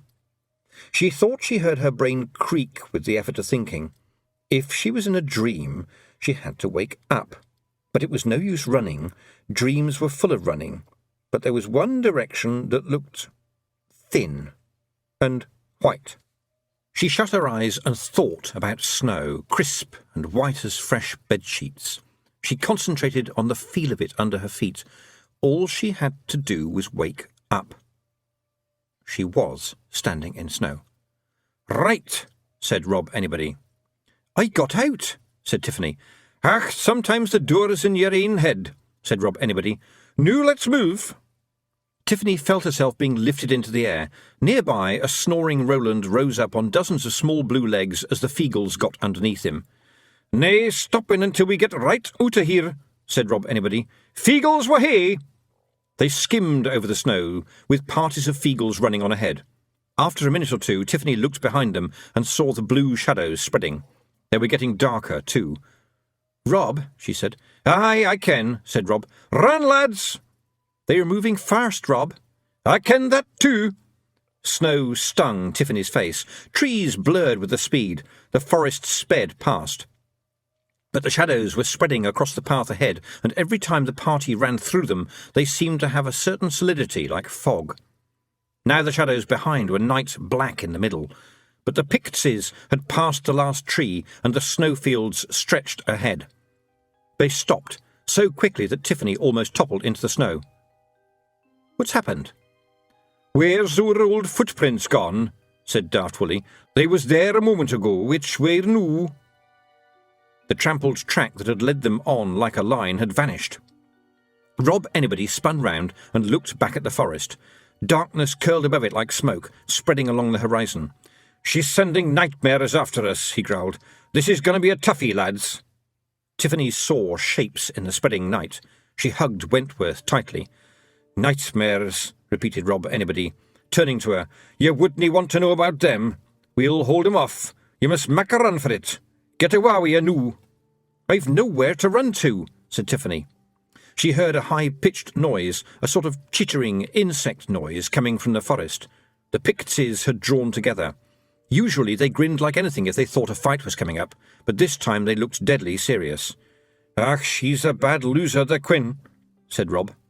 Tiffany turned to look at the horizon behind her. The boiling blackness was there too, a ring that was closing in from all sides. Doors everywhere, she thought. The old Kelder said there's doors everywhere. I must find a door.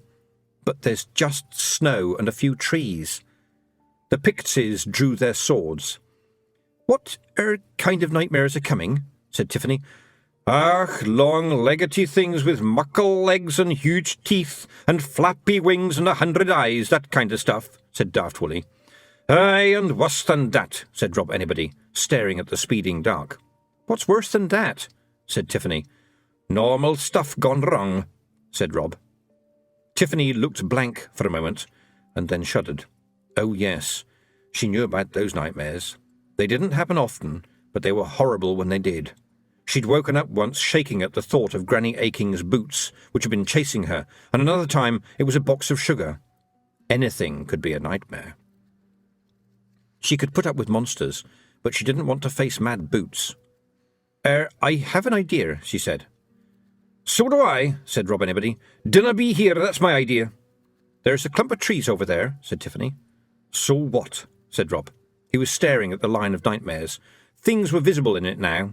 Teeth, claws, eyes, ribs. From the way he was glaring, it was obvious that whatever happened later, the first few monsters were going to face a serious problem. If they had faces, anyway.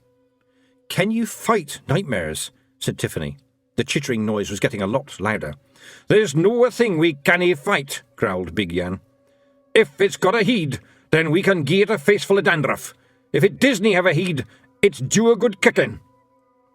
Tiffany stared at the onrushing things. "Some of them have got more than one head," she said. "It's oor lucky day, then," said Daft Woolly. The Pixies shifted their weight, ready to fight. "Piper," said Rob Anybody to William the Gonigal, "play us a lament. We'll fight to the sound of the mouse pipes." "No," said Tiffany. "I'm not standing for this. The way to fight nightmares is to wake up. I am your Kelder. This is an order. We're heading for those trees right now. Do what I say." "Wee wee man!" yelled Wentworth.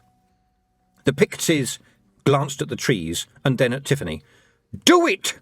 she yelled, so loudly that some of them flinched. "Right now, do what I tell you. There's a better way." "You canna cross a hag, Rob," muttered William. "I'm going to get you home," snapped Tiffany. "I hope," she added to herself. But she'd seen a small, round, pale face staring at them round a tree trunk. There was a drome in those trees. "Ach, aye, but," Rob Anybody glanced past Tiffany and added, "Oh no, look at that." There was a pale dot in front of the racing line of monstrousness. Sneebs was making a break for it. His arms pumped like pistons. His little legs seemed to spin. His cheeks were like balloons. The tide of nightmares rolled over him and kept coming. Rob sheathed his sword. "You heard our Kelder, lads," he shouted. "Grab her, we're offski." Tiffany was lifted up. Feegles raised the unconscious Roland, and everyone ran for the trees. Tiffany pulled her hand out of her apron pocket and opened up the crumpled wrapper of Jolly Sailor tobacco. It was something to focus on, to remind her of a dream. People said you could see the sea from the very top of the downs, but Tiffany had stared hard on a fine winter's day when the air was clear and seen nothing but the hazy blue of distance. But the sea on the Jolly Sailor packet was deep blue, with white crests on the waves. It was the sea for Tiffany. It had looked like a small drome in the trees. That meant it wasn't very powerful. She hoped so. She had to hope so. The trees got closer. So did the ring of nightmares. Some of the sounds were horrible, of cracking bones and crushing rocks and stinging insects and screaming cats, getting nearer and nearer and nearer. Chapter 12. Jolly Sailor. There was sand around her, and white waves crashing, and water draining off the shingle and sounding like an old woman sucking a hard mint. "Crivens, where are we noo?" said Daft Willie. "Aye, and why are we all looking like yellow mushrooms?" Rob Anybody added. Tiffany looked down and giggled. Every Pictsea was wearing a jolly sailor outfit, with an oilskin coat and a huge yellow oilskin rain hat that covered most of their faces. They started to wander about, bumping into one another. My dream, Tiffany thought. The drome uses what it can find in your head, but this is my dream. I can use it. Wentworth had gone quiet. He was staring at the waves. There was a boat pulled up on the shingle. As one Pictsea, or small yellow mushroom, the Nac Mac Feegles were flocking towards it and clambering up the sides. "What are you doing?" said Tiffany. "Best if we was leaving," said Rob Anybody. "It's a good dream you found us, but we canna stay here." "But we should be safe here." "Ach, the Queen finds a way in everywhere," said Rob, as 100 Pictseas raised an oar. "Dinna fash yoursel. We know all about boats. Did you no see not totally wee Georgie Pike fishing with wee Bobby in the stream the other day? We isna strangers to piscatorial and nautical arts, you ken." And they did indeed seem to know about boats. The oars were heaved into the rowlocks, and a party of Feegles pushed it down the stones and into the waves. "Now you just hand us the wee bairn," shouted Rob Anybody from the stern. Uncertainly, her feet slipping on the wet stones, Tiffany waded through the cold water and handed Wentworth over. He seemed to think it was very funny. "Wee mens!" he yelled, as they lowered him into the boat. It was his only joke, so he wasn't going to stop. "Aye, that's right," said Rob Anybody, tucking him under the seat. "Noo, you just bide there like a good boy and no yelling for sweeties, or Uncle Rob'll gie a scalping across the ear-hole, OK?" Wentworth chuckled. Tiffany ran back up the beach and hauled Roland to his feet. He opened his eyes and looked blearily at her. What's happening?" he said. "I had this strange dream," and then he shut his eyes again and sagged. "Get in a boat!" Tiffany shouted, dragging him across the shingle. "Crivens, are we tagging this wee streak of uselessness?" said Rob, grabbing Roland's trousers and heaving him aboard. "Of course." Tiffany hauled herself in afterwards and landed in the bottom of the boat as a wave took it. The oars creaked and splashed, and the boat jerked forward. It jolted once or twice as more waves hit it, and then began to plunge across the sea. The Pictseas were strong, after all. Even though each oar was a battleground as Pictseas hung from it or piled up on one another's shoulders or just heaved anything they could grasp, both oars were almost bending as they were dragged through the water. Tiffany picked herself up and tried to ignore the sudden, uncertain feeling in her stomach. "Head for the lighthouse," she said. "Aye, I ken that," said Rob Anybody. "It's the only place there is, and the Queen Disney-like light." He grinned. "It's a good dream, lady. Have you no looked at the sky?" "It's just a blue sky," said Tiffany. "It's no exactly a sky," said Rob Anybody. "Look behind you." Tiffany turned. It was a blue sky, very blue. But above the retreating beach, halfway up the sky, was a band of yellow. It looked a long way away and hundreds of miles across, and in the middle of it, looming over the world as big as a galaxy and grey-blue with distance, was a lifebelt. On it, but spelled backwards in letters larger than the moon, were the words ROLIAS YLLOJ. "We are in the label," said Tiffany. "Oh, aye," said Rob Anybody. "But the sea feels real. It's salty and wet and cold. It's not like paint. I didn't dream it's salty or so cold." "Nae kidding." "Then it's a picture on the outside when it's real on the inside." Rob nodded. "You ken, we've been robbing and running around on all kinds of worlds for a long time, and I'll tell you this. The universe is a lot more complicated than it looks from the outside." Tiffany took the grubby label out of her pocket and stared at it again. There was the lifebelt and the lighthouse, but the jolly sailor himself wasn't there. What was there, so tiny as to be little bigger than a dot on the printed sea, was a tiny rowing boat. She looked up. There were storm clouds in the sky, in front of the huge, hazy lifebelt. They were long and ragged, curling as they came. Didn't it take her long to find a way in?" muttered William. "No," said Tiffany, "but this is my dream. I know how it goes. Keep rowing." Tangling and tumbling, some of the clouds passed overhead and then swooped towards the sea. They vanished beneath the waves like a waterspout in reverse. It began to rain hard, so hard that a haze of mist rose over the sea. "Is that it?" Tiffany wondered. "Is that all she can do?" "Doot it," said Rob Anybody. "Bend them oars, lads." The boat shot forward, bouncing through the rain from wave-top to wave-top. But against all normal rules, it was now trying to go uphill. The water was mounding up, and the boat washed backwards in the streaming surf. Something was rising. Something white was pushing the seas aside. Great waterfalls poured off the shining dome that climbed towards the storm sky.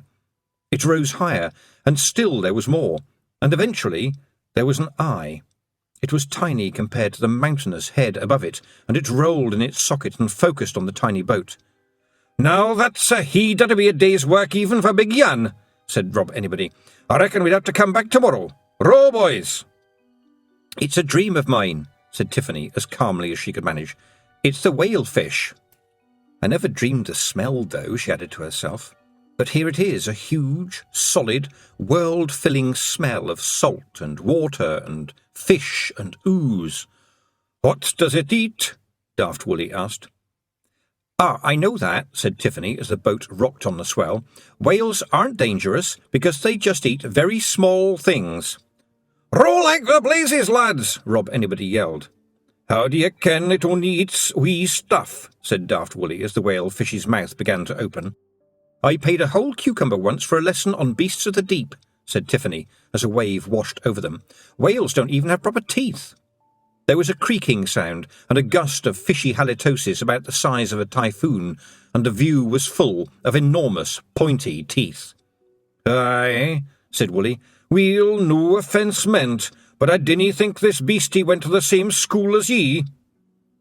The surge of water was pushing them away, and Tiffany could see the whole of the head now, and, in a way that she couldn't possibly describe, the whale looked like the Queen. The Queen was there somewhere. The anger came back. "This is my dream," she shouted at the sky. "I've dreamed it dozens of times. You're not allowed in here, and whales don't eat people. Everyone who isn't very stupid knows that." A tail the size of a field rose and slapped down on the sea. The whale shot forward. Rob Anybody threw off his yellow hat and drew his sword. "Ach, we'll be tried," he said. "This wee beastie's gonna get the worst bellyache there ever was." "Aye, we'll cut our way out," shouted Daft Woolly. "No, keep rowing," said Tiffany. "It's ne'er been said that the Nac Mac Feegle turned their back on our foe," Rob yelled. "But you're rowing facing backwards," Tiffany pointed out. The Pixie looked crestfallen. "Oh, aye, I hadn't thought of it like that," he said, sitting down again. "Just row," Tiffany insisted. "We're nearly at the lighthouse." Grumbling, because even if they were facing the right way, they were still going the wrong way, the Pixies hauled on the oars. "That's a great big heed he's got there, you ken," said Rob Anybody. "How big would you say that heed is, Gonagle?" "Ach, I'd say it's very big, Rob," said William, who was with the team on the other oar. "Indeed, I might commit myself to saying it's enormous." "You'd go as far as that, would you?" "Oh, aye, enormous is fully justified." It's nearly on us, Tiffany thought. This has got to work. It's my dream. Any moment now. "And how near us would you say it is, then?" asked Rob conversationally, as the boat wallowed and jerked just ahead of the whale. "That's a very good question, Rob," said William, "and I'd answer it by saying it's very close indeed." Any moment now, thought Tiffany. I know Miss Tick said you shouldn't believe in your dreams, but she meant you shouldn't just hope. Any moment now, I hope. He's never missed. "In fact, I'd go so far as to say exceedingly close," William began. Tiffany swallowed and hoped that the whale wouldn't. There was only about 30 yards of water between the teeth and the boat.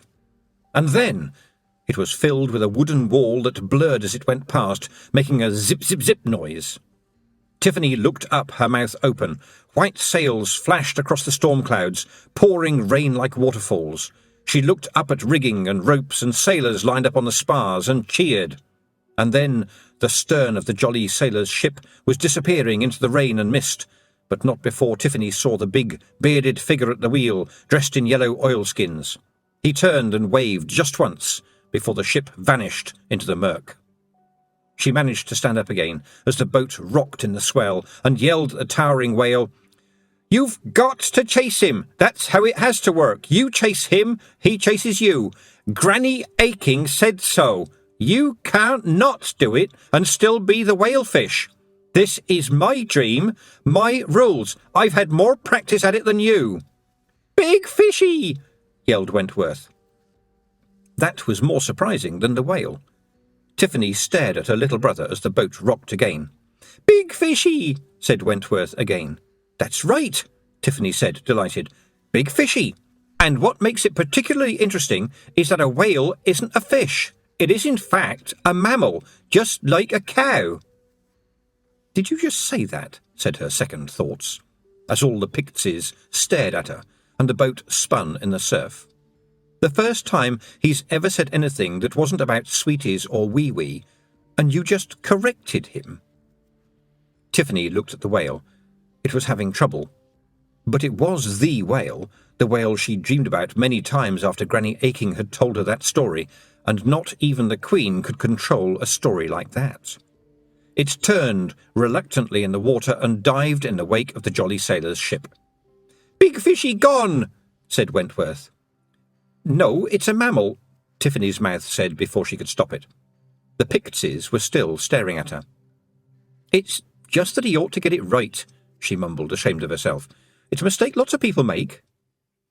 "You're going to turn into somebody like Miss Tick," said her second thoughts. "Do you really want that?" "Yes," said a voice, and Tiffany realised that it was hers again. The anger rose up joyfully. "Yes, I'm me. I am careful and logical, and I look up things I don't understand. When I hear people use the wrong words, I get edgy. I am good with cheese. I read books fast. I think. And I always have a piece of string. That's the kind of person I am." She stopped. Even Wentworth was staring at her now. He blinked. "Big water cow gone?" he suggested meekly. "That's right. Good boy," said Tiffany. "When we get home, you can have one sweet." She saw the massed ranks of the Nac Mac Feegles still looking at her with worried expressions.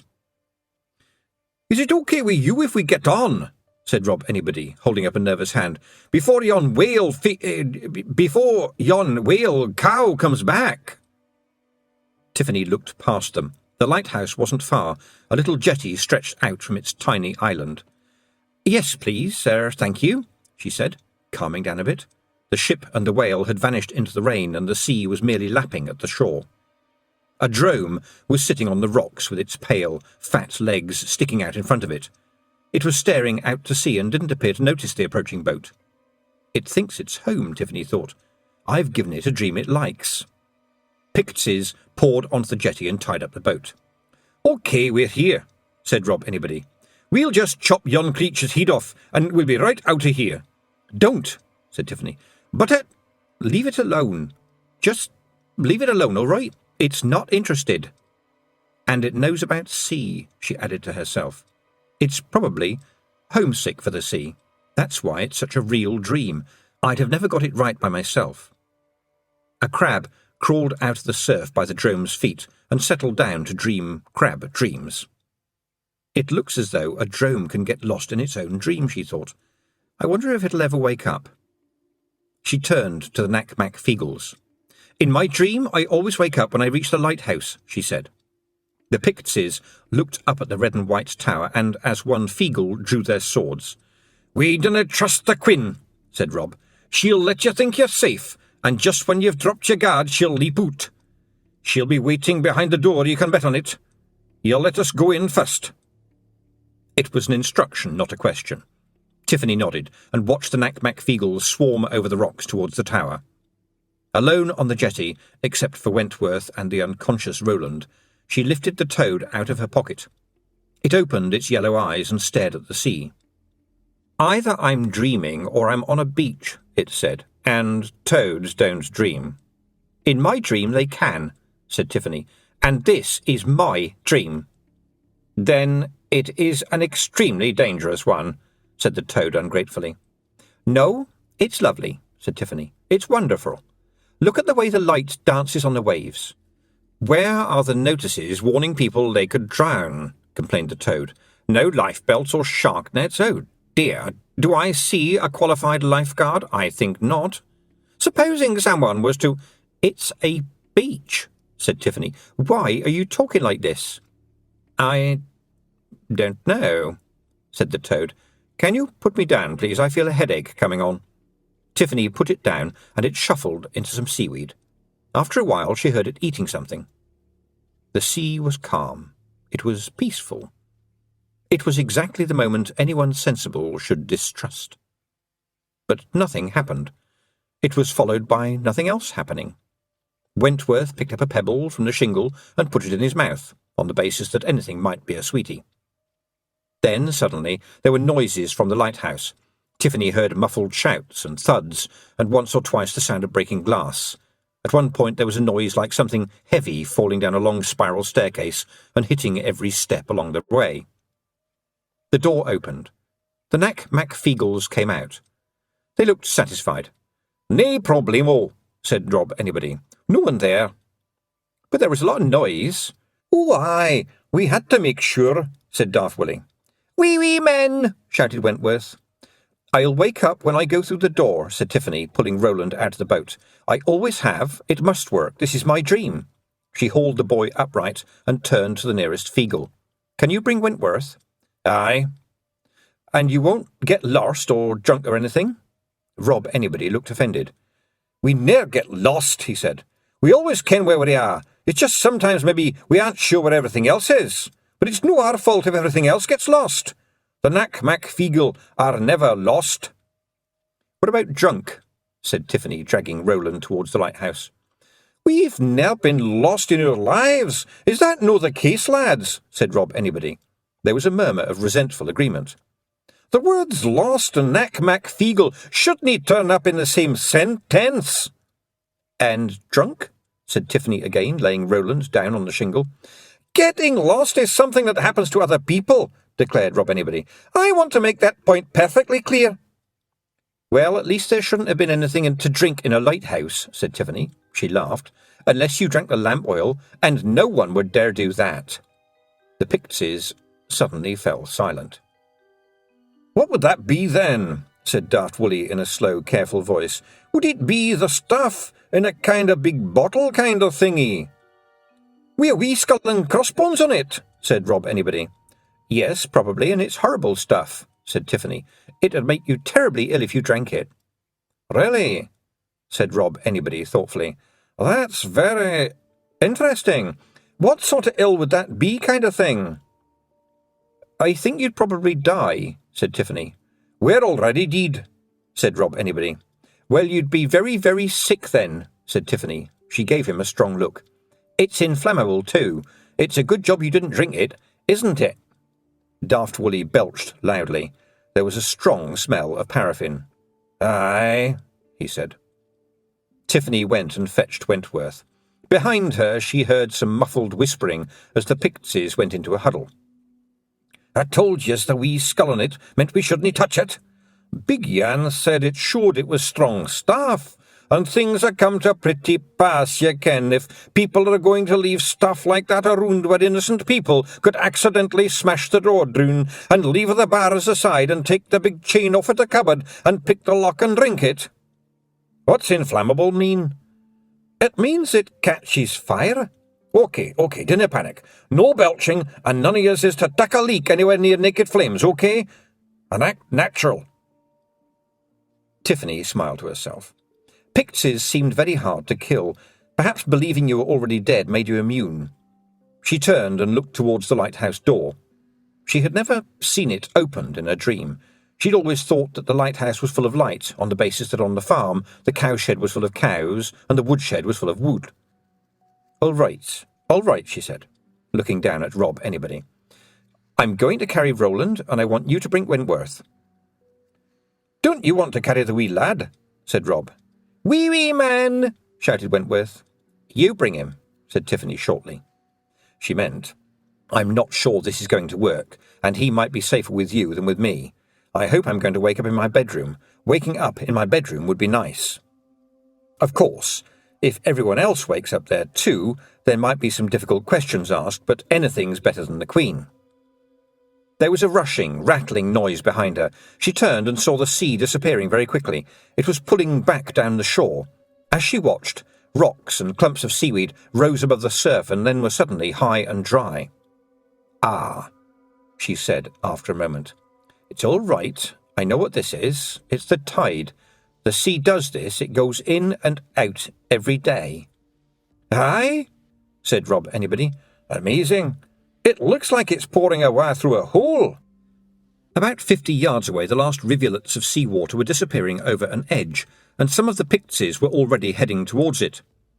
Tiffany suddenly had a moment of something that wasn't exactly panic. It was a lot slower and nastier than panic. It began with just a nagging little doubt that said, "Isn't the tide a bit slower?"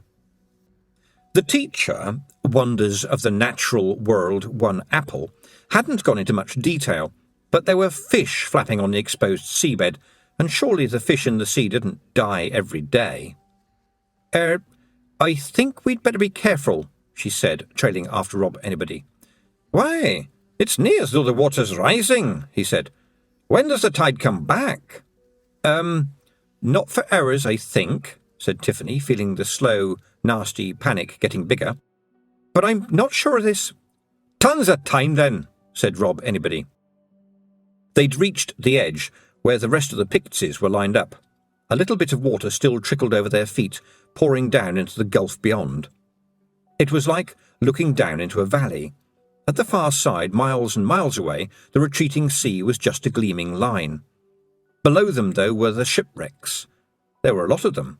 Galleons and schooners and clippers, masts broken, rigging hanging, hulls breached, lay strewn across the puddles in what had been the bay. The Nac Mac Feegles, as one Pixie, sighed happily. "Sunken treasure, aye, gold, bullion, jewels." "What makes you think they've got treasure in?" said Tiffany. The Nac Mac Feegles looked amazed, as if she'd suggested that rocks could fly. "There's got to be treasure in them," said Daft Woolly. "Otherwise, what's the point of letting them sink?" "That's right," said Rob Anybody.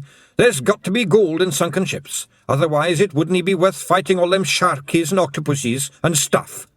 Stealing treasure fra the ocean's bed, that's about the biggest, best thieving ever." And now what Tiffany felt was real, honest panic. "That's a lighthouse," she said, pointing. "Can you see it? A lighthouse so ships don't run into the rocks, right? Understand? This is a trap made just for you. The Queen's still around." "Maybe we can go down and look inside one wee ship," said Rob Anybody meekly.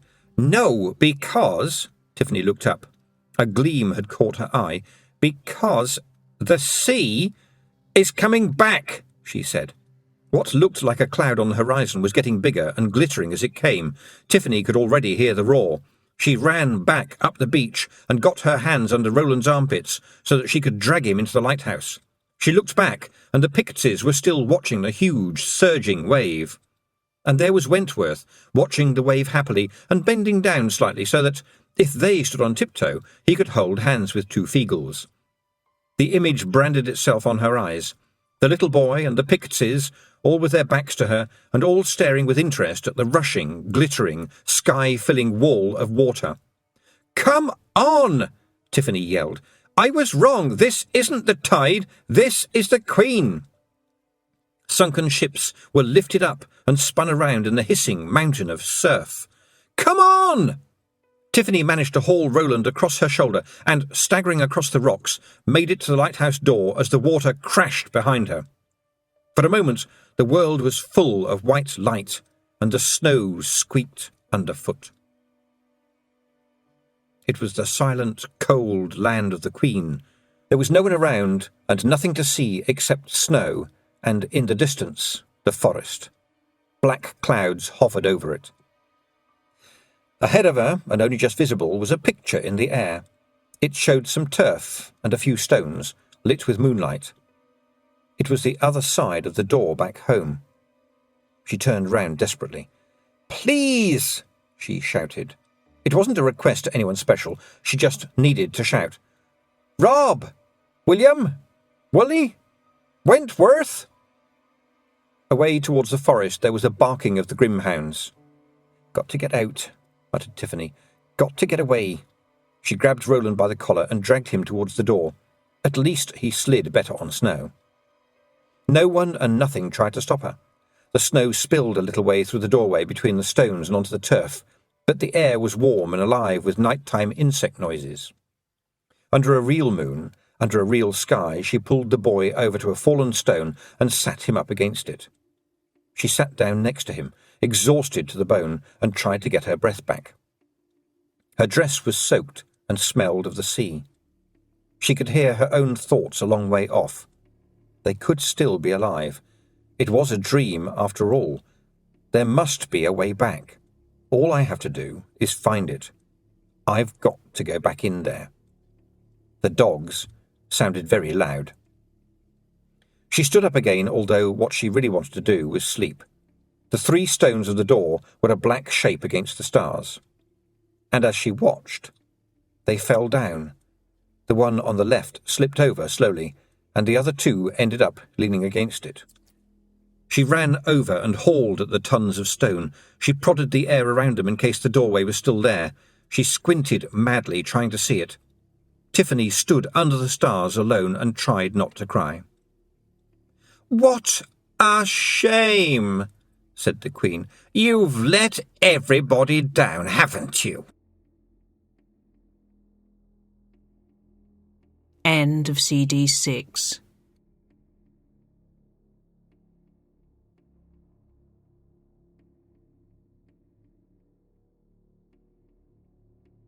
CD 7.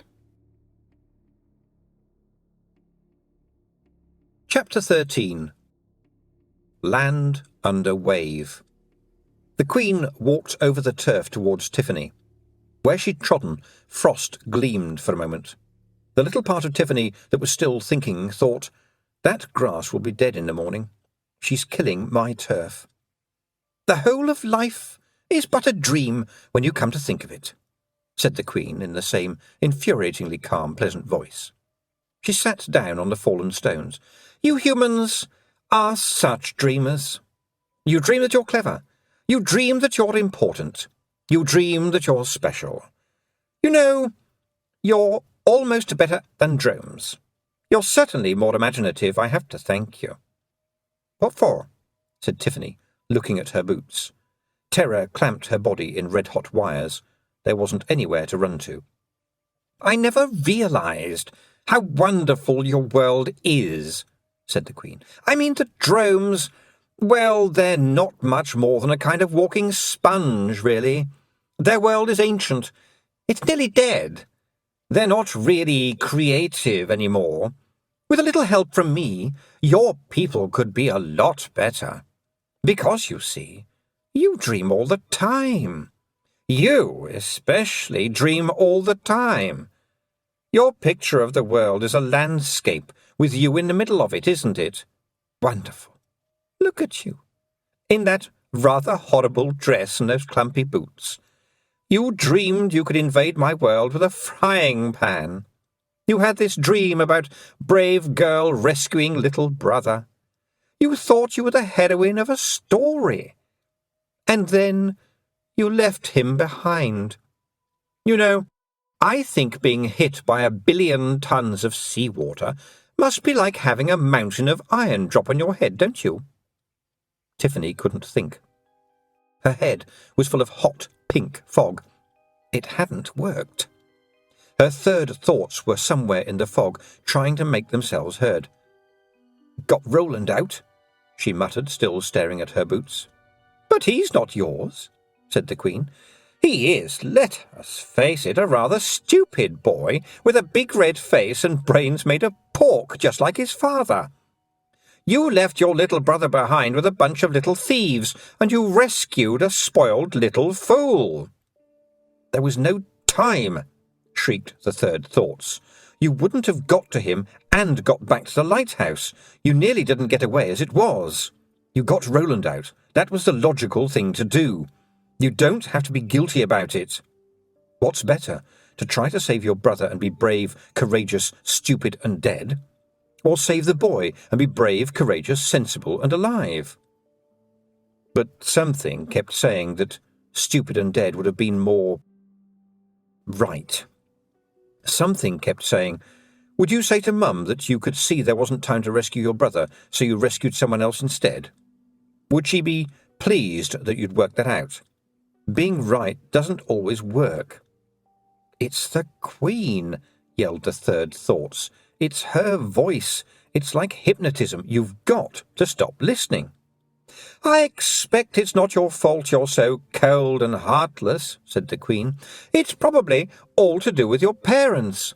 They probably never gave you enough time. And having Wentworth was a very cruel thing to do. They really should have been more careful. And they let you read too many words.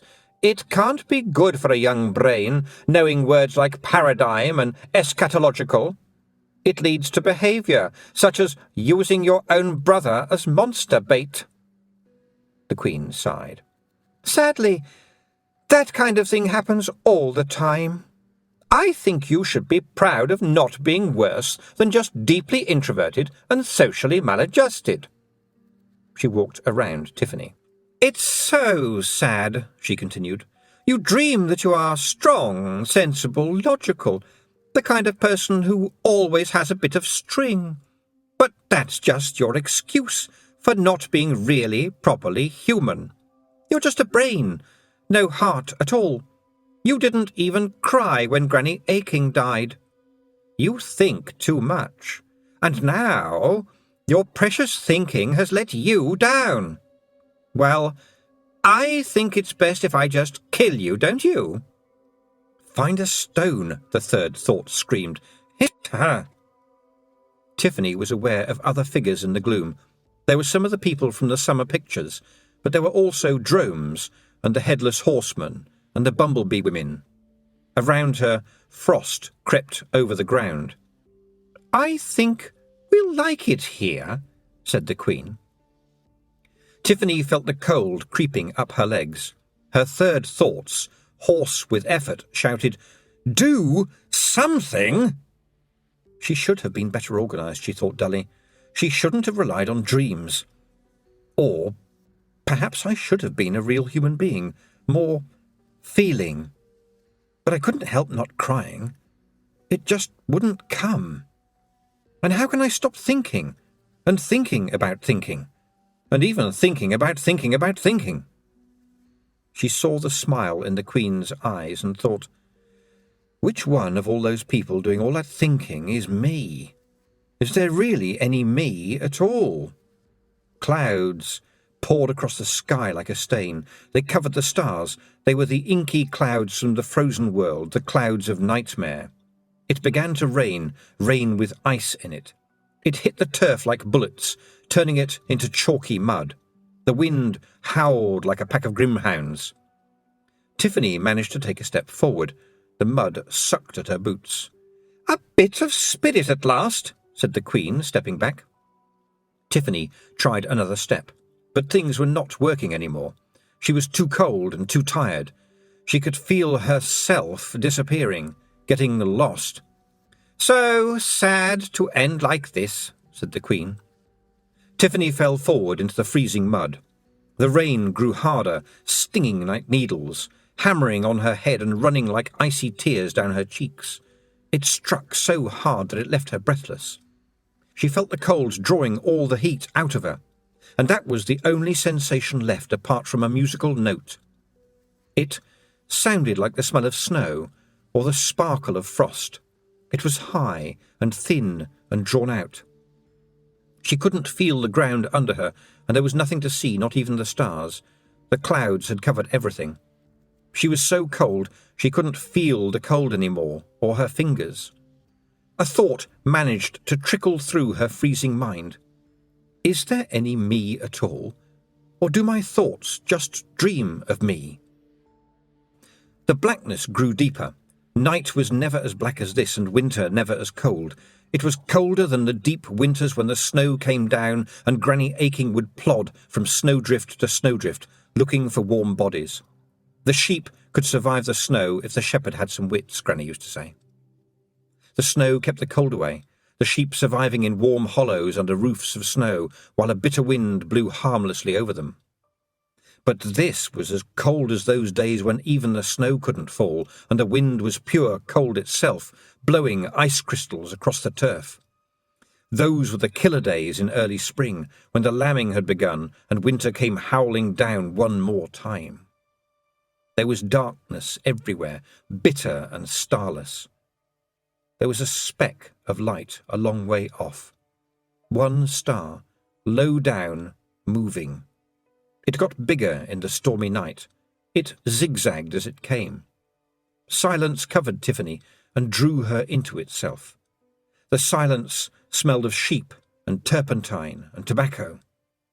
And then came movement, as if she was falling through the ground very fast, and gentle warmth, and just for a moment the sound of waves, and her own voice inside her head. This land is in my bones, land under wave. Whiteness. It tumbled through the warm, heavy darkness around her, something like snow but as fine as dust. It piled up somewhere below her because she could see a faint whiteness. A creature, like an ice cream cone with lots of tentacles, shot past her and jetted away. I'm under water, thought Tiffany. I remember. This is the million-year reign under the sea. This is the new land being born underneath an ocean. It's not a dream. It's a memory. The land under wave. Millions and millions of tiny shells. This land was alive. All the time there was the warm, comforting smell of the shepherding hut, and the feeling of being held in invisible hands. The whiteness below her rose up and over her head, but it didn't seem uncomfortable. It was like being in a mist. Now I'm inside the chalk, like a flint, like a calkin. She wasn't sure how long she spent in the warm, deep water, or if indeed any time really had passed, or if the millions of years went past in a second, but she felt movement again and a sense of rising. More memories poured into her mind. There's always been someone watching the borders. They didn't decide to. It was decided for them. Someone has to care. Sometimes they have to fight. Someone has to speak for that which has no voice. She opened her eyes. She was still lying in the mud, and the Queen was laughing at her, and overhead the storm still raged. But she felt warm. In fact, she felt hot. Red hot with anger. Anger at the bruised turf, anger at her own stupidity, anger at this beautiful creature whose only talent was control.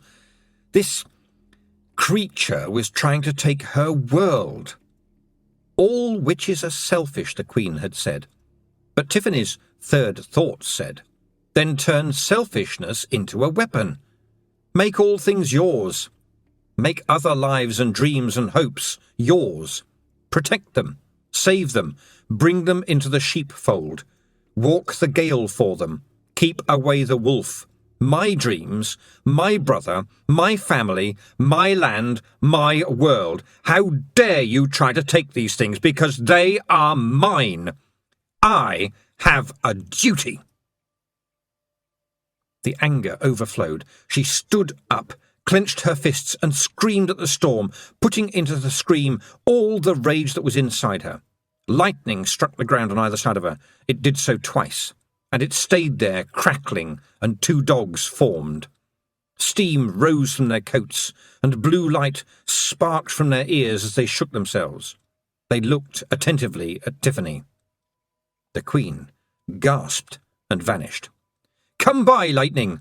shouted Tiffany. "Away to me, thunder!" And she remembered the time when she'd run across the downs, falling over, shouting all the wrong things, while the two dogs had done exactly what needed to be done. Two streaks of black and white sped away across the turf and up towards the clouds. They herded the storm. Clouds panicked and scattered, but always there was a comet streaking across the sky, and they were turned. Monstrous shapes writhed and screamed in the boiling sky, but thunder and lightning had worked many flocks. There was an occasional snap of lightning sparks' teeth and a wail. Tiffany stared upwards, rain pouring off her face, and shouted commands that no dog could possibly have heard. Jostling and rumbling and screaming, the storm rolled off the hills and away towards the mountains, where there were deep canyons that could pen it. Out of breath, glowing with triumph, Tiffany watched until the dogs came back and settled once again on the turf. And then she remembered something else. It didn't matter what orders she gave those dogs. They were not her dogs. They were working dogs. Thunder and lightning didn't take orders from a little girl. And the dogs weren't looking at her. They were looking just behind her. She'd have turned if someone had told her a horrible monster was behind her. She'd have turned if they'd said it had 1,000 teeth. She didn't want to turn round now. Forcing herself was the hardest thing she'd ever done. She was not afraid of what she might see. She was terribly, mortally frightened, afraid to the centre of her bones of what she might not see. She shut her eyes while her cowardly boots shuffled her round, and then, after a deep breath, she opened them again. There was a gust of jolly sailor tobacco and sheep and turpentine. Sparkling in the dark, light glittering off the white shepherdess dress and every blue ribbon and silver buckle of it, was Granny Aching, smiling hugely, glowing with pride. In one hand she held the huge ornamental crook hung with blue bows.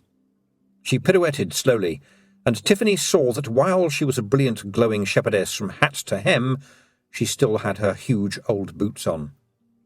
Granny Aching took her pipe out of her mouth and gave Tiffany the little nod that was, from her, a round of applause. And then she wasn't. Real starlit darkness covered the turf, and the nighttime sounds filled the air. Tiffany didn't know if what had just happened was a dream, or had happened somewhere that wasn't quite here, or had only happened in her head. It didn't matter. It had happened, and now— "But I'm still here," said the Queen, stepping in front of her. "Perhaps it was all a dream. Perhaps you have got a little mad because you are, after all, a very strange child. Perhaps you had help. How good are you? Do you think that you can face me alone? I can make you think whatever I please." "Crivens!" "Oh, no, not them," said the Queen, throwing up her hands. It wasn't just the Nac Mac Feegles, but also Wentworth, a strong smell of seaweed, a lot of water, and a dead shark. They all appeared in mid-air and landed in a heap between Tiffany and the Queen. But a Pictsy was always ready for a fight, and they bounced, rolled, and came up, drawing their swords and shaking seawater out of their hair. "Oh, 'tis you, is it?" said Rob Anybody, glaring up at the Queen. "Face to face with you at last, you blousty old caliac that you are. You cannot come here, understand? Be off with you, or are you going to go quietly?" The Queen stamped heavily on him. When she took her foot away, only the top of his head was visible above the turf. "Well, are you?" he said, pulling himself out as if nothing had happened. "I don't want to have to lose my temper with you. And it's no good sending your pets against us, 'cause you ken we can take 'em to the cleaners." He turned to Tiffany, who hadn't moved. "You can just leave this to us, Kilda. Us and the Queen, we go way back." The Queen snapped her fingers. "Always leaping into things you don't understand," she hissed. "Well, can you face these?" Every Nac Mac Feegle's sword suddenly glowed blue. Back in the crowd of eerily lit Pictsies, a voice that sounded very much like that of Daft Woolly said, "Ach, we're in real trouble noo." 3 figures had appeared in the air a little way away. The middle one, Tiffany saw, had a long red gown, a strange long wig, and black tights with buckles on his shoes. The others were just ordinary men, it seemed, in ordinary grey suits. "Oh, you're a hard woman, Queen," said William the Gonigal, "to set lawyers onto us." "See the one on the left there," whimpered a Pixie. "See, he's got a briefcase. It's a briefcase. Oh, whaley, whaley, a briefcase, whaley." Reluctantly, a step at a time, pressing together in terror, the Nac Mac Feegles began to back away. "Oh, whaley, whaley, he's snapping the clasps," groaned Daft Woolly. "Oh, whaley, whaley, whaley, 'tis the sound of doom when a lawyer does that." "Mr. Rob Anybody Feegle and sundry others," said one of the figures in a voice of dread. "There's nobody here of that name," shouted Rob Anybody. "We didn't know anything."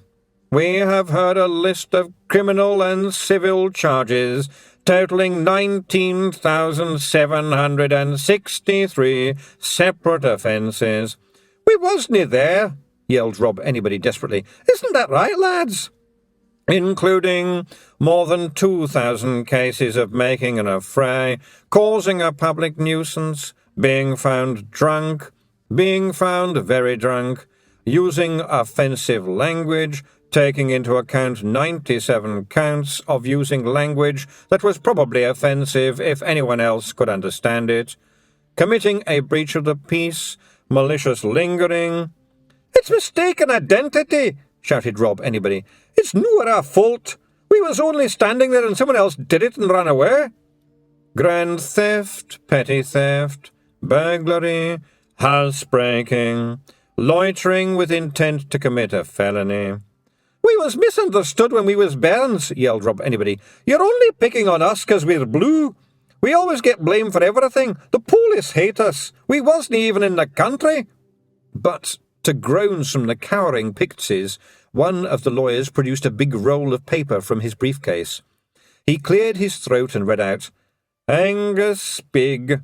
Angus no as Big Angus. Angus wee. Archie Big. Archie one-eyed. Archie wee mad."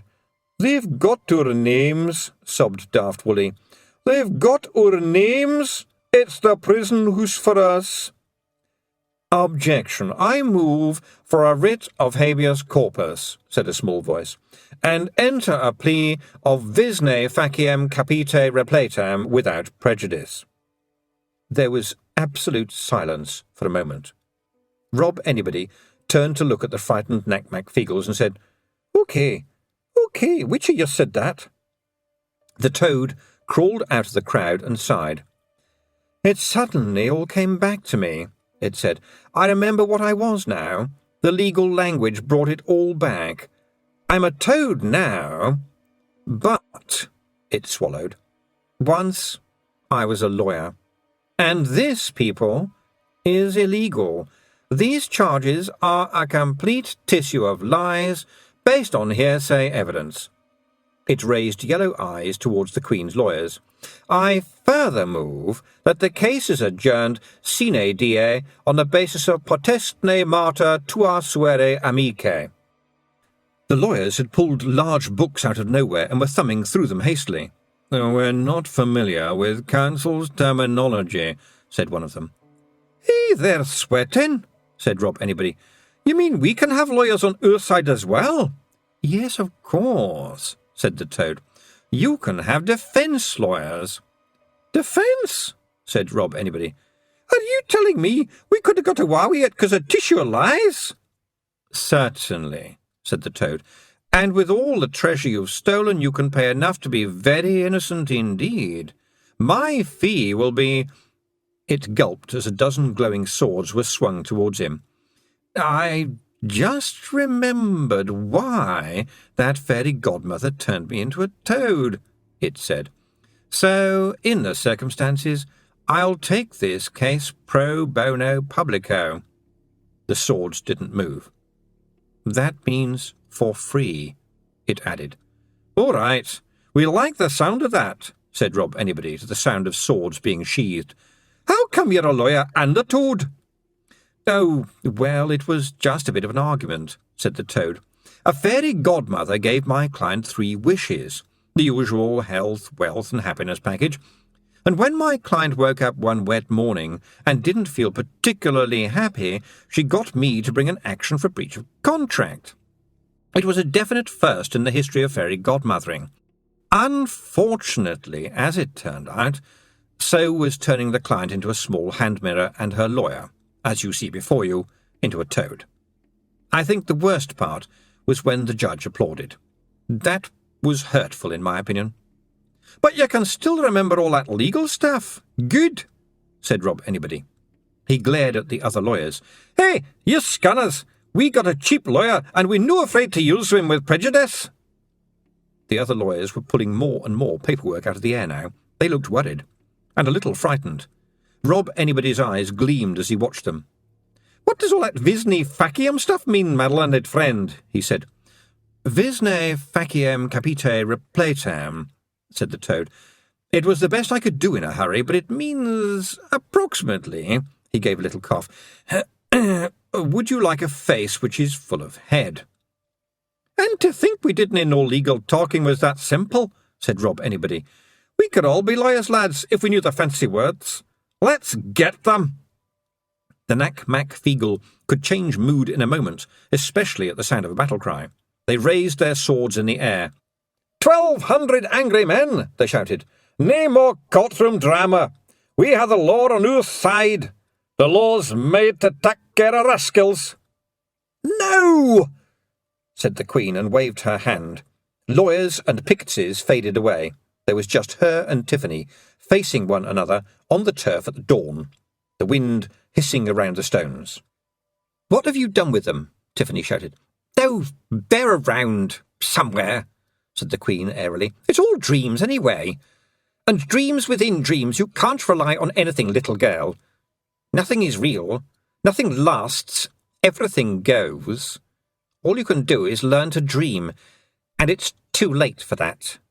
And I have had longer to learn."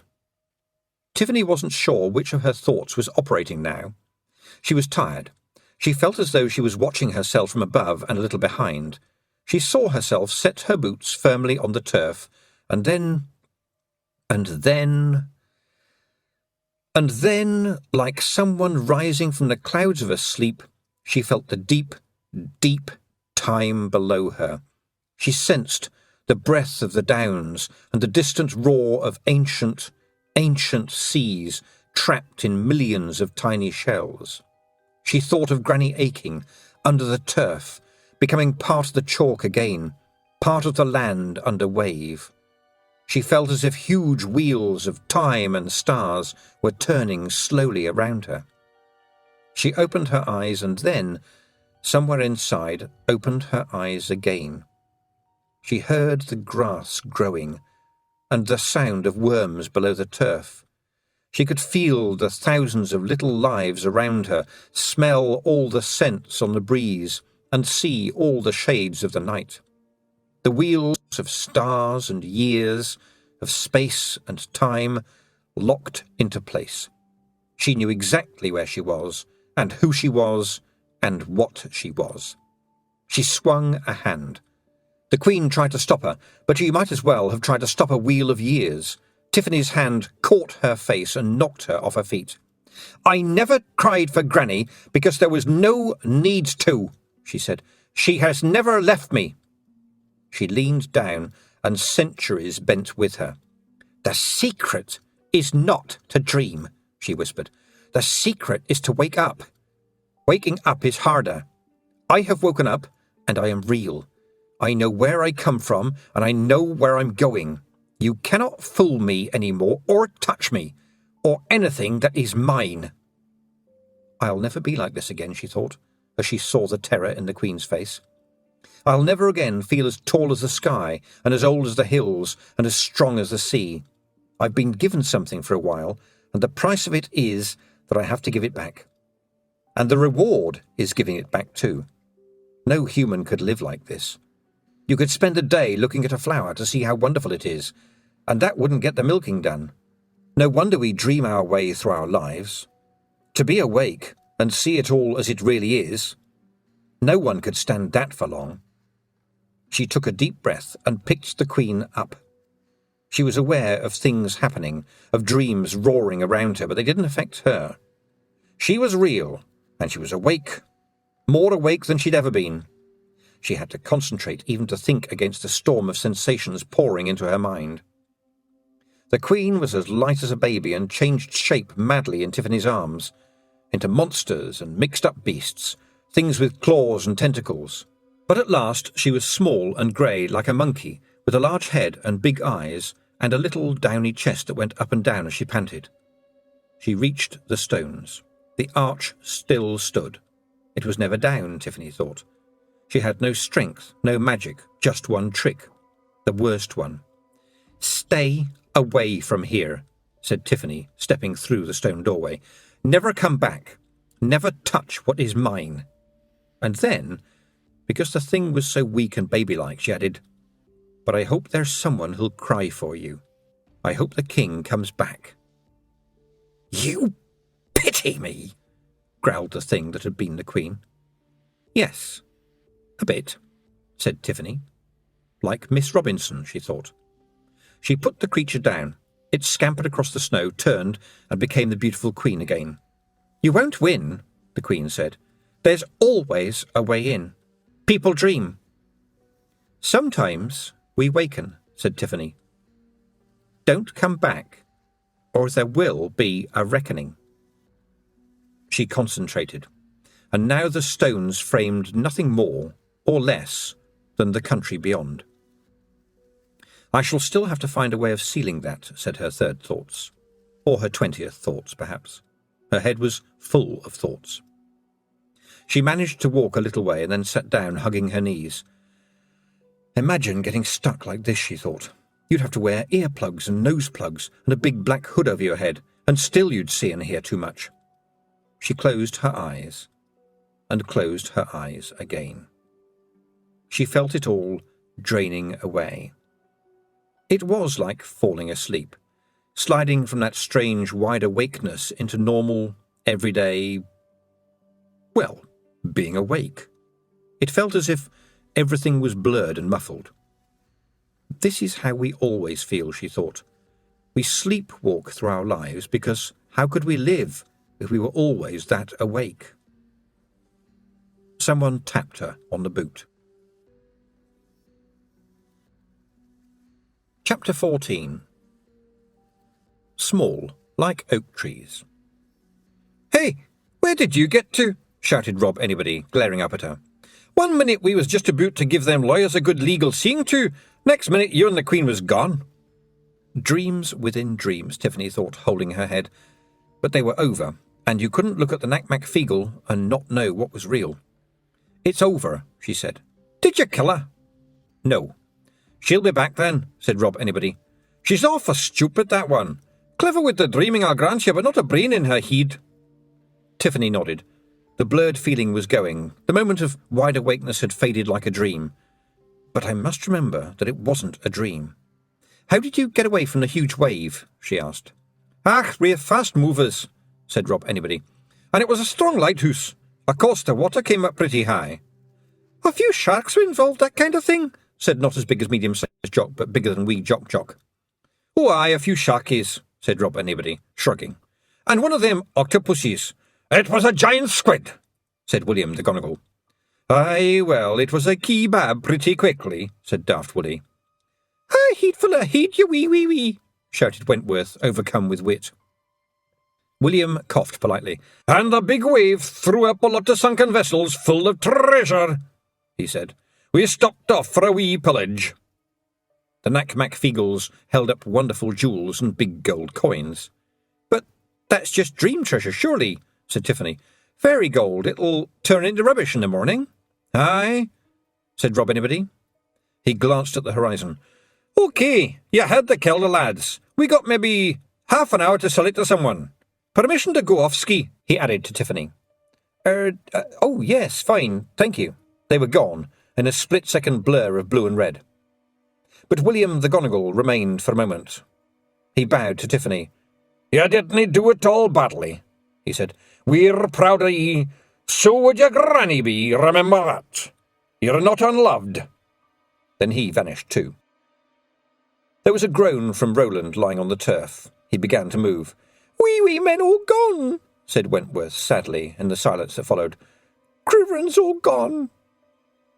"What were they?" muttered Roland, sitting up and holding his head. "It's all a bit complicated," said Tiffany. Do you remember much?" It all seems like a dream," said Roland.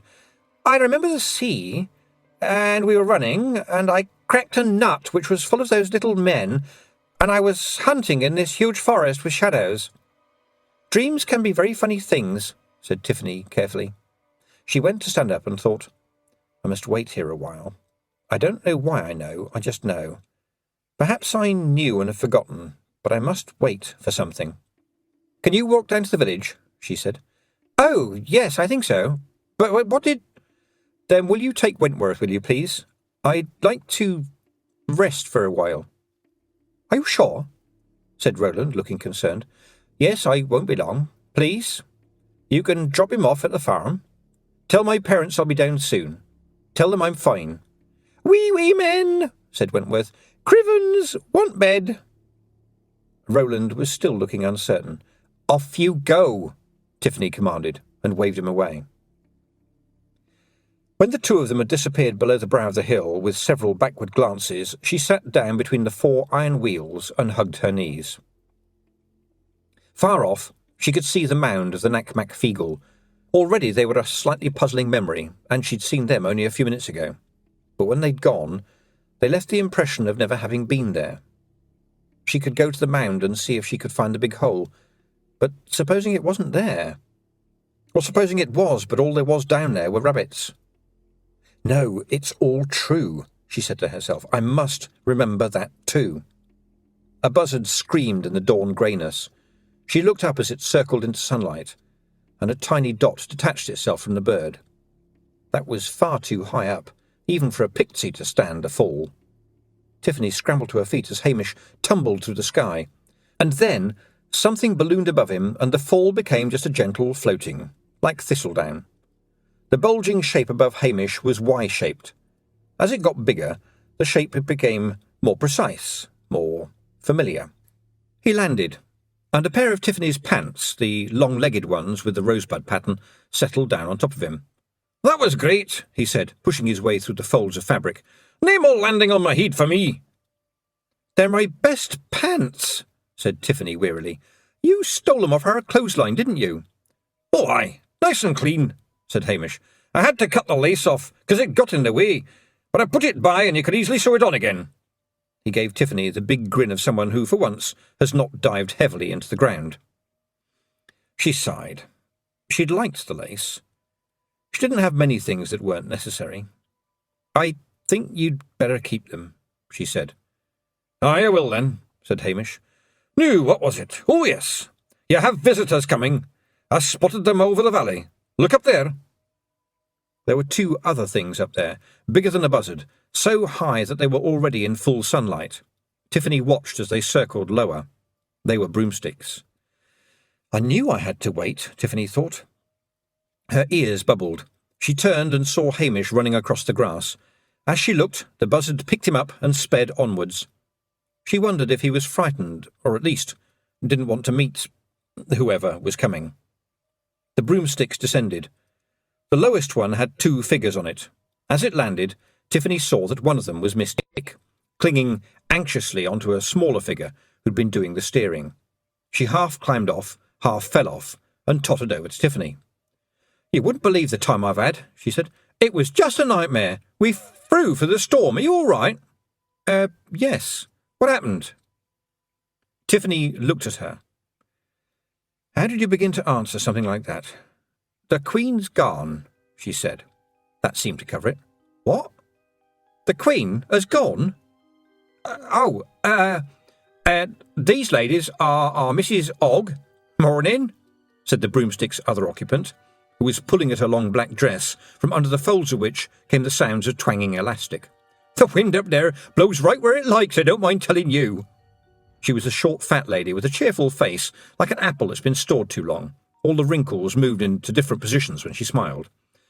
"And this," said Miss Tick, "is Mistress." snapped the other witch, dismounting. I'm so sorry. Mistress Weatherwax, said Miss Tick. Very, very good witches, she whispered to Tiffany. I was very lucky to find them. They respect witches up in the mountains. Tiffany was impressed that anyone could make Miss Tick flustered, but the other witch seemed to do it just by standing there. She was tall, except, Tiffany realised, she wasn't that tall, but she stood tall, which could easily fool you if you weren't paying attention, and like the other witch, wore a rather shabby black dress. She had an elderly, thin face that gave nothing away. Piercing blue eyes looked Tiffany up and down from head to toe. You've got good boots, said the witch. Tell Mistress Weatherwax what happened, Miss Tick began, but the witch held up a hand, and Miss Tick stopped talking immediately. Tiffany was even more impressed now. Mistress Weatherwax gave Tiffany a look that went right through her head and about 5 miles out the other side. Then she walked over to the stones and waved one hand. It was an odd movement, a kind of wriggle in the air, but for a moment it left a glowing line. There was a noise, a chord, as though all sorts of sounds were happening at the same time. It snapped into silence. Jolly sailor tobacco, said the witch. Yes, said Tiffany. The witch waved a hand again. There was another sharp, complicated noise. Mistress Weatherwax turned suddenly and stared at the distant pimple that was the Pixie Mound. Nac Mac Feegle? Kelda? She demanded. Yes. Only temporary, said Tiffany. Said Mistress Weatherwax. Wave. Sound. Frying pan? Yes, it's got lost, though. Wave. Sound. It was as if the woman was extracting her history from the air. Filled buckets? And they filled the log box too, said Tiffany. Wave. Sound. I see. Special sheep liniment. Yes, my father says it puts... Wave. Sound. Ah. Land of snow? Wave. Sound. A queen? Wave. Sound. Fighting? Wave. Sound. On the sea? Wave. Sound. Wave. Sound. Mistress Weatherwax stared at the flashing air, looking at pictures only she could see. Mrs. Ogg sat down beside Tiffany, her little legs going up in the air as she made herself comfortable. I've tried, Jolly Sailor, she said. Smells like toenails, don't it? Yes, it does, said Tiffany gratefully. To be a Kelder of the Nac Mac Feegle, you have to marry one of them, don't you? Said Mrs. Ogg innocently. Yeah, but I found a way round that, said Tiffany. She told her. Mrs. Ogg laughed. It was a sociable kind of laugh, the sort of laugh that makes you comfortable. The noise and flashing stopped. Mistress Weatherwax stood staring at nothing for a moment, and then said, You beat the Queen at the end, but you had help, I think. Yes, I did, said Tiffany. And that was?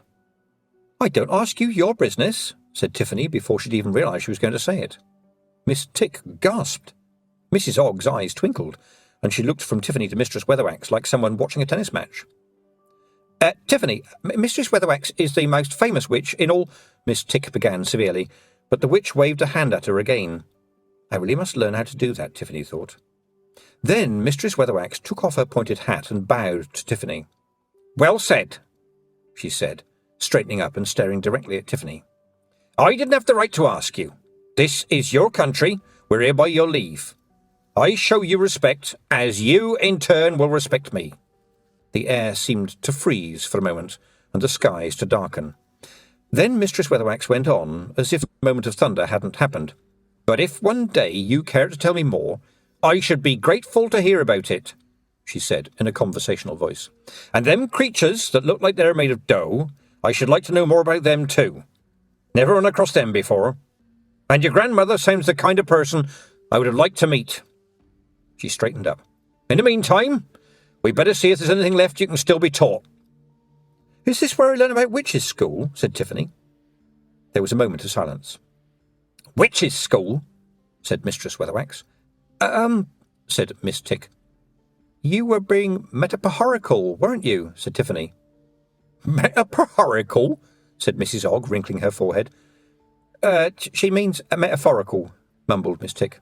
It's like stories, said Tiffany. It's all right. I worked it out. This is the school, isn't it? The magic place, the world, here. And you don't realise it until you look. Do you know the Pixies think this world is heaven?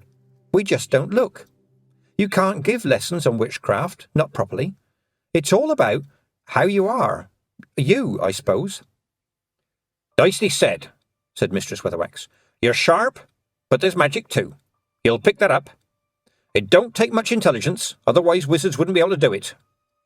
You'll need a job too, said Mrs. Ogg. There's no money in witchcraft. Can't do magic for yourself, see? Cast iron rule. I make good cheese, said Tiffany. Cheese, eh? Said Mistress Weatherwax. Yeah, cheese is good. But do you know anything about medicines? Midwifery? That's a good portable skill.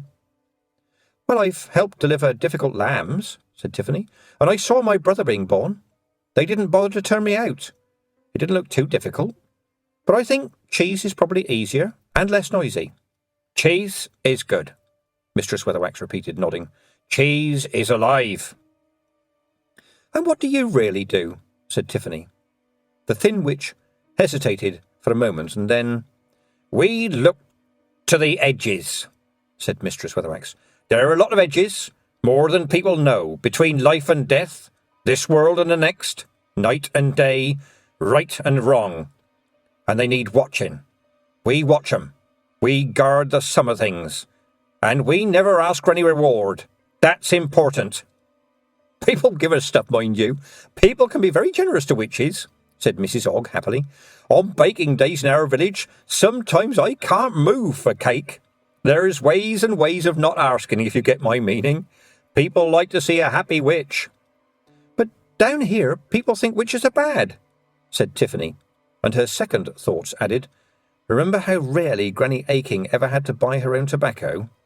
It's amazing what people can get used to, said Mrs. Ogg. You just have to start slow. And we have to hurry, said Mistress Weatherwax. There's a man riding up here on a farm horse. Fair hair, red face. It sounds like my father. Well, he's making the poor thing gallop, said Mistress Weatherwax. Quick now. You want to learn the skills? When can you leave home? Pardon? Said Tiffany.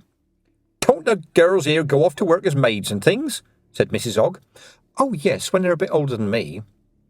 Well, when you're a bit older than you, Miss Tick here will come and find you, said Mistress Weatherwax.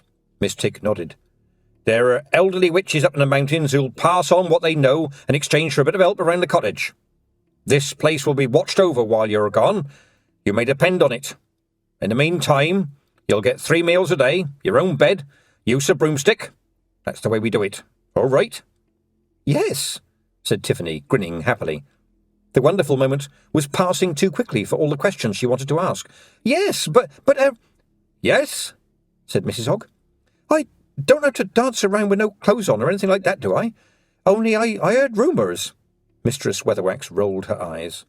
Mrs. Ogg grinned cheerfully. Well, that procedure does have something to recommend it, she began. No, you don't have to, snapped Mistress Weatherwax. No cottage made of sweets, no cackling and no dancing. Not unless you want to, said Mrs. Ogg, standing up. There's no harm in an occasional cackle if the mood takes you that way. I'd teach you a good one right now, but really we ought to be going. But how do you manage it? Said Miss Tick to Tiffany. This is all chalk. You've become a witch on chalk, how? That's all you know, Perspicacia Tick, said Mistress Weatherwax. The bones of the hills is flint. It's hard and sharp and useful. King of stones. She picked up her broomstick and turned back to Tiffany. Will you get into trouble, do you think? She said. I might do, said Tiffany. Do you want any help? If it's my trouble, I'll get out of it, said Tiffany. She wanted to say, yes, I'm going to need help. I don't know what's going to happen when my father gets here. The Baron's probably got really angry, but I don't want them to think I can't deal with my own problems. I ought to be able to cope. That's right, said Mistress Weatherwax. Tiffany wondered if the witch could read minds. Minds? No, said Mistress Weatherwax, climbing on a broomstick. Faces? Yes. Come here, young lady. Tiffany obeyed. The thing about witchcraft, said Mistress Weatherwax, is that it's not like school at all. First you get the test, and then afterwards you spend years finding out how you passed it. It's a bit like life in that respect." She reached out and gently raised Tiffany's chin so that she could look into her face. "I see you opened your eyes," she said. "Yes." "Good. Many people never do. Times ahead might be a little tricky even so. You'll need this." She stretched out a hand and made a circle in the air around Tiffany's hair, and then brought her hand up over the head while making little movements with her forefinger. Tiffany raised her hands to her head. For a moment she thought there was nothing there, and then they touched something. It was more like a sensation in the air. If you weren't expecting it to be there, your fingers passed straight through. "Is it really there?" she said. "Who knows?" said the witch. "It's virtually a pointy hat. No one else will know it's there. It might be a comfort." "You mean it just exists in my head?" said Tiffany. "You've got a lot of things in your head. That doesn't mean they aren't real. Best not to ask me too many questions." "What happened to the toad?" said Miss Tick, who did ask questions. "It's gone to live with the wee free men," said Tiffany. "It turned out it used to be a lawyer." "You've given the clan of the Nac Mac Feegle their own lawyer," said Mrs. Hogg. "That'll make the world tremble. Still, I always say the occasional tremble does you good." "Come, sisters, we must away," said Miss Tick, who had climbed on the other broomstick behind Mrs. Hogg. "There's no need for that sort of talk," said Mrs. Hogg. "That's theatre talk, that is. Cheerio, Tiff. We'll see you again." Her stick rose gently in the air. From the stick of Mistress Weatherwax, though, there was merely a sad little noise like the thwop of Miss Tick's hat point. The broomstick went kush-gug-gug-gug-gug-gug. Mistress Weatherwax sighed. "It's them dwarfs," she said. "They say they repaired it. Oh, yes, and it starts first time in their workshop." They heard the sound of distant hooves. With surprising speed, Mistress Weatherwax swung herself off the stick, grabbed it firmly in both hands, and ran away across the turf, skirts billowing behind her. She was a speck in the distance when Tiffany's father came over the brow of the hill on one of the farm horses. He hadn't even stopped to put the leather shoes on it. Great slices of earth flew up as the hooves, the size of large soup plates, probably about 11 inches across. Tiffany didn't measure them this time. Each one, shod with iron, bit into the turf. Tiffany heard a faint ka-shug-gug-gug-gug-gug-vroom behind her as he leaped off his horse. She was surprised to see him laughing and crying at the same time.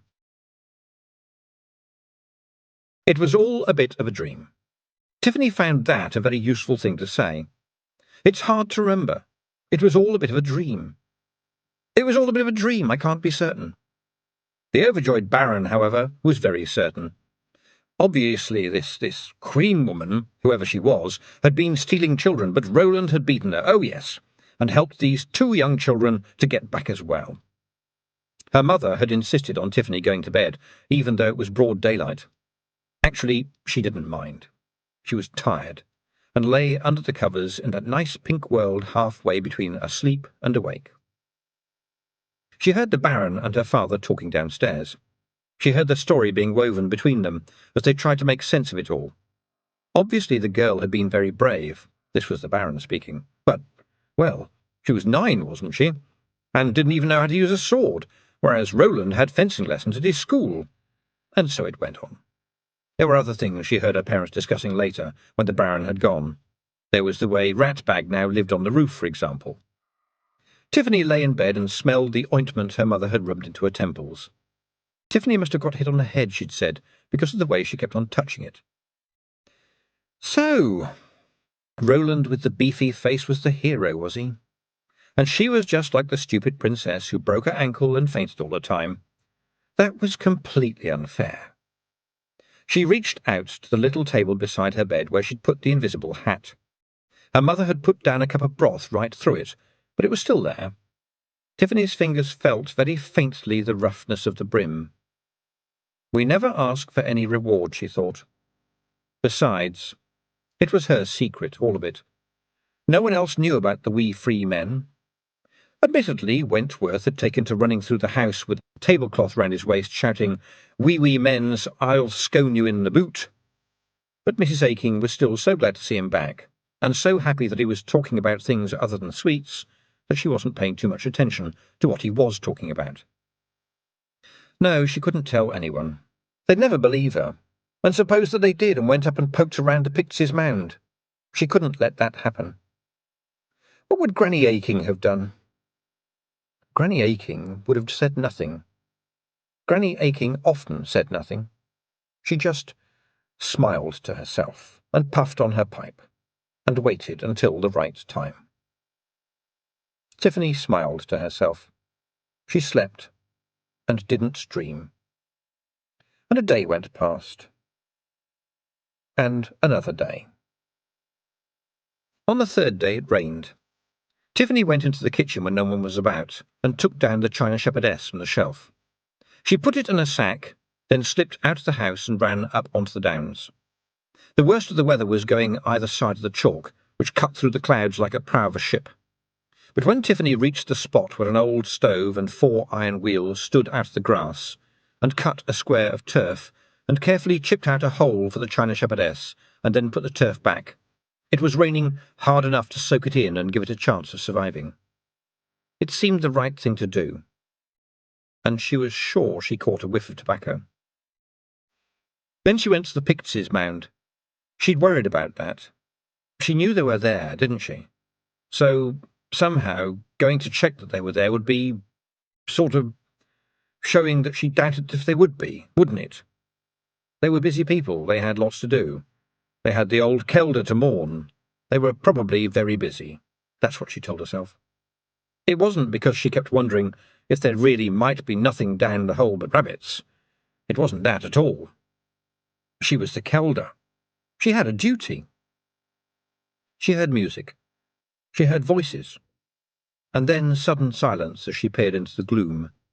She carefully took a bottle of special sheep liniment out of her sack and let it slide into the darkness.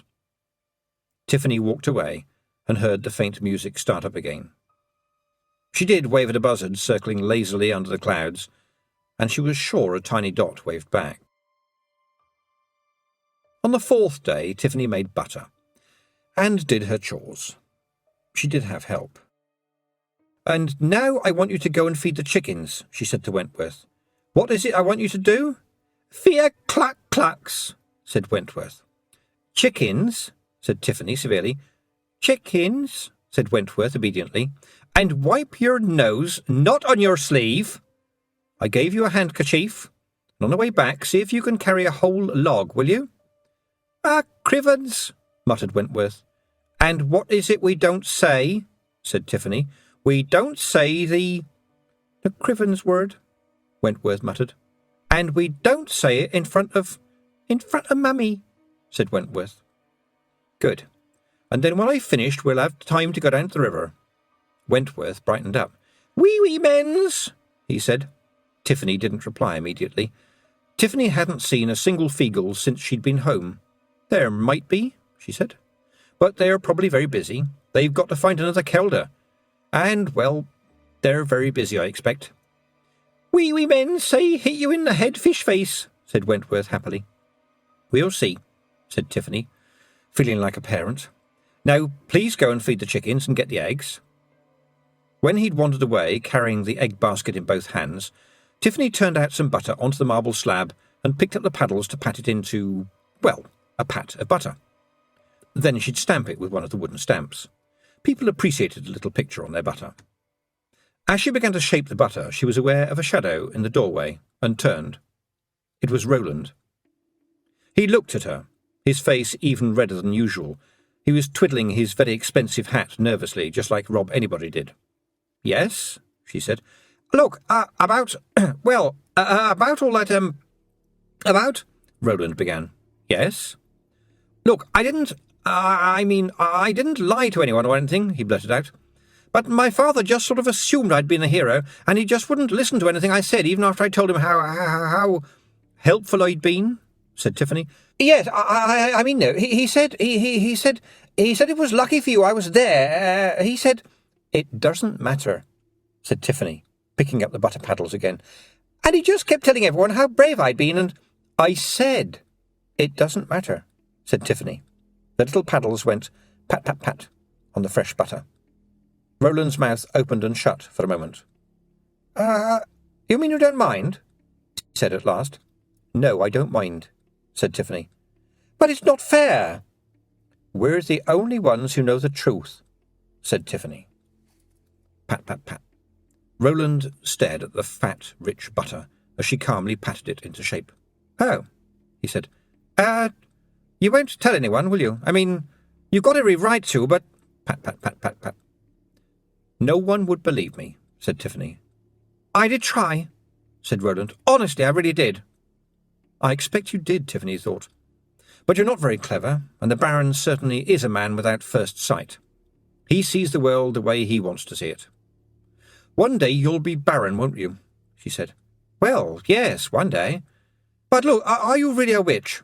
When you're Baron, you'll be good at it, I expect, said Tiffany, turning the butter around. Fair and generous and decent. You'll pay good wages and look after the old people. You wouldn't let people turn an old lady out of her house. Well, I hope I... Tiffany turned to face him, a butter paddle in each hand.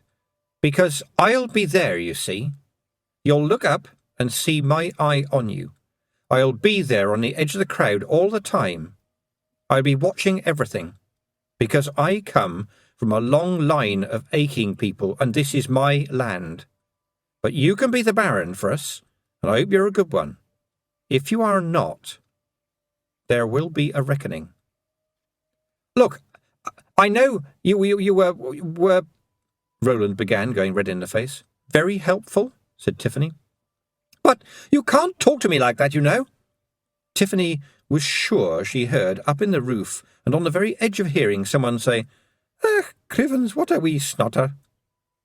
She shut her eyes for a moment, and then, heart-pounding, pointed a butter paddle at one of the empty buckets. Bucket? Fill yourself, she commanded. It blurred and then sloshed. Water dripped down the side. Roland stared at it. Tiffany gave him one of her sweetest smiles, which could be quite scary. You won't tell anyone, will you? She said. He turned to her, face pale. No one would believe me, he stammered. Aye, said Tiffany. So we understand one another. Isn't that nice? And now, if you don't mind, I've got to finish this and make a start on some cheese. Cheese? But you could do anything you wanted, Roland burst out. And right now I want to make cheese, said Tiffany calmly. Go away. My father owns this land, said Roland, and then realised he'd said that out loud. There were two little but strangely loud clicks as Tiffany put down the butter paddles and turned round. That was a very brave thing you just said, she said. But I expect you're sorry you said it, now that you've had a really good think. Roland, who had shut his eyes, nodded his head. Good, said Tiffany. Today I'm making cheese. Tomorrow I may do something else. And in a while, maybe, I won't be here and you'll wonder, where is she? But part of me will always be here. Always. I'll always be thinking about this place. I'll have it in my eye, and I will be back. Now, go away. He turned and ran. After his footsteps had died away, Tiffany said, All right, who's there? It's me, mistress. No as big as medium-sized jock, but bigger than wee jock, mistress. The Pixie appeared from behind the bucket and added, Rob, anybody said we should come to keep an eye on you for a wee while, and to thank you for the offering. It's still magic, even if you know how it's done, Tiffany thought. Only watch me in the dairy, then, she said. No spying. No, mistress, said not as big as medium-sized jock, but bigger than wee jock nervously. Then he grinned. Fion's gone off to be the kelder for a clan over near Copperhead Mountain, he said. And she's asked me to go along as the Gonagle. Congratulations. Aye, and William says I should be fine if I just work on the mouse pipes, said the Pixie. And, Yes, said Tiffany. Hamish says there's a girl in the Long Lake clan who's looking to become a gelder. It's a fine clan she's from. The Pixie was going violet with embarrassment. Good, said Tiffany. If I was Rob anybody, I'd invite her over right away. You didn't mind, said not as big as medium-sized jock, but bigger than wee jock, hopefully. Not at all, said Tiffany. She did, a little bit, she had to admit to herself, but it was a bit she could put away on a shelf in her head somewhere. "That's grand," said the pixie. "The lads were a bit worried, you ken. I'll run up and tell 'em." He lowered his voice. "And would you like me to run after that big heap of jobbies that just left and see that he falls off his horse again?" "No," said Tiffany hurriedly. "No, don't, no." She picked up the butter paddles. "You leave him to me," she added, smiling. "You can leave everything to me." When she was alone again, she finished the butter. Patter, patter, patter, patter, patter. She paused, put the paddles down, and with the tip of a very clean finger, drew a curved line in the surface with another curved line just touching it, so that together they looked like a wave. She traced a third, flat curve under it, which was the chalk. Land under wave. She quickly smoothed the butter again and picked up the stamp she'd made yesterday. She'd carved it carefully out of a piece of apple wood that Mr. Block the carpenter had given her. She stamped it onto the butter and took it off carefully. There, glistening on the oily, rich yellow surface, was a gibbous moon, and, sailing in front of the moon, a witch on a broomstick. She smiled again, and it was Granny Aching's smile. Things would be different one day, but you had to start small, like oak trees. Then she made cheese. In the dairy, on the farm, and the fields unrolling and becoming the downlands sleeping under the hot midsummer sun, where the flocks of sheep, moving slowly, drift over the short turf like clouds on a green sky, and here and there sheepdogs speed over the grass like shooting stars, forever and ever, wold without end. That is the end of The Wee Free Men. It was written by Terry Pratchett and read by Stephen Briggs.